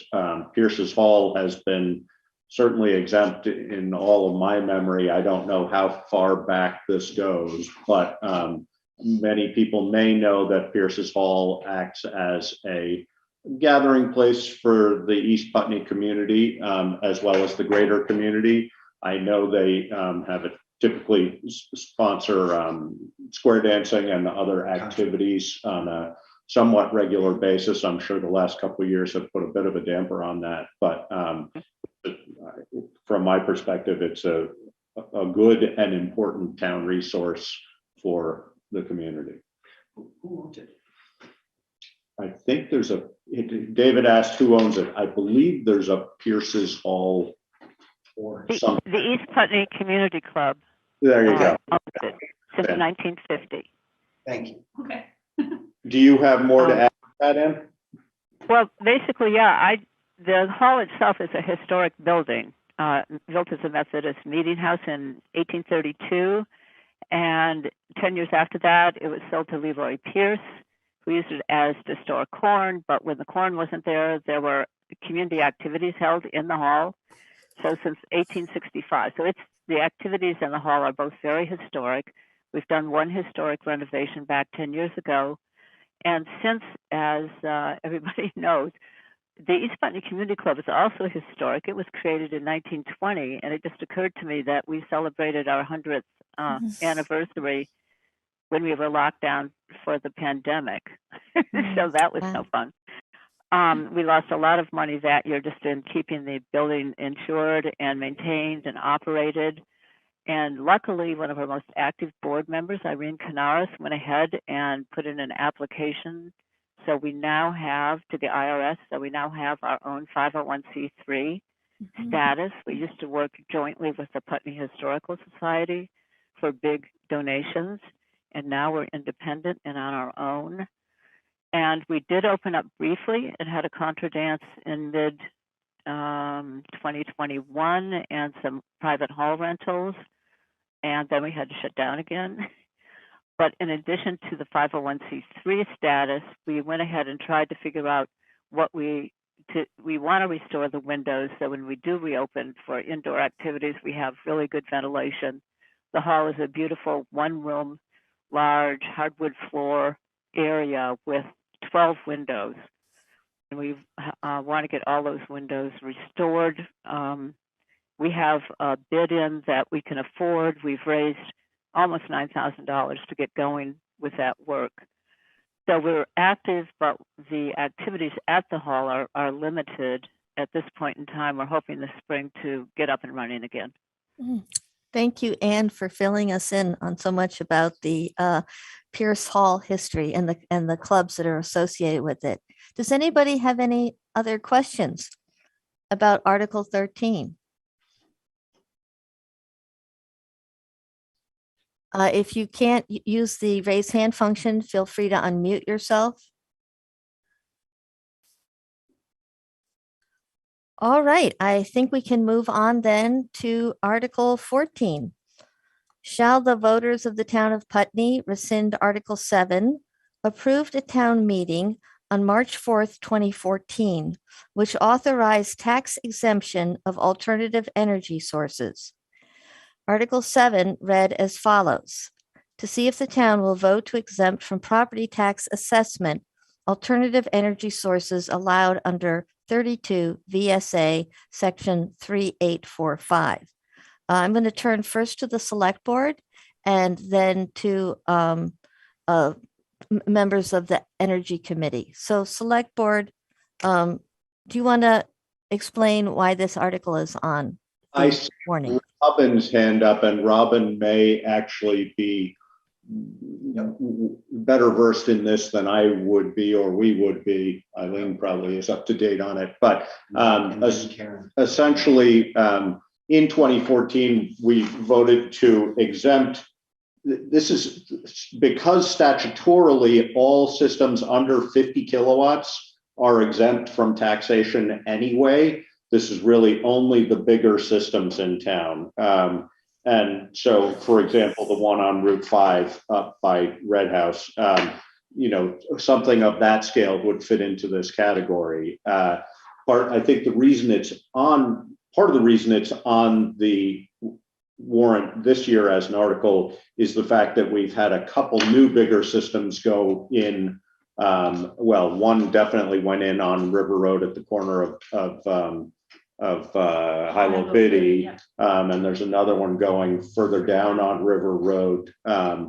But so the question was whether we want to tax those. But I know the Energy Committee, and I'm guessing this is what Robin has his hand up for, has been discussing this and has an opinion. Okay, so I'm going to turn it to Robin then first. Thank you. Yeah, I am sorry to have to say, as a member of a committee reporting to the town, that we do not support this article, and we recommend that citizens vote against it. We are not without qualification against the idea of adding this revenue to the town. And at the risk of repeating what I said earlier, my compliments to the town for their fiscal management, which has really minimized how much the budget has gone up this year. They started with a much higher number than what they're quoting us in terms of how much it's going to go up, and they worked long and hard to limit it. We know they need the money. That said, we would like to refine this article. Passing it as written would include, among other things, community solar projects, like Putney Sun Farm, which is up behind Basketville, the one that Josh mentioned, which is opposite the Red House, and several others. We think it would be more appropriate to distinguish those from the big commercial arrays that are over 3 times their size, like the several that are on River Road, and bring this back to the voters after we've had a chance to refine it. So we're hoping that townspeople will vote no on this as written, and then we'll hopefully get something back. I believe that there will be a ballot in November, and we can try and get it on the warrant for that, and as opposed to having to wait until the next town meeting. And just to remind folks, at last town meeting, there was a vote on a referendum requesting that the town do everything possible to mitigate climate change. This is one way that local people have been trying to do that, and we would like to specifically support the local efforts that have gone into trying to move Putney towards solar and respect the wishes of the town as given in that referendum. Thanks. Great, thank you, Robin. Louise Garfield, yeah. Robin mentioned the community solar farm called Sun Farm. He put it in the wrong place, but just to clarify, it's up behind Santa's land, not behind Basketville. And it is in an unusual position. I, along with about 45 other community owners who've owned it for about 7 years, were faced with a parent company going bankrupt in November, leaving us to figure our way how to go forward. And we formed an LLC, and we're going to go forward one way or the other. That part's a long story. But at this point, we've been told by the lister's office that the tax on this solar farm would be between $1,100 and $1,200 a year, and that actually there's only 3 or 4 of these. Ours is closer to 150 kilowatt hours, and it's so it would be partially taxed, partially free of tax. But just seeing who we are, and the fact that only if this article passed, no more than $5,000 would come into the town coffers, which is minimal. So we're not talking about a big windfall by adding back in this tax. And the other point is that the state of Vermont does tax solar farms of this size. So there is already we already are facing one tax we'd rather not face 2, and we've worked with the Energy Committee and started brainstorming. I'm curious about who owns and how they could be taxed, these larger solar farms like the one on River Road. So there's some homework, but at this point, like Robin, I'm voting no, and encourage others that follow this reasoning to do the same. Thank you. Thank you, Louise. Marnie Rossner. Can we clarify one thing first? Sure, go ahead, Josh. The total quoted income as a result of taxing those would be about $11,000, Karen, is that right? Yes. So I think Louise is correct in saying that it wouldn't be a huge windfall. It's more than 5,000, but it's not 105,000. Right. So, but I also think it's important, for people supporting community and or small businesses in town. For example, Green Mountain Orchards has a system that would be subject to this. We want to support the community solar, et cetera. If people are functioning as a utility per se, then that's where I think the Energy Committee is saying that should be taxable. But as Robin clarified, we're not quite at a point where we've teased that out. So I don't think we want to sort of make a blanket change. We didn't put this on with a recommendation to do it or not. We put it on because we wanted to know whether the taxpayers there's still. any So interest. Community solar like that, that's owned by many people is just one tax bill.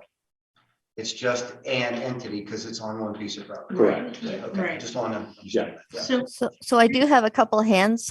Should we take some more comments and questions and then hear what select board or Karen has to say? Is that okay?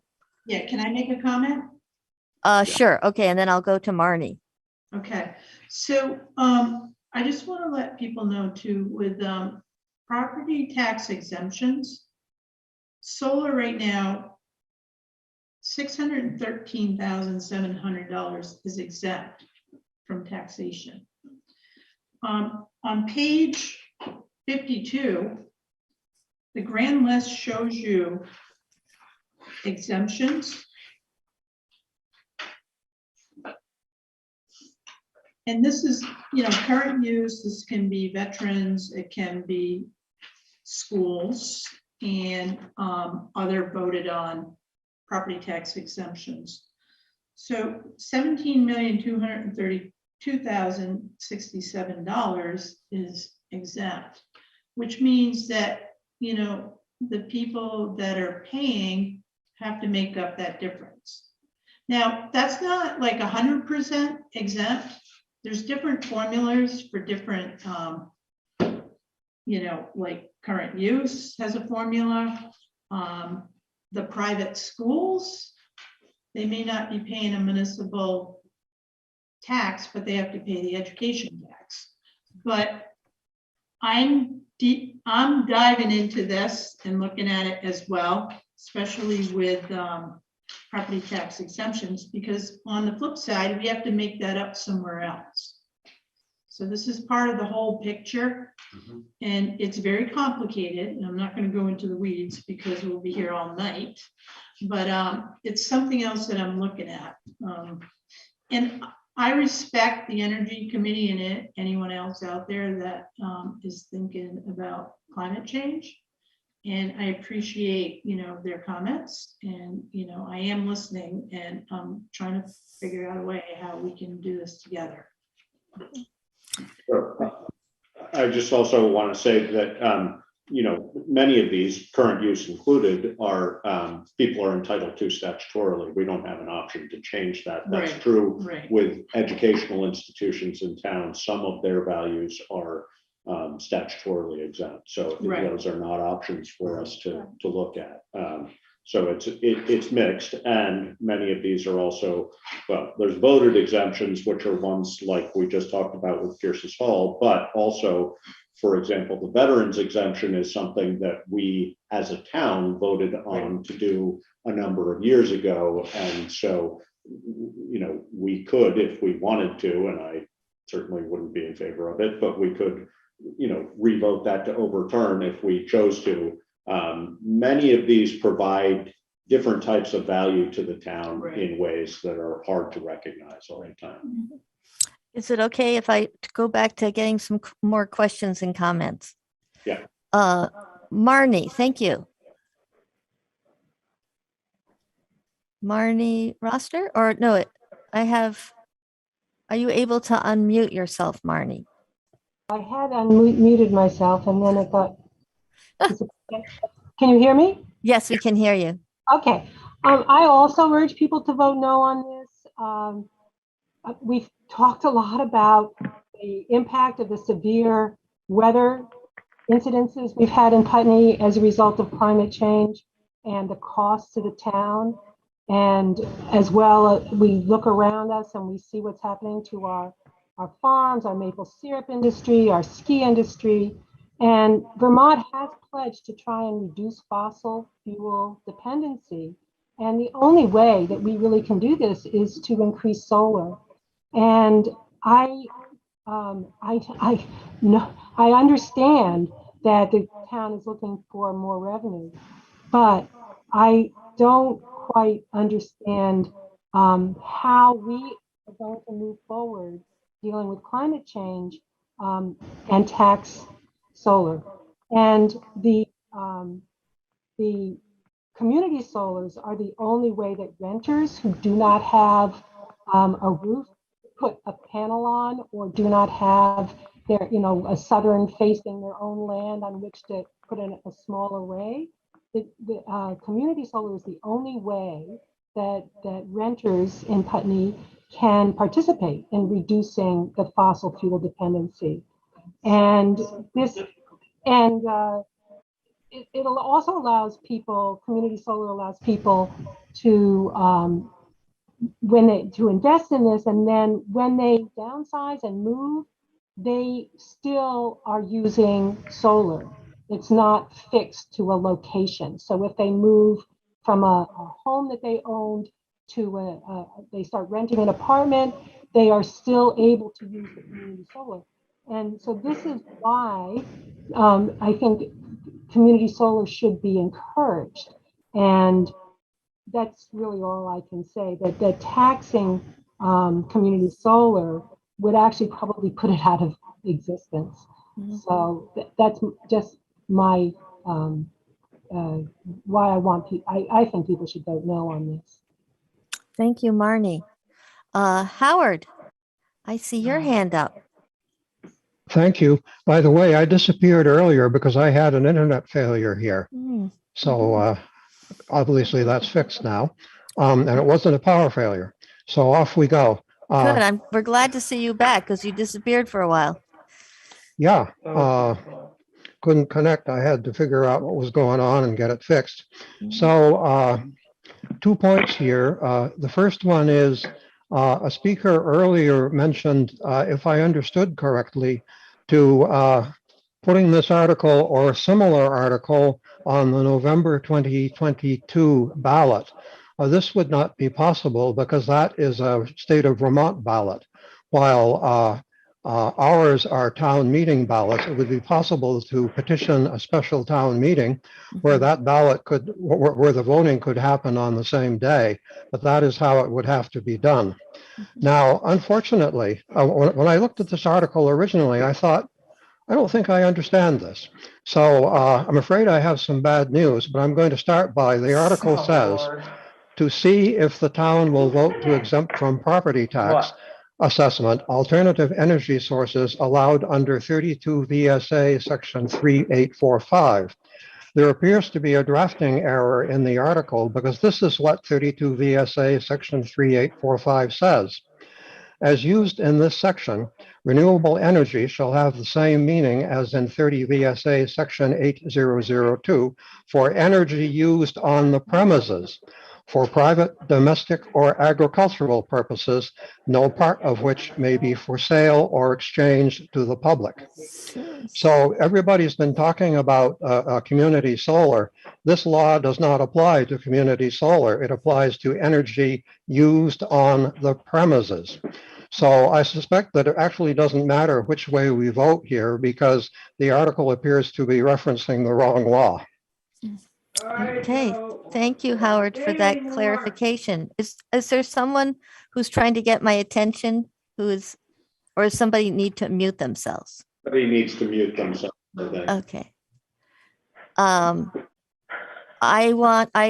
When Howard was speaking, Robin put his hand up. I just want to double check. Robin, did you have a response to that? Otherwise, I want to move to Lionel Chute. Sorry.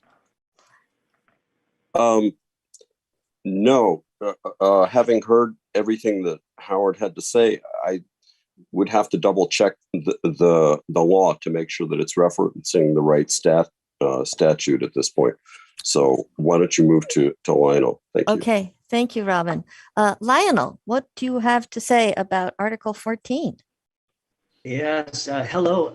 I just would like to say that, as has been mentioned several times today, there was in fact a referendum last year that was approved quite strongly, and it was specifically written by Gino to describe a climate emergency.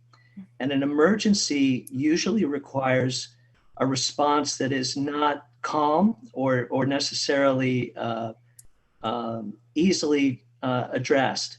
An emergency typically requires a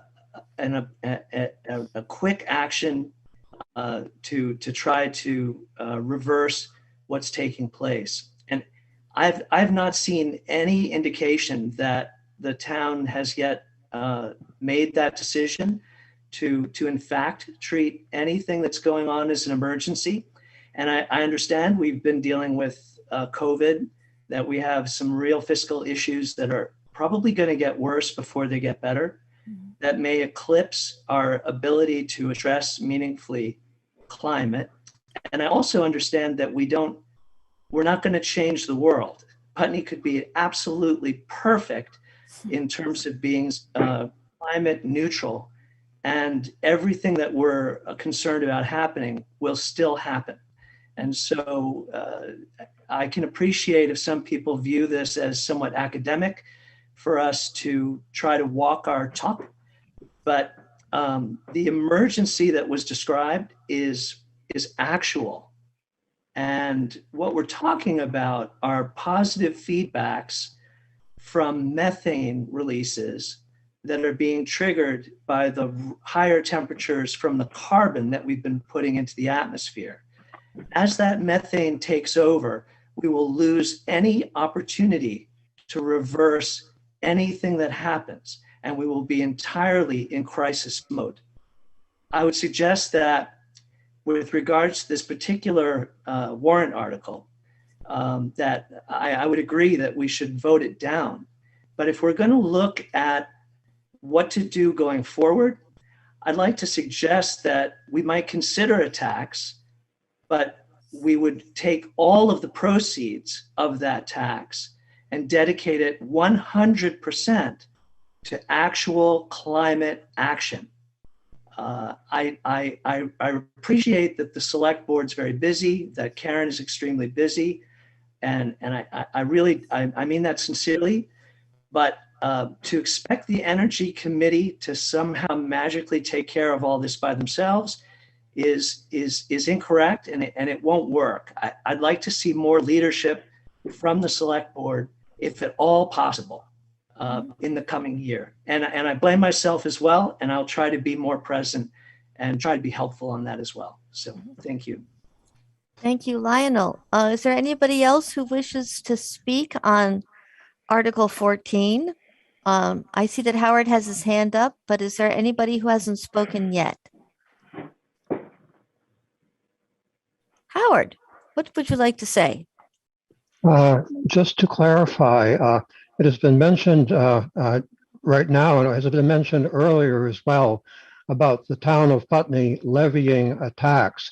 Just to be sure that it's clear to everyone, Vermont is a Dillon's rule state. Now, what this means is that towns have no powers that have not been specifically granted to them by the Vermont General Assembly via Vermont statutes. So for there to be a tax on impacts or a tax somehow involving carbon or anything else of that sort, this would require an act of the Vermont General Assembly applying to every town in Vermont. Putney has no power to do so unilaterally. Thank you, Howard, for that clarification. I see no other hands up. I'm assuming, Lionel, that you just haven't put down your hand, your electronic hand, or did you wish to speak again, Lionel? No, his hand is down. I don't see any other hands up, so I'm tempted to go to Article 15, unless I hear otherwise. Okay, Article 15. Shall the voters of the town of Putney authorize the select board to maintain the Veterans Memorial and Gardens at Town Hall and accept the transfer of the Putney Historical Society money market funds and create a memorial fund for said purpose? I know, is somebody willing to speak on this Article 15? Yeah, I have an email from Laura Ellis that I would like to read. Thank you. So this says 2022 Putney Town Meeting, Article 15. Planning and fundraising began in the late 1990s with the goal of having a Veterans Memorial in Putney in time for our 250th celebration in 2003. Laurel Ellis, representing Putney Historical Society, and Marilyn Loomis, longtime active Putney citizen, formed the committee that researched names for inclusion on the memorial. They held several fundraising events here in town, and they applied for and received a grant for the full cost of the memorial from the U.S. Department of Housing and Urban Development, which was passed through the Vermont Department of Buildings and Urban Development. The grant wasn't received until 2005, but the memorial was built in time for the semi-quincentennial, thanks to the funds raised and temporary loans made by local citizens. It was dedicated on November 9th, 2003. To be included on the memorial, the veteran had to have been a resident of Putney at the time of enlistment, or as requested by the Select Board, a resident of Putney for at least 20 years prior to 2003. Since the completion, several names have been added. And then I have a note here that says that the 20-year residency requirement was never intended to be extended into the future. As the memorial is on town property, it seems more practical for someone acting on behalf of the town to handle inquiries and decisions concerning the memorial in the future. Accordingly, Putney Historical Society feels that it's time to turn the maintenance fund over to the town. Also, the committee wishes to retire after more than 20 years of involvement. And that was from Laurel Ellis. Laurel is online. And Laurel is on the line. Is that what you said, Karen? I see that she is here. I don't know if you'd like to say something, and Lisa Papulis too. Is there anybody who wishes to add? Yes, go ahead. I could speak, briefly. I don't know. I'm the treasurer of the Historical Society. It is a fund that we hold. Sorry, I'll put my video on. It's a fund we've held for many years, as Laurel's email suggested. And it seems, we don't have a lot to do with it. Laurel has been the one who's handled a lot of the requests, and there aren't a lot, but it does feel like it's time for the town to, it would be nice for the town to manage this since it's there. I think most people assume that the town manages it now. There's a decent fund that will support it. So I don't think it's not a cost to the town. Great. Thank you. Does anybody have any questions about Article 15?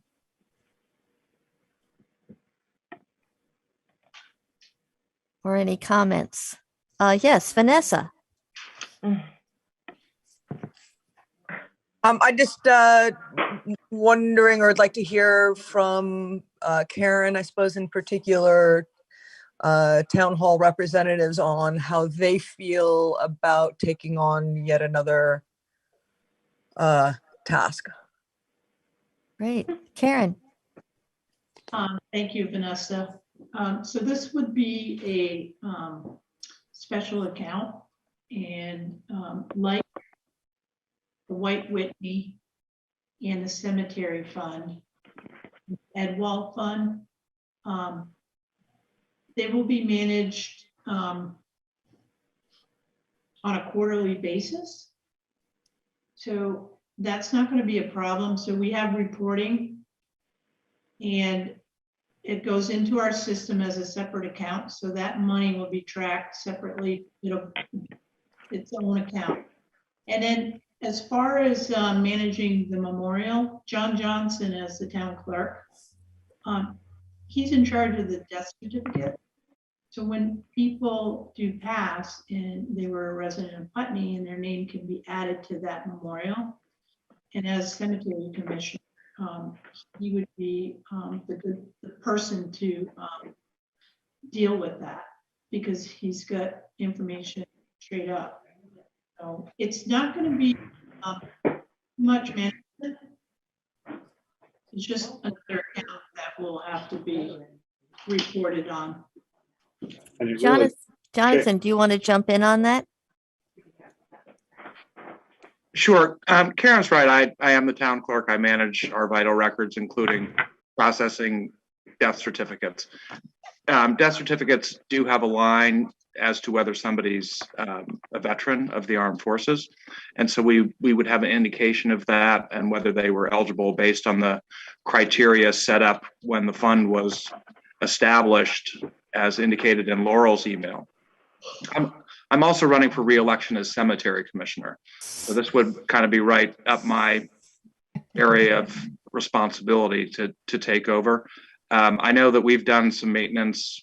We had somebody come and clean it a few years ago, just because it was all moldy, and they scrubbed it down with bleach, and it looked really nice after. We placed the cemetery commission places the flags before Memorial Day. I think this is a win for the town and a win for the Historical Society. Thank you, Jonathan. Eva Mondin. You'll need to unmute yourself, Eva.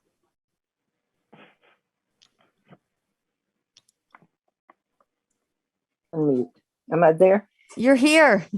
Okay. Well, folks, it's not just dead people that are on there. The last time I looked, Bob Nassau was alive, and so was Paul Gustafson. It's people who are in the military from this town, as well as those people who've passed. Okay?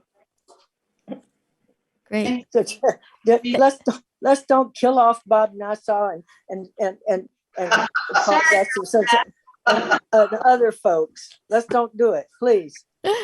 Thank you, Eva, for that clarification.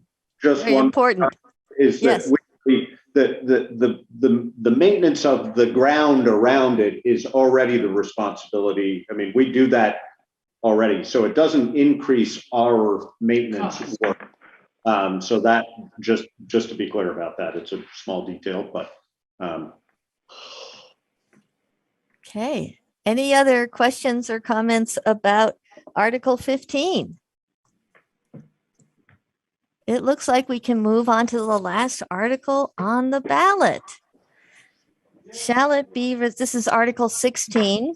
Shall it be resolved that the voters of the town of Putney urge the sheriff to adopt the separately attached updates to Vermont's fair and impartial policing policy, which would limit the Windham County Sheriff from collaborating with federal immigration authorities, and welcome and protect the rights of all people living in and passing through Putney. The updates are available at the town hall and will be mailed to voters that request them. And just to let voters know, the separately attached updates are also on the town website. And there is also a letter from the Windham County Sheriff's Department. So there's documents associated with Article 16 on the town website. I will now turn to John Field. Are you here? I'm actually, this is Jane. Jane. Yeah. Yes. Thanks, Thank you. I invite you all to imagine you are an undocumented worker on a dairy farm driving through our lovely Putney. As our Windham County Sheriff's written policy stands now, you need to be worried that a deputy could pull you over for an infraction, like a broken taillight, and that interaction could result in you getting locked up and deported. Article 16 urges the sheriff to close loopholes in the current fair and impartial policing policy, affectionately called FIP. The purpose of FIP is to protect Vermont residents from biased policing based on personal characteristics such as race, gender identification, and sexual orientation. Police departments in 7 different cities, Brattleboro, Burlington, Winooski, South Burlington, Hartford, Norwich, and Richmond, plus the Addison County's Sheriff's Office, have all adopted the reforms contained in our Article 16 to limit local police and deputies from engaging in federal immigration law enforcement. It's noteworthy to recognize that Vermont's Attorney General has determined that the reforms adopted by each of these towns and the county, Addison County, are in compliance with Vermont state law. We urge our sheriff to adopt a written policy for his deputies making clear their focus on local and county policing and clarifying that they are not to take on the work reserved for agencies like ICE and CBP, Customs and Border Patrol, who monitor, profile, arrest, detain, and deport immigrants. Policing in Putney should align with the values of our community, which include welcoming and protecting the rights of all people living in and passing through our town. We want our sheriff to adopt these changes to the existing written policy. Good intentions are never a substitute for documented policies. I'd be happy to go through the various changes that are listed on the website, but perhaps we just want open discussion now. Your call. Thank you, Jane. I have a hand up, so why don't I turn it to Mike Mrowicki, and then you can respond as maybe we get some more questions or comments as well. Mike Mrowicki.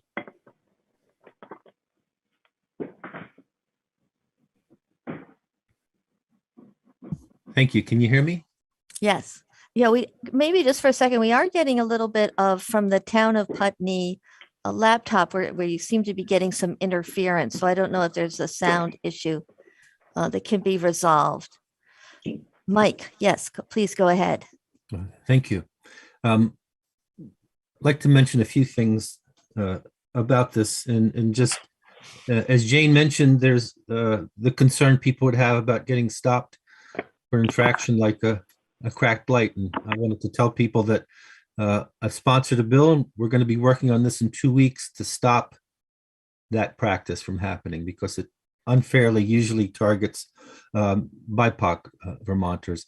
But I'd also like to ask special permission of the meeting here for Nader Hashim, who's come on from Dummerston. He's not a resident of Putney, but he did help pass the FIP law. And I think he could speak to the law specifically about why they did that, and might be able to give some background into this. So I'm going to ask if the moderator could, I'm not sure how to do this. If we were in town meeting, we would ask permission of the whole meeting for someone from out of town to speak. Mm-hmm. Mike, I think that's such a great question. So I'm going to say, unless I hear any objections, which is what I would say in town meeting, because we're opening this up for voters to be able to ask questions. And Mike Mrowicki, you believe that Nader would be helpful in answering those questions. Sure. I don't see any difficulty with that. Okay, then I'm going to yield to Nader Hashim. Okay. Hi, thank you. And I have to say, I really appreciate the opportunity to speak in Putney, even though I'm not a Putney resident. I definitely won't be able to describe things as eloquently as Jane did just a few minutes ago. So thank you, Jane, for that. I do want to mention to the town that when I was in the House of Representatives, this was a bill that I worked on, and we did a lot of in-depth work on this. And I just want to be available to answer any questions, because I know there are, there's a lot of inquiries as to whether or not certain provisions might be legal in terms of conflicting with federal law or state law. And I know, folks might be curious as to why we would need something like this in the town of Putney. And, one of the major things, or one of the significant things that I'll mention, is that historically, states and towns do not bear the burden of the responsibility of engaging with federal immigration enforcement. And that's something that's been well established in Supreme Court cases. I'll also mention that throughout the course of creating this piece of legislation, we spoke with a number of attorneys who reiterated the point that there's no part of this that is a violation of state or federal law. That was something that I had a concern with at the very beginning. I didn't want to open up the state of Vermont or any of our towns to liability or having laws preempted by the federal government.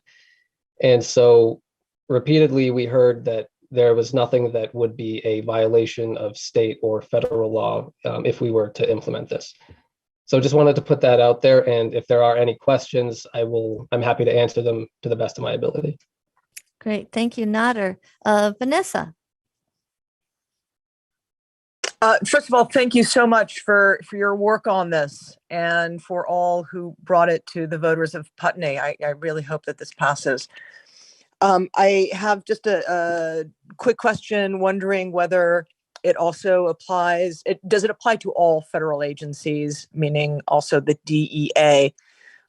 Since I had friends end up in federal prison who were following state laws, but got trapped under Bush's federal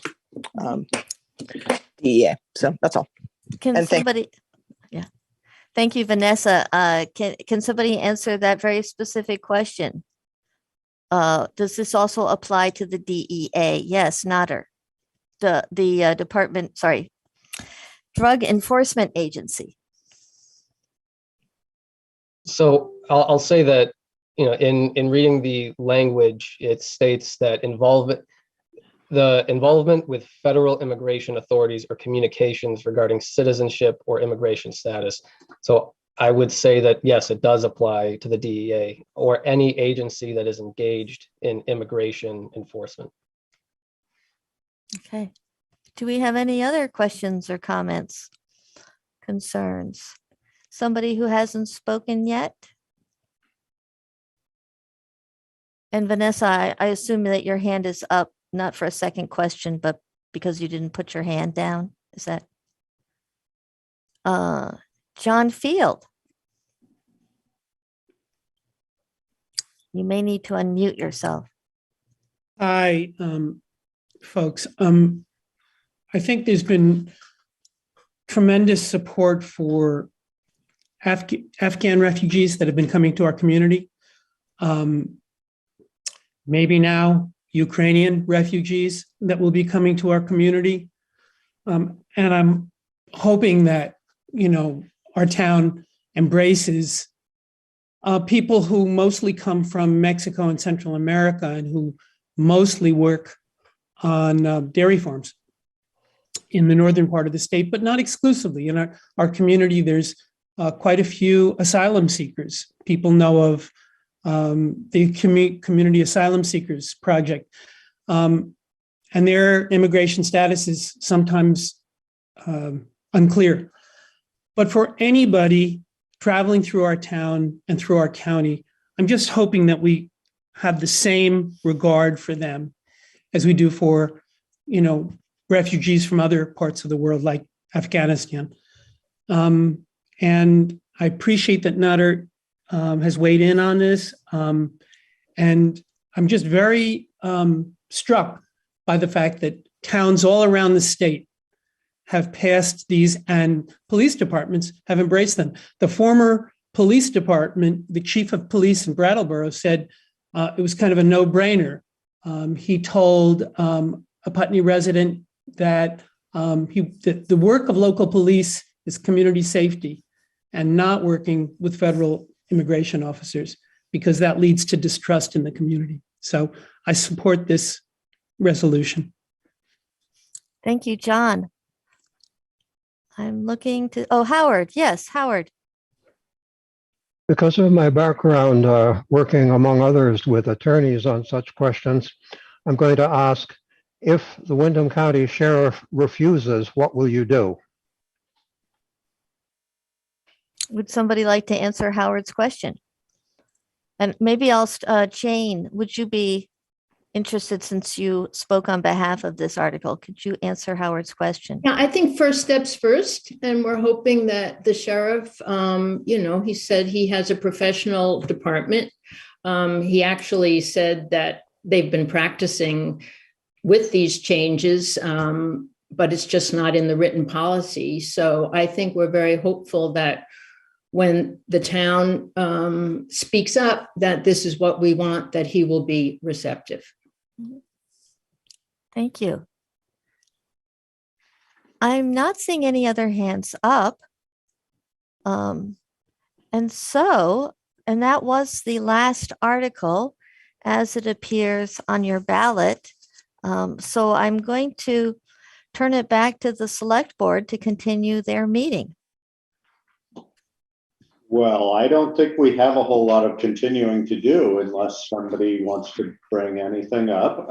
There is a section here for other business. Is there any other business? Karen has her hands up. Hand up. Go ahead, Karen. I'd just like to thank David Babbitt for serving for the last 3 years. Yeah, I mean, you were green when you came in and you asked a lot of questions and you did a lot of listening. And, you know, the first year I know was a struggle, but it is for anyone on this board. And I think, Eileen, you can attest to that. So I just want to thank you for your service because, you know, chemistry goes a long way. And you had different views. Mm-hmm. And you did represent a majority of people. Thank you for that. Thank you, Karen. I hope at least I did no harm. I'm not sure I did much good, but it was a steep learning curve for me, and being kind of a, you know, individualist, being raised to take care of my own business, not really feeling like I needed any governance. And never really considering that I would be involved in it in any way.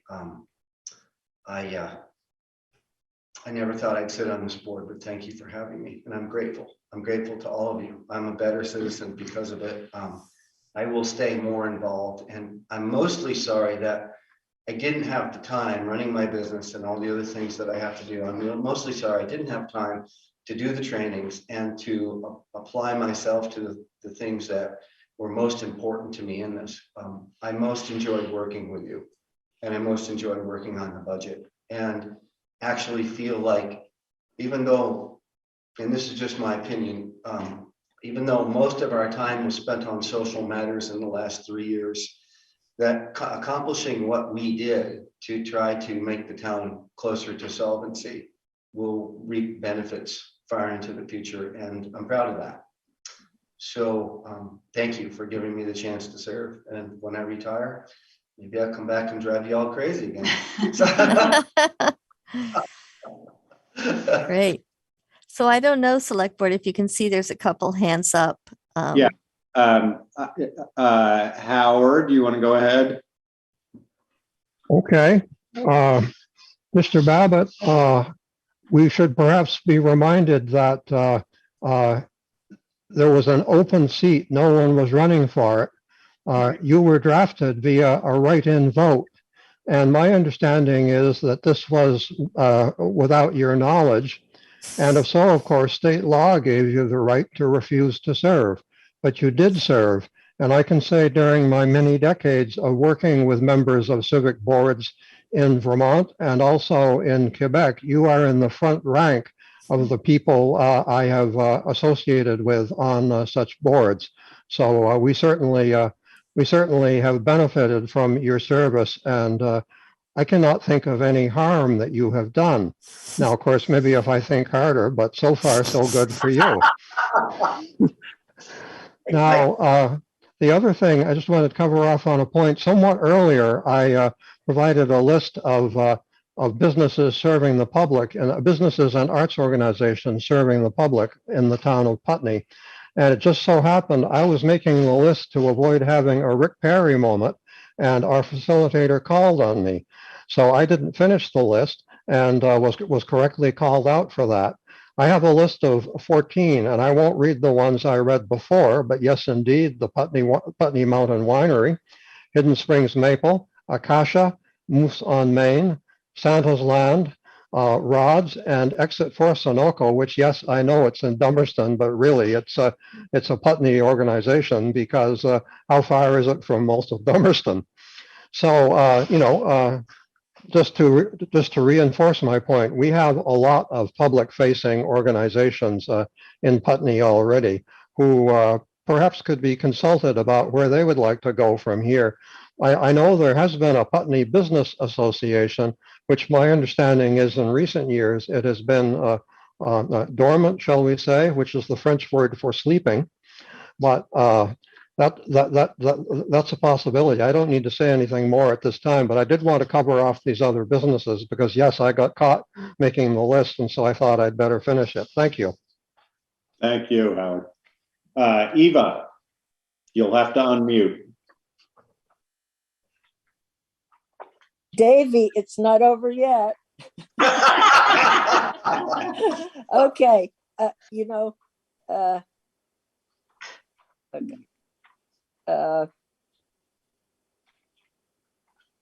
Am I on? Yes. Yes. Okay, well, this is one of the few things, the few jobs that I've really supported, people being drafted.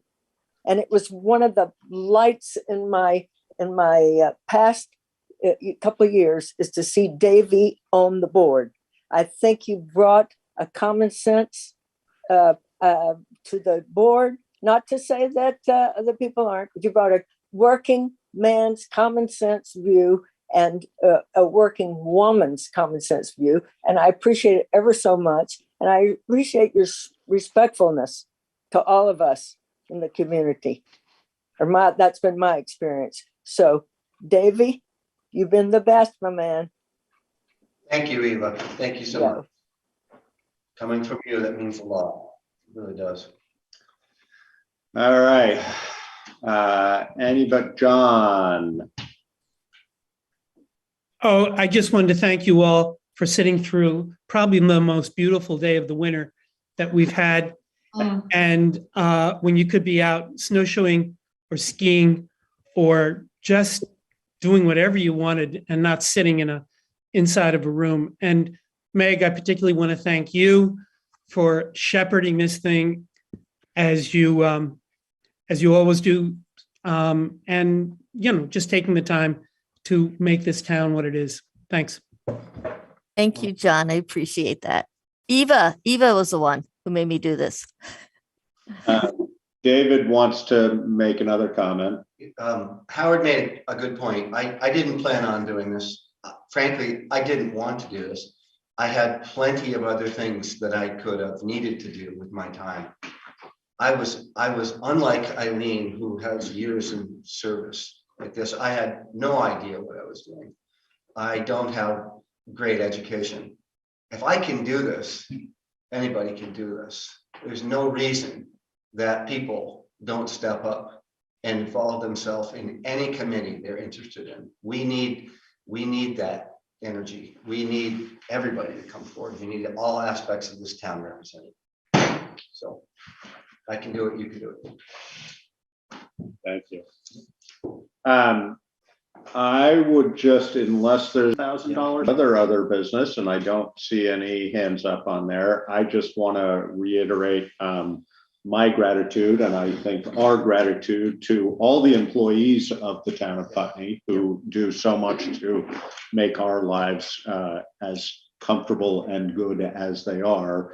Again, particularly to Karen as she leads that mission, because it's a huge task and Karen is really dedicated and really does an excellent job at it. I also want to just give a particular shout out to everybody who contributed to working on the Putney Town report this year. It's a really nice report, very thorough, very well done, and I'm very grateful to all those who worked on that. So, David, thank you for your service. David's taking his name tag with him.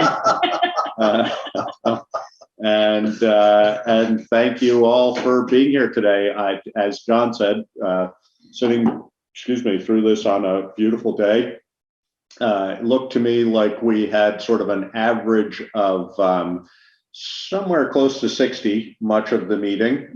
So that's good. That's not huge, but I do think that we will continue to have virtual opportunities at our meetings, regardless of how the pandemic proceeds, because I do think it increases participation. But we also would be happy to have you all, see you all in person and have you be on committees, et cetera. So thank you all for being here. And also thank you, Meg, in particular for leading us. Thank you.